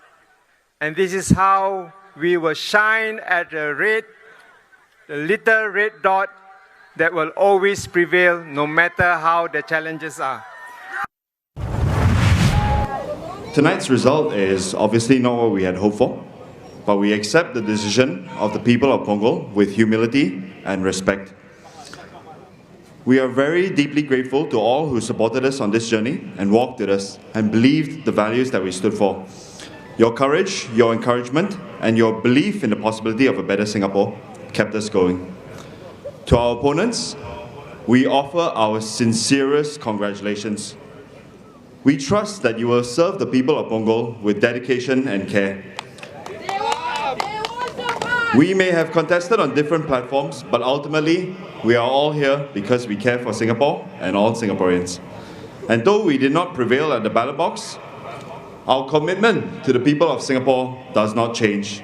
If anything, this result tells us that we will continue to speak up, to serve, and to stand by all Singaporeans.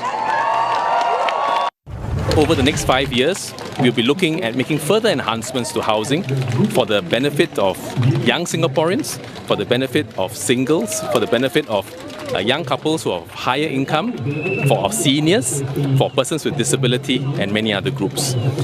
This is our commitment that's laid out in the National Manifesto, and the work has already begun. I would say that we will put in more effort for the residents over the next 5 years and to get in touch with them, for them to get to know us better, right? Because this is the first SUP's parliamentary election, and we definitely have a lot more to improve.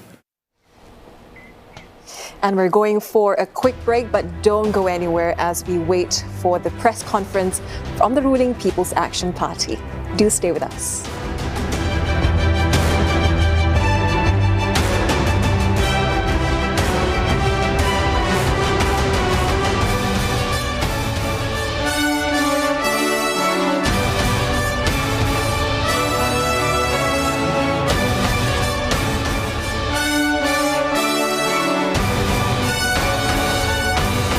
Beneath the skyline of modern Singapore lie untold stories. I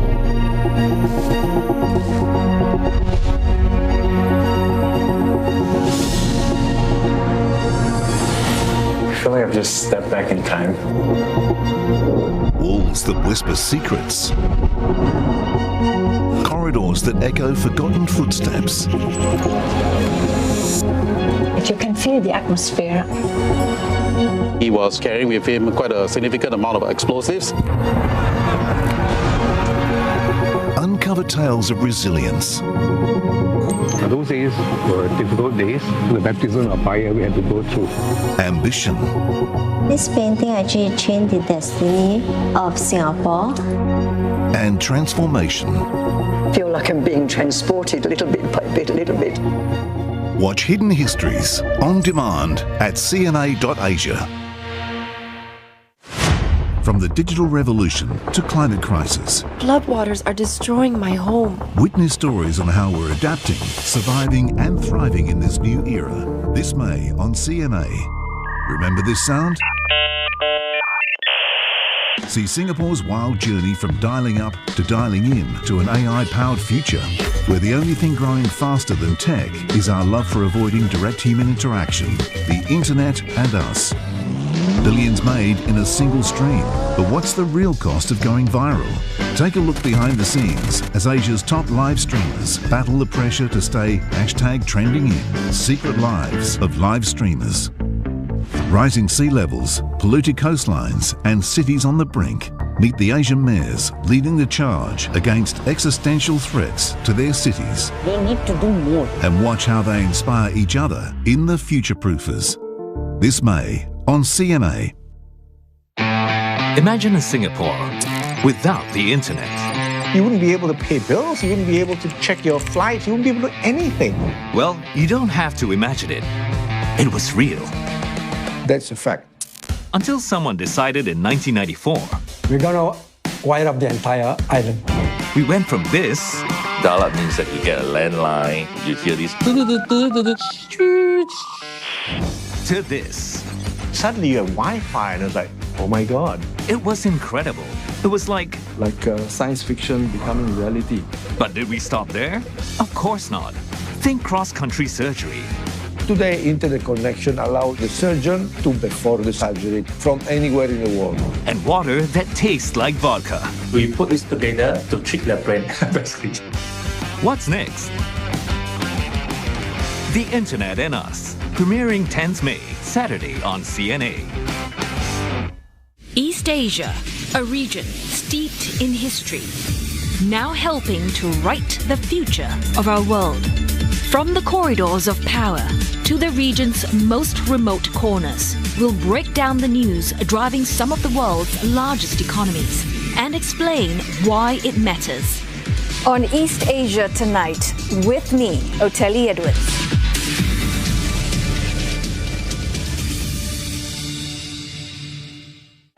Life of students in higher education in India is very stressful. I just eat and study, there's nothing else. It's a very unfortunate period for the young people of India. Has India joined some Asian countries as having the most stressed out students? It's either you get an admission or you're a failure for life. Competition in India in higher education is very high. Seeking admission into a good college is quite stressful. Insight, Thursday on CNA. Wala po akong sinusunod na sukat mo eh. Bali, sa panlasa na lang po. Discover a carinderia that's popular for its grilled meat. Mas comfort food ko ang ano. Experience the Makati Workers Budget Bite at a Jolly Jeep. Kain po tayo. And would you dare eat at this famous street? Tinawag po siyang Hepalane dahil it is short term for hepatitis. Lunch with us, Sunday on CNA. With the uncertainties of the financial world, where does our economy truly stand? Keep up to date with the latest market trends and get the in-depth analysis that you need to understand the forces driving the global economies. Kickstart your day with an informed view of the business world. Asia Business on Asia First, weekdays on CNA. This segment is brought to you by Standard Chartered Priority Banking.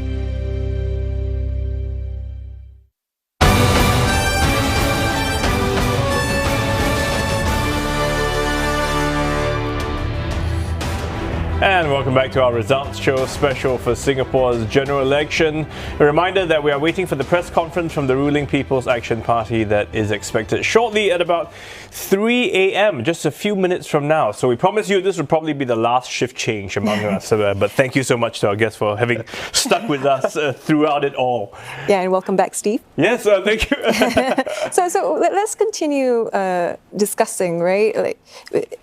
Earlier we were talking about the ruling party and leading up to this general election. Some of the big PAP names who retired include, Dr. Ng Eng Hen, Minister for Defence, right? Dr. Maliki Osman, Minister in the Prime Minister's office. We have SM Teo Chee Hean, who has been coordinating Minister for National Security since 2015, and of course not forgetting DPM Heng Swee Keat. I mean, these are very big portfolios, big names. We're looking at years of political experience here to be replaced. Dr. Mustafa, Dr. Tan, the big question is, how is the PAP going to fill these very big shoes? Well, he's got to look at who's elected, right? So from the election, from those who have been elected, who can fill those posts. I think the one foremost on his mind would certainly be Defence Minister, and who's going to fill that post. And of course, there's also a post for, if he wants a second DPM as well, right? So DPM Heng Swee Keat has stepped down, so there is a position there as well. So I think from now, I mean, after this election, when the dust settles, I think the next focus will be on his cabinet. I think just to add one more to the list of that, what about the finance minister? I mean, he's double hatting at this point in time. You know, perhaps, you know, we will find a new finance minister. We may also see promotions as well for some of the existing political office holders, and we may see those who are coming in immediately being given a political office as well. Yeah, but are we looking more at the 4G ministers? Are they likely to take on, you know, more key portfolios like finance and defense, you know? I think they've shown in this election that they can anchor teams, right? So if they can anchor a team, like, I'm sure they can take on more responsibilities. And I think that's what's going to happen now with the new cabinet that may come up soon after the dust settles. Yeah, probably some fresh face would help as well. I mean, you know, there's a change, a breath of fresh air. Right, but usually it's quite rare for them to put a new face into a minister portfolio right away. I mean, we saw that with Dr. Tan See Leng in the last election, but that is quite uncommon, you know. It's quite uncommon. So not perhaps a minister, but in other political office positions. Right. But I think for the defense minister, which is a very important portfolio, it will probably go to a minister that's holding a current ministerial portfolio. Okay. And he doesn't have to be familiar with the defense arena. We're saying that because he's got a few to choose from now, a few military generals in the cohort to sort of choose from. All right, let's check in with Elizabeth Neo, who's been tracking developments for us on social media. Liz, what do you have for us this time? Yeah, thanks, Steve and Shah. And the thank you messages are starting to come in from political parties. We've rounded up some of them for you, starting off with Prime Minister Lawrence Wong. He's actually taken to Instagram to post this photo. This is, of course, the Marsiling UT team. Marsiling UT team and PM Wong's, of course, we saw his team win about 73.46% of votes against the SDP. And then in a message on Instagram, he thanked the constituency, saying that their support means everything, that he's very grateful for the trust that voters have placed in him and in his team, and they will honor it by working even harder. And also another post that we're seeing is from the People's Action Party on Facebook, actually tagging Prime Minister Lawrence Wong's account, where also, you know, they put a message thanking Singapore for the trust and mandate, and saying with their fresh team and new resolve, they want to work together to secure a brighter future. You're seeing the Prime Minister there with Alex Yam, also part of that Marsiling UT team. And I have another post for you that we've been tracking. This one, reactions from the hotly contested Punggol GRC. Of course, we saw DPM Gan Kim Yong there leading that PAP team to victory, 55.17% of the votes against the WP. Let's see if we have that for you. And to kickstart today's press conference, we'll have our party's Secretary General and Prime Minister Lawrence Wong, please. Good morning, everyone. I know it's been a very long day. Everyone is tired. But let me just say a few words summarizing the outcome of this general election. I will start with brief remarks in Malay, then Mandarin, and then I'll continue in English after that. Saya berasa rendah hati atas keputusan pilihan raya ini. Rakyat Singapura telah memberikan mandat yang jelas dan kukuh kepada PAP untuk terus memerintah. Anda juga telah menyokong Singapura yang berbilang bangsa dan berbilang agama. Terima kasih kepada semua pengundi yang telah menyokong kami. Saya amat berbesar hati atas keyakinan Anda kepada PAP. Saya dan pasukan saya akan menggunakan mandat ini untuk berkhidmat dengan rendah hati dan penuh tanggungjawab. Kami akan berkhidmat untuk semua rakyat Singapura tanpa mengira siapa yang Anda undi. Kami akan terus berusaha keras untuk memperbaiki kehidupan Anda, menghadapi segala cabaran yang mendatang, dan memastikan masa hadapan yang lebih cerah untuk semua.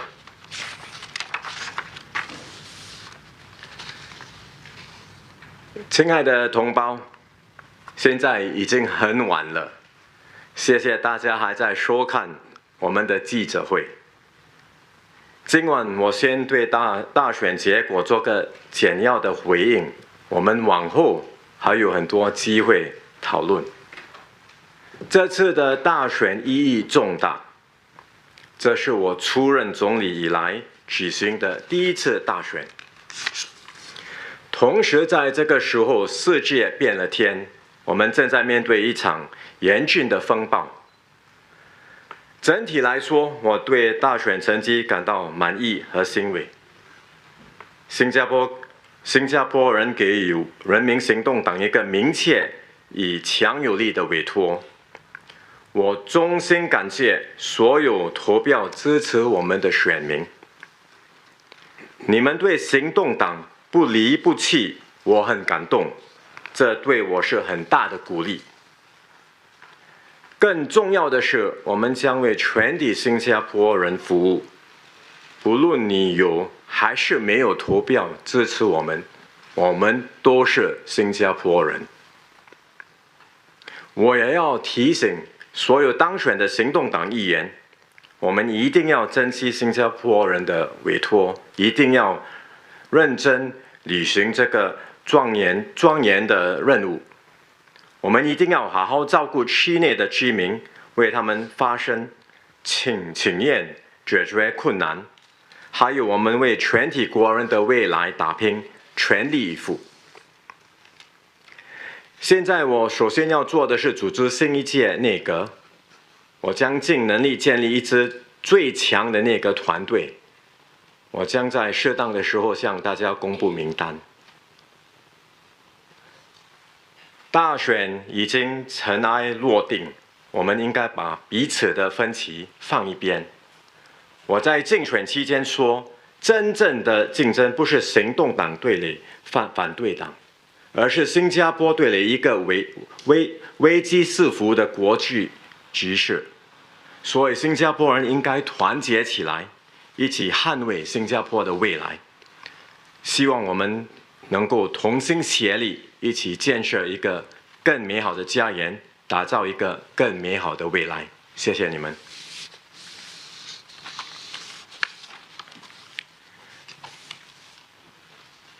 My fellow Singaporeans, let me just say a few words in English now on the election results. The election takes place at a critical time for Singapore.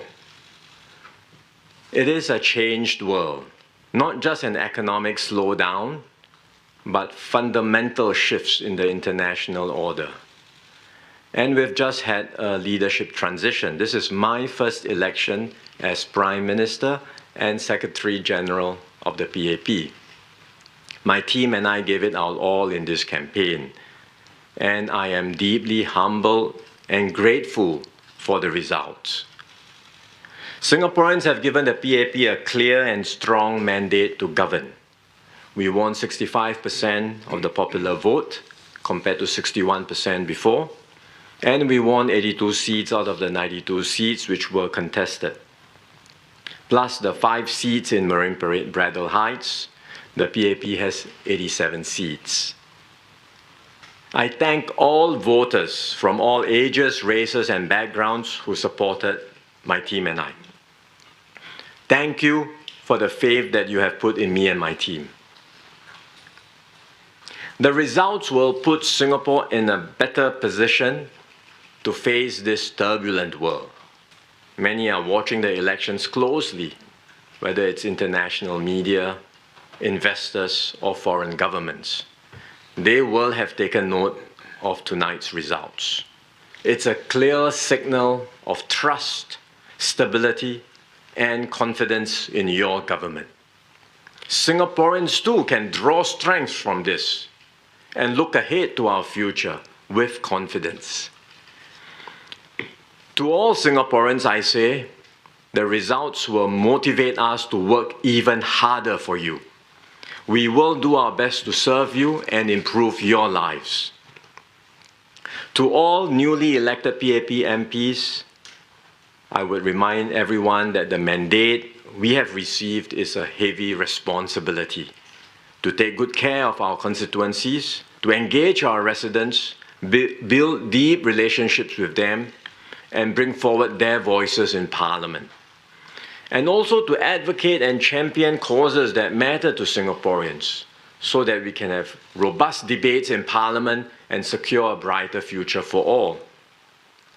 And I also thank our activists, volunteers, and candidates. They have worked hard, not just over the last 9 days, but throughout the entire term.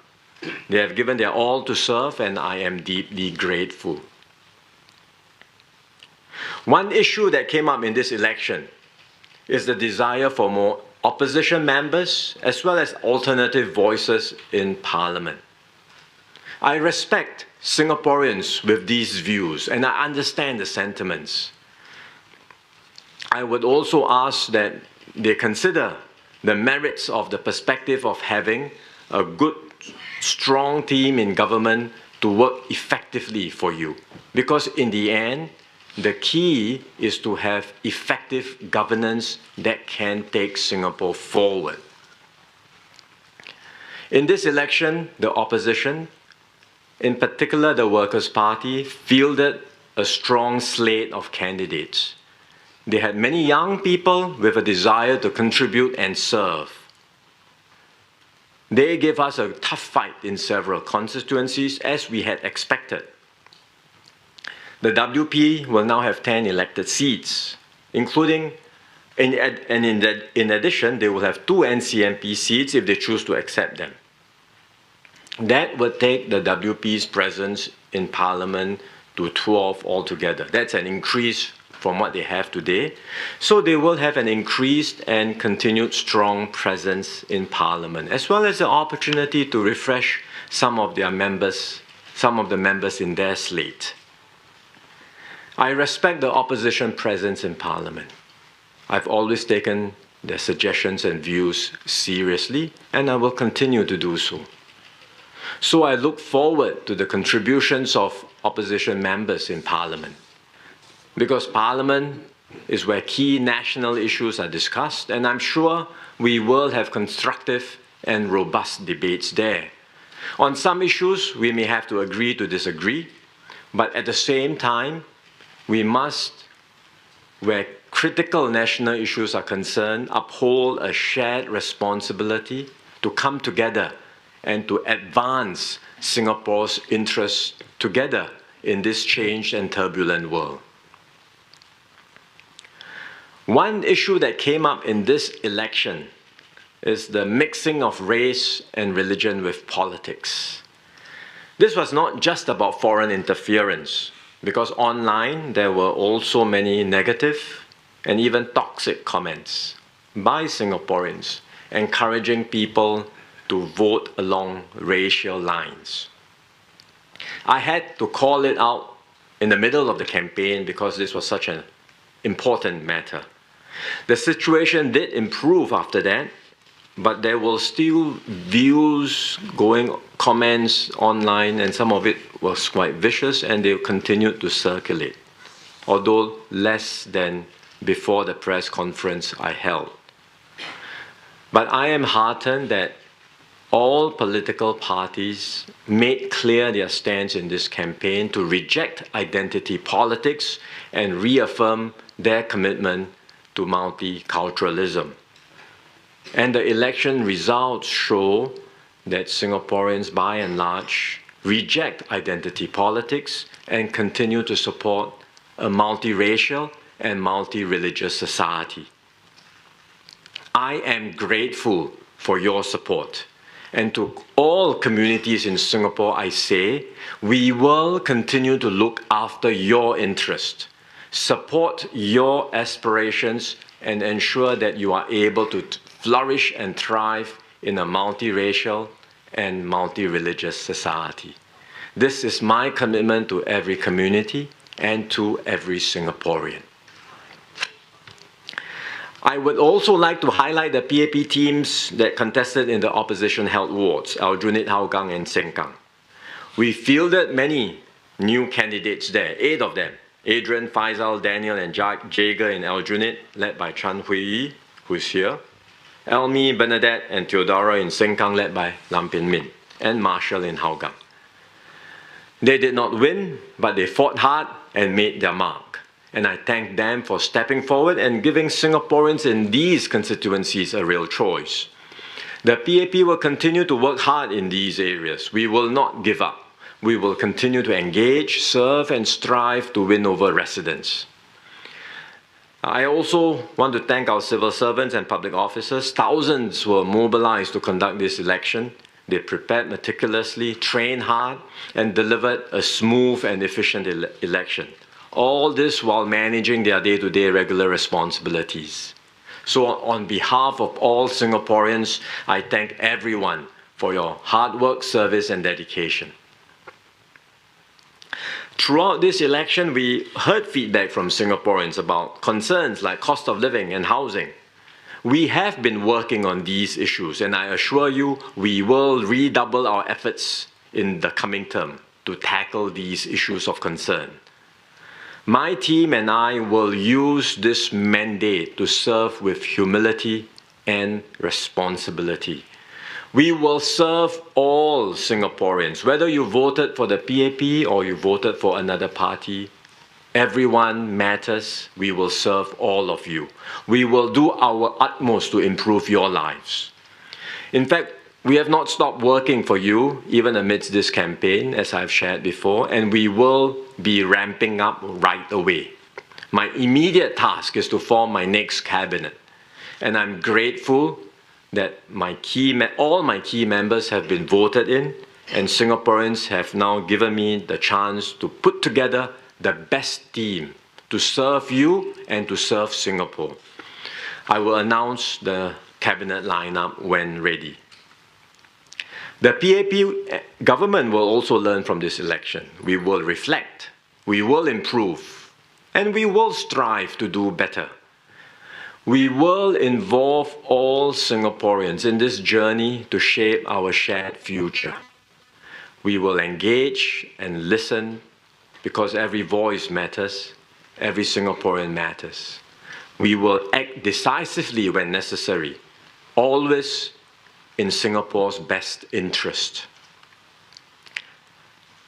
During the campaign, I said that the real contest facing us is not between the PAP and the opposition, but between Singapore and this turbulent world, and the multitude of challenges facing us. In this contest, Singapore is the underdog. We have always been, and we will continue to be, despite what we have achieved today. So to improve our chances, we cannot afford to fight one another. We have to fight together to achieve better outcomes for Singapore and Singaporeans. And now that the election is over, we must put aside our differences and stand together as one team Singapore to confront the storms ahead and to secure a brighter future for ourselves, our families, and Singapore. Thank you, Prime Minister. We'll open the floor for questions. Haris on Straits Times. Hi, Haris from Straits Times. PM Wong, this was your first general election as head of government and leader of the PAP. Did the results meet your expectations? What do you think contributed to the swing in support towards the PAP? And can you talk a bit more about how does the party intend to make use of this renewed mandate that you've got? Thank you. When I came into the election, I said that this was going to be a tough contest. I fully expected it, and throughout the campaign, we had tough fights in quite a number of hotly contested areas. We felt it. I'm sure Singaporeans felt it too. But the Singaporean voter is a very discerning judge, and the voice of the voter is something to be respected and honored. No one can really tell and predict what happens and how Singaporeans will decide. We have been surprised on the upside, we have been surprised on the downside. Because in the end, there are a whole range of circumstances and considerations that Singaporeans will take into account before they vote. In this particular election, I believe they hoisted in the message that we had conveyed about the changed world and the storms that we are facing, as well as the need for us as a PAP to put together the best possible team in order to take Singapore forward and to tackle these challenges. So I thank Singaporeans for understanding these considerations and giving us this strong support. With the mandate that we have now, we will honor it by working even harder for Singapore and Singaporeans. As I said just now, we know that there are concerns around key issues like cost of living, housing, and things that matter to Singaporeans: education, healthcare, retirement. These are things that we have heard from them even before the election.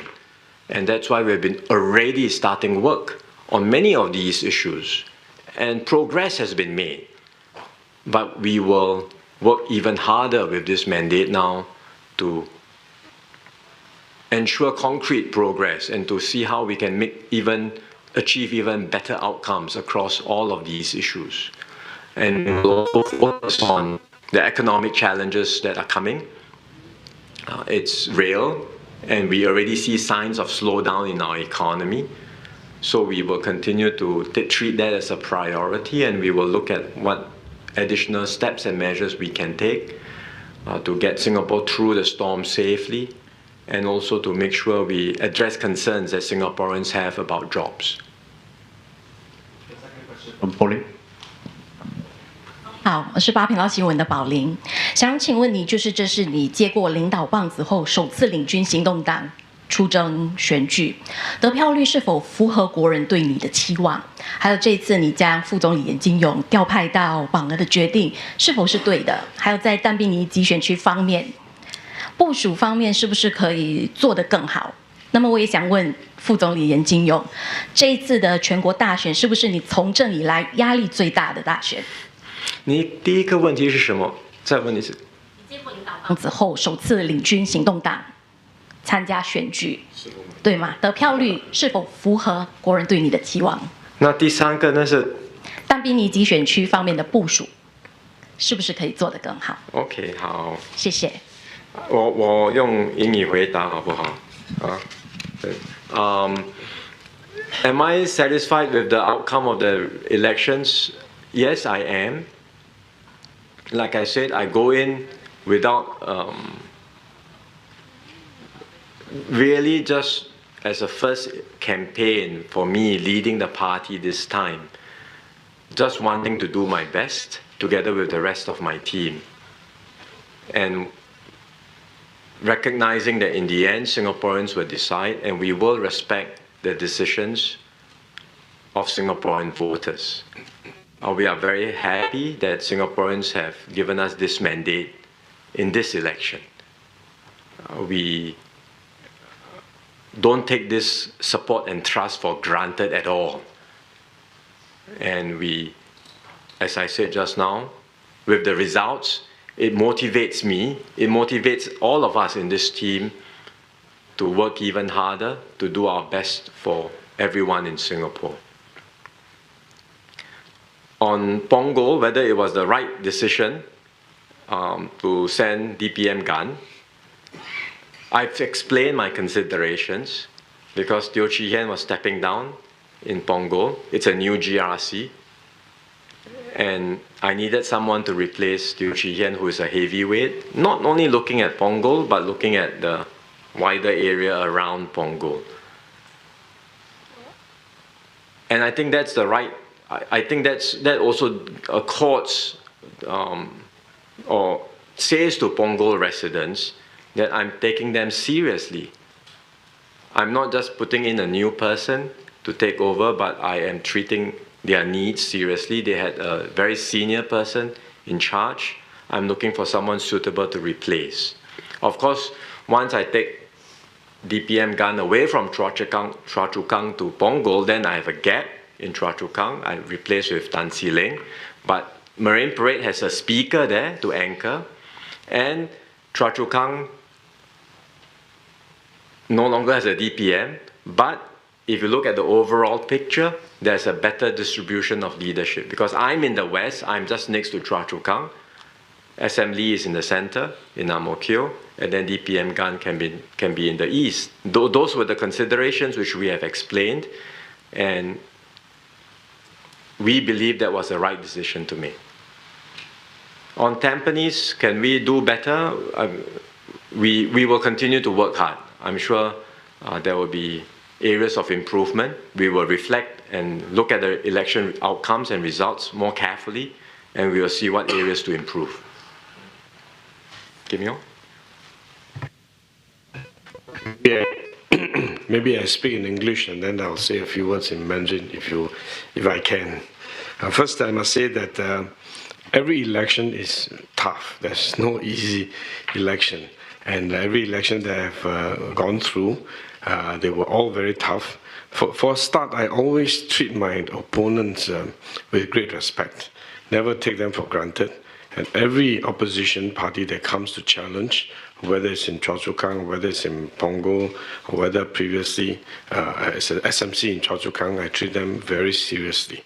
I always feel that every battle is worth fighting because it is not just a battle against opposition, but it is also an opportunity for me to engage my residents, to reach out to my residents, to refresh the trust that I have with my residents, and to deepen the relationship that I built with my residents.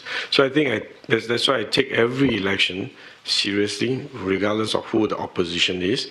And I've been asked many times by the media, what's my assessment of my opponent, of the opposition party that's coming to contest.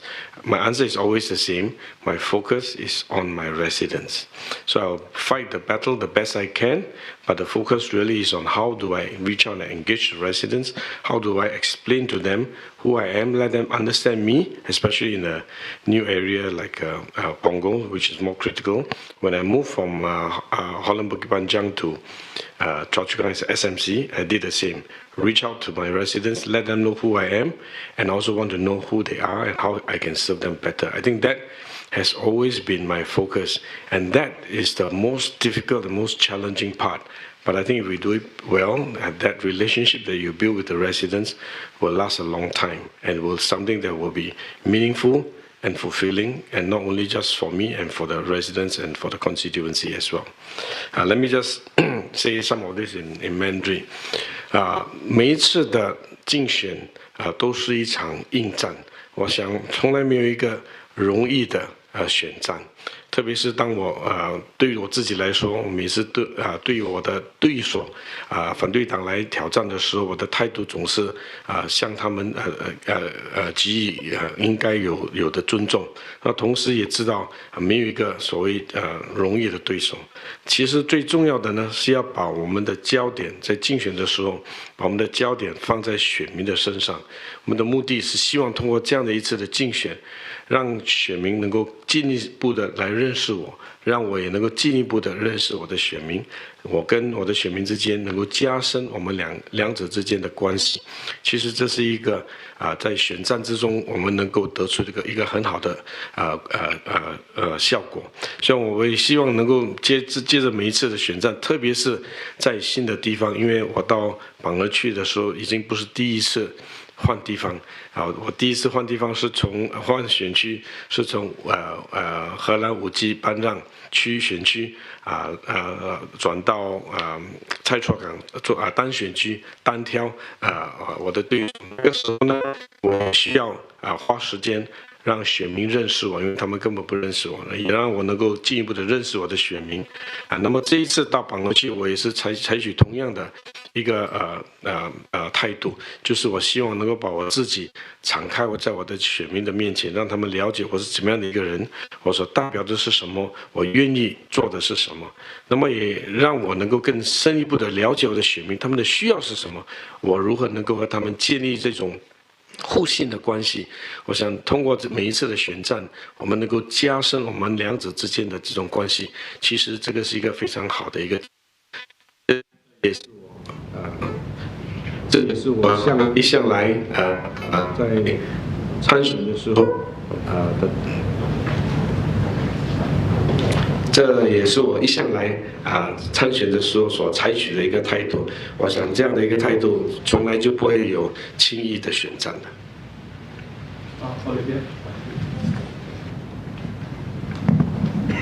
Thank you. Question from CNE. PM, I'd like to follow up on your earlier remarks. When looking at the vote margin at this election, would you say there was a flight to safety by Singaporeans? Also, you mentioned that post-election it would be Singapore against the world. What would that look like in terms of working together with the opposition? In relation to your cabinet lineup, what are the key considerations when forming your next cabinet? Who can we potentially expect to take political office, especially for the role of defense minister? And we saw that the two narrowest contests this time around were in Jalan Kayu and Tampines. What sort of role do you foresee Labour Chief Ng Chee Meng playing in your cabinet, as well as Mr. Masagos? Thank you. The flight to safety argument, as I've said before, even at the start of this campaign, is very hard to predict beforehand, because people talked about the possibility of a flight to safety when we had the last election in COVID, and yet that didn't quite materialize, or it didn't unfold as many would have predicted. So these are things you can never predict. You won't know how people think or vote, and what are the considerations that go on in their minds over the course of the campaign. But certainly in this campaign, we did emphasize that the fact that the world has changed, that we are entering turbulence, and in order to tackle and overcome the challenges ahead, I will need a good, strong team that will serve Singapore and Singaporeans well. That was our message. And the results would show that Singaporeans understood the message. I think there are still also many Singaporeans who would continue to like to have more opposition members in Parliament. And I respect that view, as I said just now. The opposition presence will increase, at least from the Workers' Party point of view, from 10 to 12. And they will continue to have a good, strong presence there, and we will continue to have constructive and robust debates in Parliament, I'm sure. So the role of the opposition is to critique policies. The role of the opposition will be to offer alternative proposals, and I look forward to the Workers' Party making these contributions in the next Parliament. But as I said just now too, from time to time there will be critical national issues like foreign policy, issues, or for that matter, issues of national security. And on these issues, as Mr. Pritam Singh himself said, the Workers' Party strives to be a loyal and responsible opposition. And therefore, on these issues, I hope, regardless of despite the political differences, political parties, the PAP and the WP, can come together, uphold the shared responsibility we have to come together, take a common position in order for Singapore to move forward, to tackle these serious challenges we face. So that's how I envisage our engagements to happen in the next Parliament. And I look forward to the Workers' Party's members' contributions, their questions, their suggestions, and open debates and discussions we will have, which I hope will lead to better outcomes for Singaporeans. On the last question of the cabinet lineup, that's for another press conference. Would you be able to answer on the role of Labour Chief Ng Chee Meng potentially playing in your cabinet lineup? Well, Mr. Ng is still the Labour Chief, and in previous cabinet lineups, the Labour Chief would potentially have a role in cabinet. So, as I said, we will unveil all of that in due course when there is a next press conference on the cabinet lineup. Could we have a question from Hadi from Barita Harian? Hey, good morning, PM. Hadi from BH. Your assessment of the Malay support, especially with the backdrop of the identity politics that you addressed midway through the campaign. And my next question is from Cik Mas Agus in Malay, if you dengan izin, Cik Mas Agus. Di Tampines, parti pemerintah menang dengan kelebihan undi yang lebih kecil. Dalam penilaian Cik Mas Agus, apakah isyarat yang diberikan oleh pengundi khususnya Melayu di sana? Dan adakah ini mencerminkan sokongan Melayu yang lebih besar lah untuk parti pemerintah? Dan kedua, bagaimana itu saja. Terima kasih. It's at this stage we haven't done deep dives or detailed analysis on which groups, which segments voted or didn't vote for us and what were the considerations. All I can say is I go back to my earlier point. We did pick up and we did notice that it wasn't just a matter of foreign interference. That was happening. We picked it up. We put a stop to it.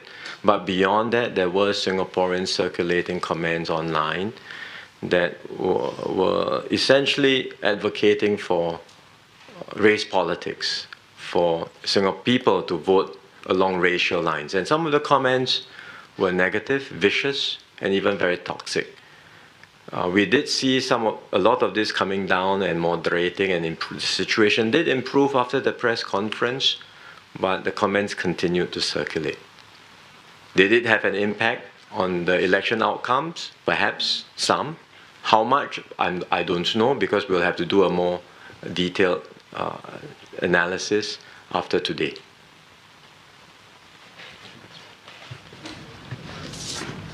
Memang banyak melalui kempen kali ini, banyak sekali keprihatinan yang diutarakan, terutama lewat media sosial.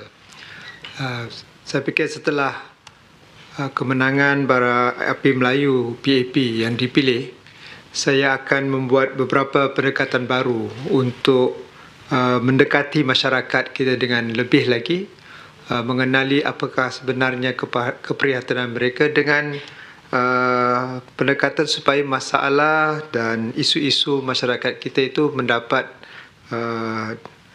keprihatinan atau dapat ditindaklanjut. Tapi saya juga meminta kepada semua masyarakat kita, setelah habisnya pilihan raya ini, marilah kita bersatu dan membina masyarakat kita bersama. Kerana banyak sekali yang kita dapat capai. Kerana apabila kita bersatu, terutama program-program yang telah dilakarkan untuk masa depan selama 5 tahun mendatang, umpamanya Kolej Pengajian Islam pertama di Singapura. Ini memerlukan kesatuan, dan sementara keperhatian tersebut juga harus diberikan keperhatian.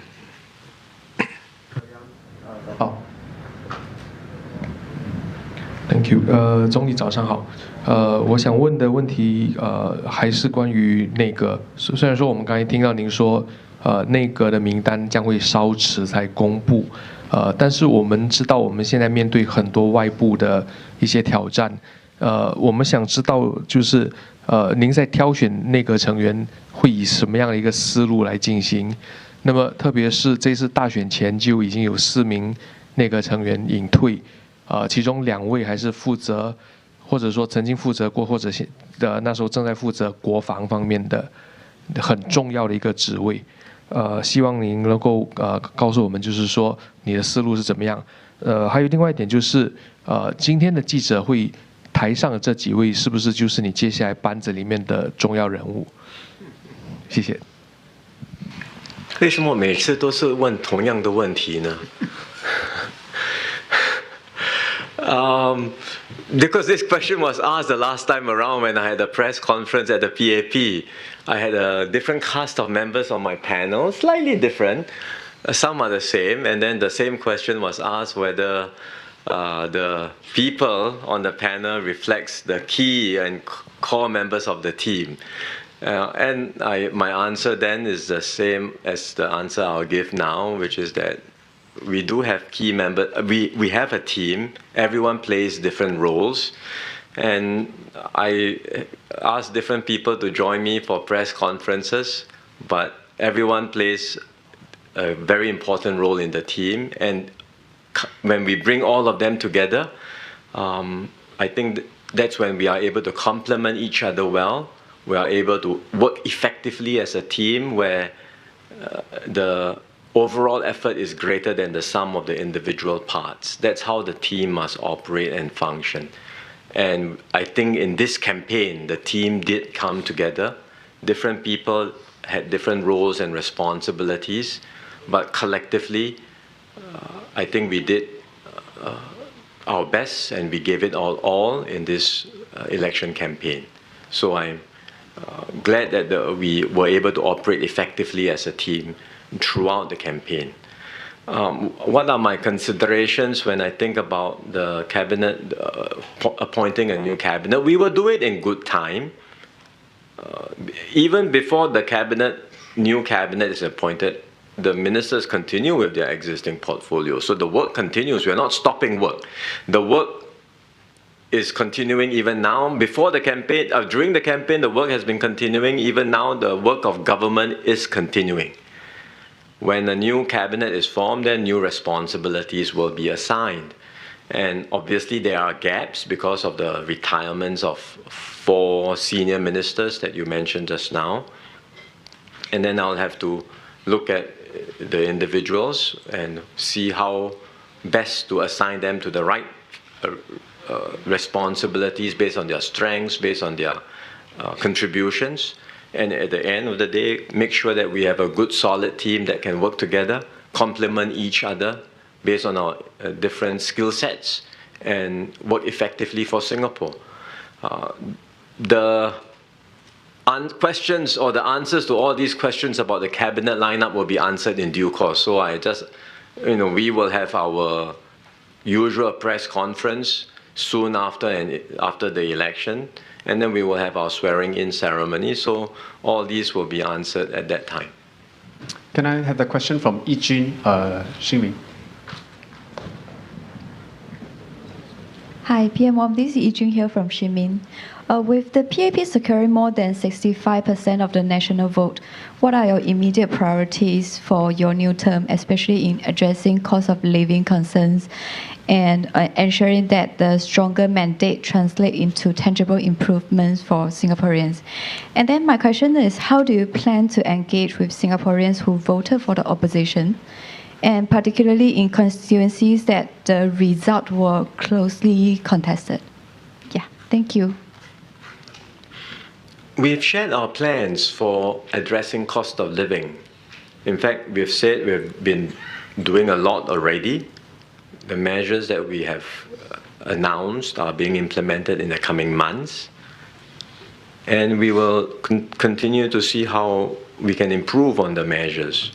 One particular priority now is to deal with the economic uncertainty. Because if the economy slows down, that will exacerbate cost of living concerns. Even though inflation continues to come down, but if incomes slow down because of the economic slowdown, then obviously people will feel the squeeze even more. So we are focused not just on cost of living, but the broader economic situation, and looking at whether there's a need for additional measures, whether there's a need, and we are preparing drawer plans. We are prepared to activate them if the situation worsens. And so we are looking at it holistically to make sure that we can guide Singapore through the economic uncertainties help Singaporeans continue to get good jobs with good incomes so that incomes continue to rise. And then, in the meanwhile, if there is a need to provide continued assistance as we have been doing in this budget, and we will be prepared to do it for as long as the help is needed. So it's a comprehensive approach to dealing with cost of living, not just through the rebates and vouchers, but looking at the economy, looking at jobs, looking at incomes. And in fact, going beyond that, because cost of living is a code word for many things. It's also about housing, it's also about healthcare, it's also about many other things. And in fact, beyond all that I have described on the economic front, we also have plans which we have laid out to strengthen support for Singaporeans in all of these respects. Healthcare, retirement, education, families. These are things that are in our manifesto. We have been thinking about what to do for Singaporeans across all of these fronts, and we will certainly be rolling out more concrete plans in the coming years. On engaging those who had voted for the opposition parties, this is not the first time we are doing it. We will redouble our efforts. Like I said just now, the party will reflect and learn from this experience.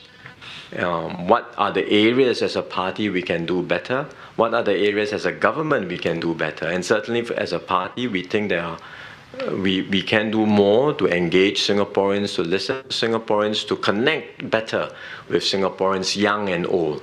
And we will strive to do so in the coming years. As a government, we will serve everyone.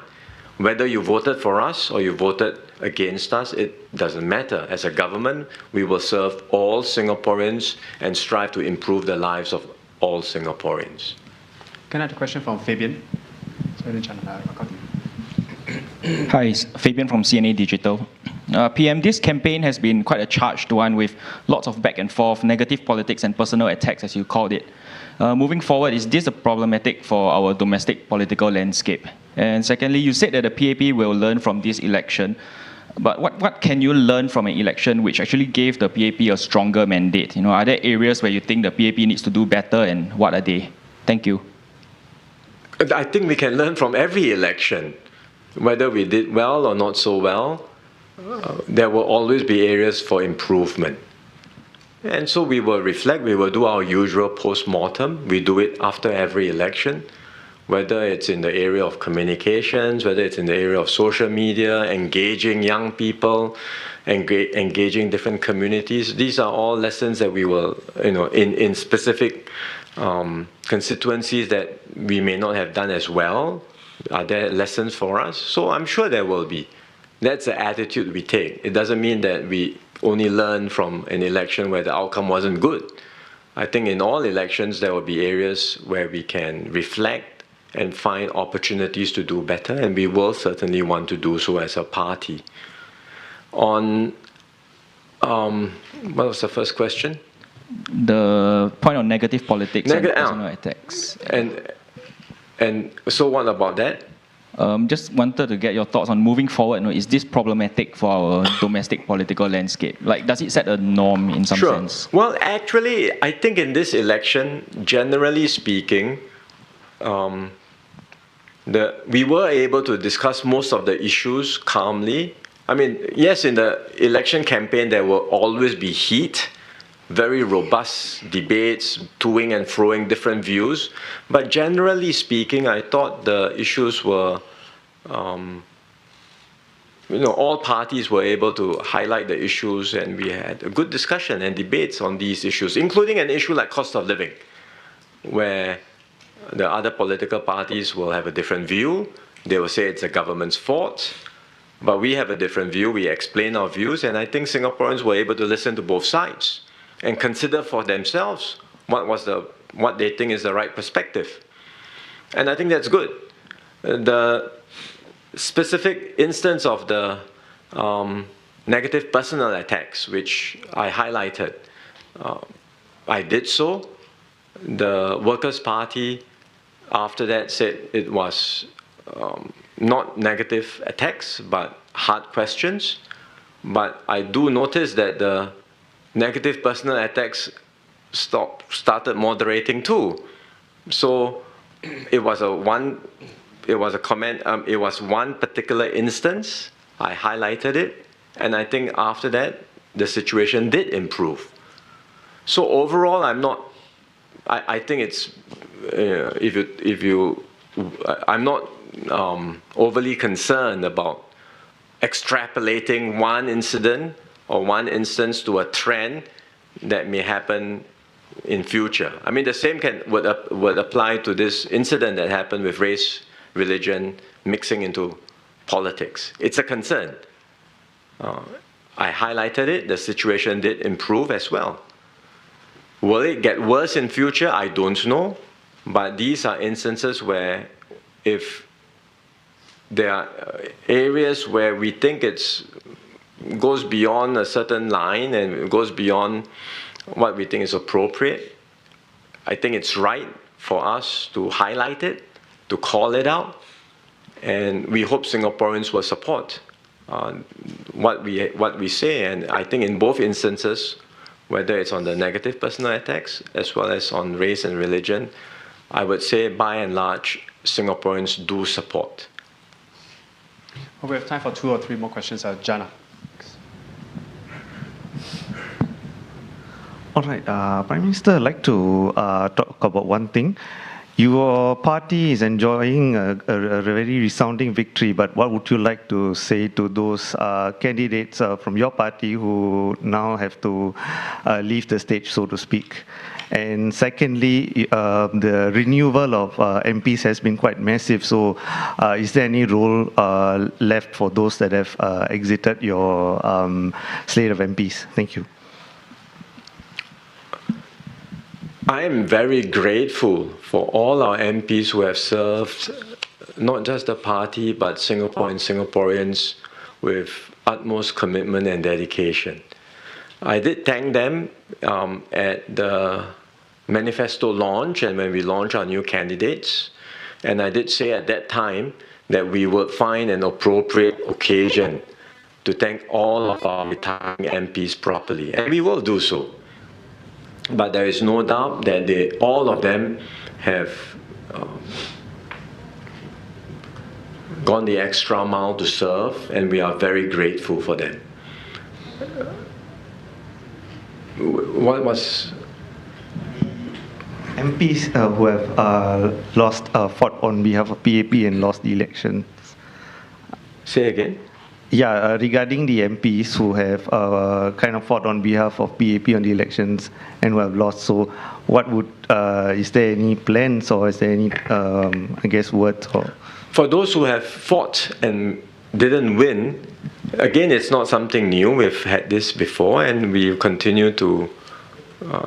They will serve as branch chairs if they are prepared to stay on and fight, and we would encourage them to do so. Some have, like Dr. Lam Pin Min has been staying on. Some may not wish to and prefer to move on, and we respect their views too. So we engage all of them. If they didn't win, we engage them, we talk to them. We hope they will stay on with us to fight the next round, and quite a number will do so, and we welcome that.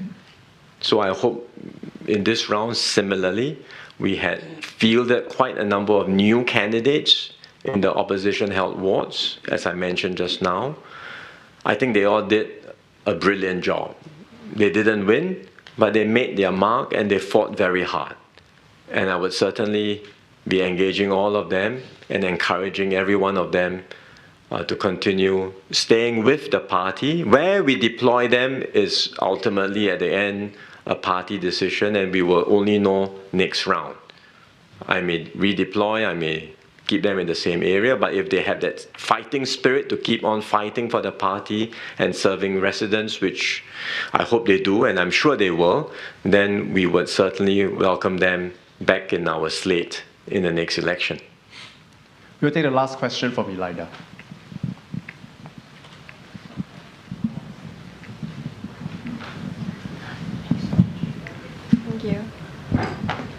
Hi, just two questions for me. So you have a couple of top PAP performers who scored more than 80% for the first time since 2001, which I think was when Mr. Tan Cheng Bock was the highest performer in Ayer Rajah. So what do you think of this?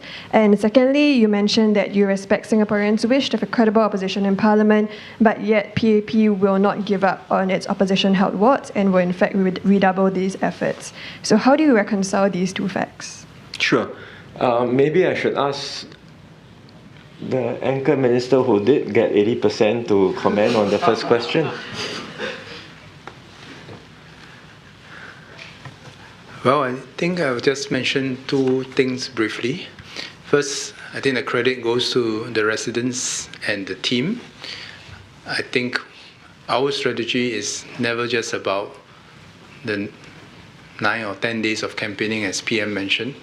Our focus is always on the residents, and we have said before that if we take care of the residents will take care of the results. And that remains our belief and our focus. And I have discussed with my team. First thing in the morning, we'll be out, back, doing our rounds to connect with our residents. And I think that's not just about my team, it's also about each and every team in the different constituencies. And we can expect each and every PAP team in the different constituencies to be out tomorrow, first thing tomorrow, to connect with the residents, to continue the work that we have done. So that will always be our focus of what we want to do. On the second question, there is no contradiction, because at the end of the day, the PAP will contest every seat to the best of our abilities and offer Singaporeans choice.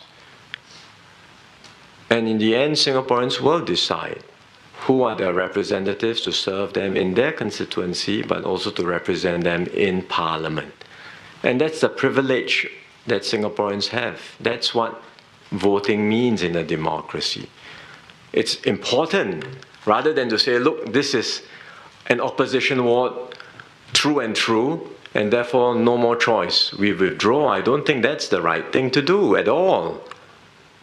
So contestation, competition will happen. We will provide that choice, just as we fully expect the opposition to contest PAP-held wards and to give voters in PAP-held wards that choice. Do you prefer to continue having a PAP team representing you, or do you prefer to choose an opposition team? And that's what elections are about. So we fully expect the opposition to compete and win over PAP, flip a PAP seat to their side. Likewise, we will compete as best as we can in opposition-held wards too. But at the end of the day, Singaporeans will have to assess, weigh the teams, weigh the options offered to them, and decide who they want as their representative. And that's what elections are about, and that's what the Singaporeans have decided this time. And I believe in this election, Singaporeans have decided that they do want a good, capable, strong team to guide and take Singapore through this uncertain period.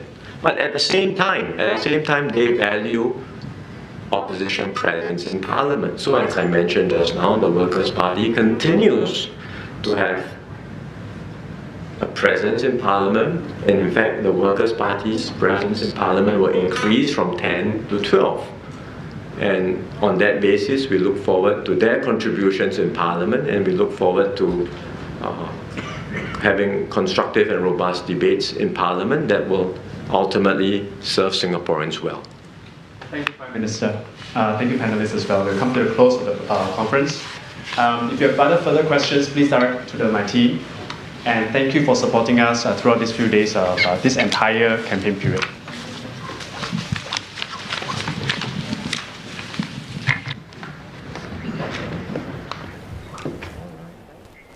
And we've just been watching a press conference by the People's Action Party. On that note, we are at the end of our show, our results special show for Singapore's general election. It's been a hive of activity all through the night, so thanks very much for staying with us. That's right, Steve. And a note of appreciation to our guests, Dr. Felix Tan, a political observer, and Dr. Mustafa Izzuddin, senior political analyst at Solaris Strategy Singapore. They've left the studio, but not before keeping us company through the night and providing valuable analysis and insights as the results emerged. Also, a big thanks to our command center here at MediaCorp, where they track every result and development in real time.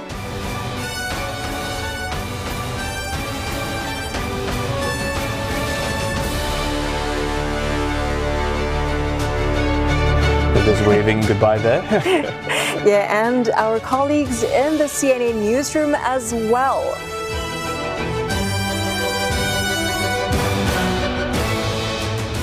The editors, writers, and producers pulling out all the stops to deliver the latest updates on digital and radio. Those arms are saying, yes, it's done.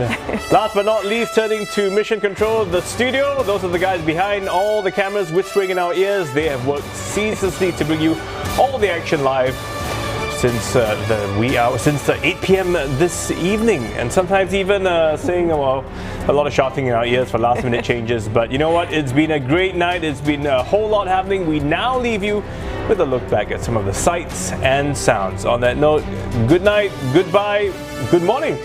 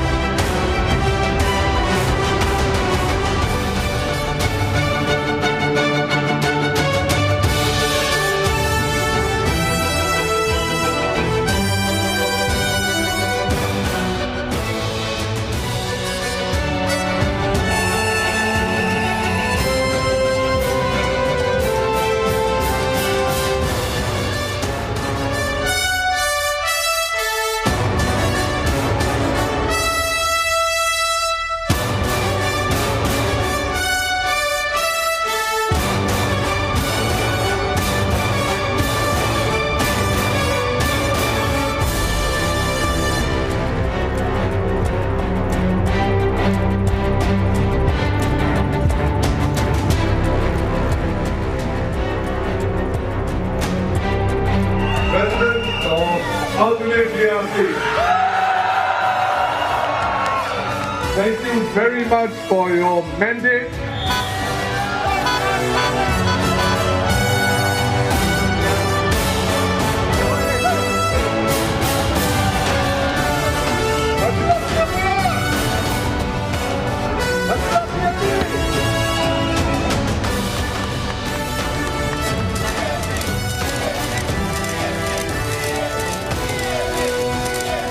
Voters of Marsiling UT, we are grateful once again for your strong mandate, and we will honor it by working even harder for all of you.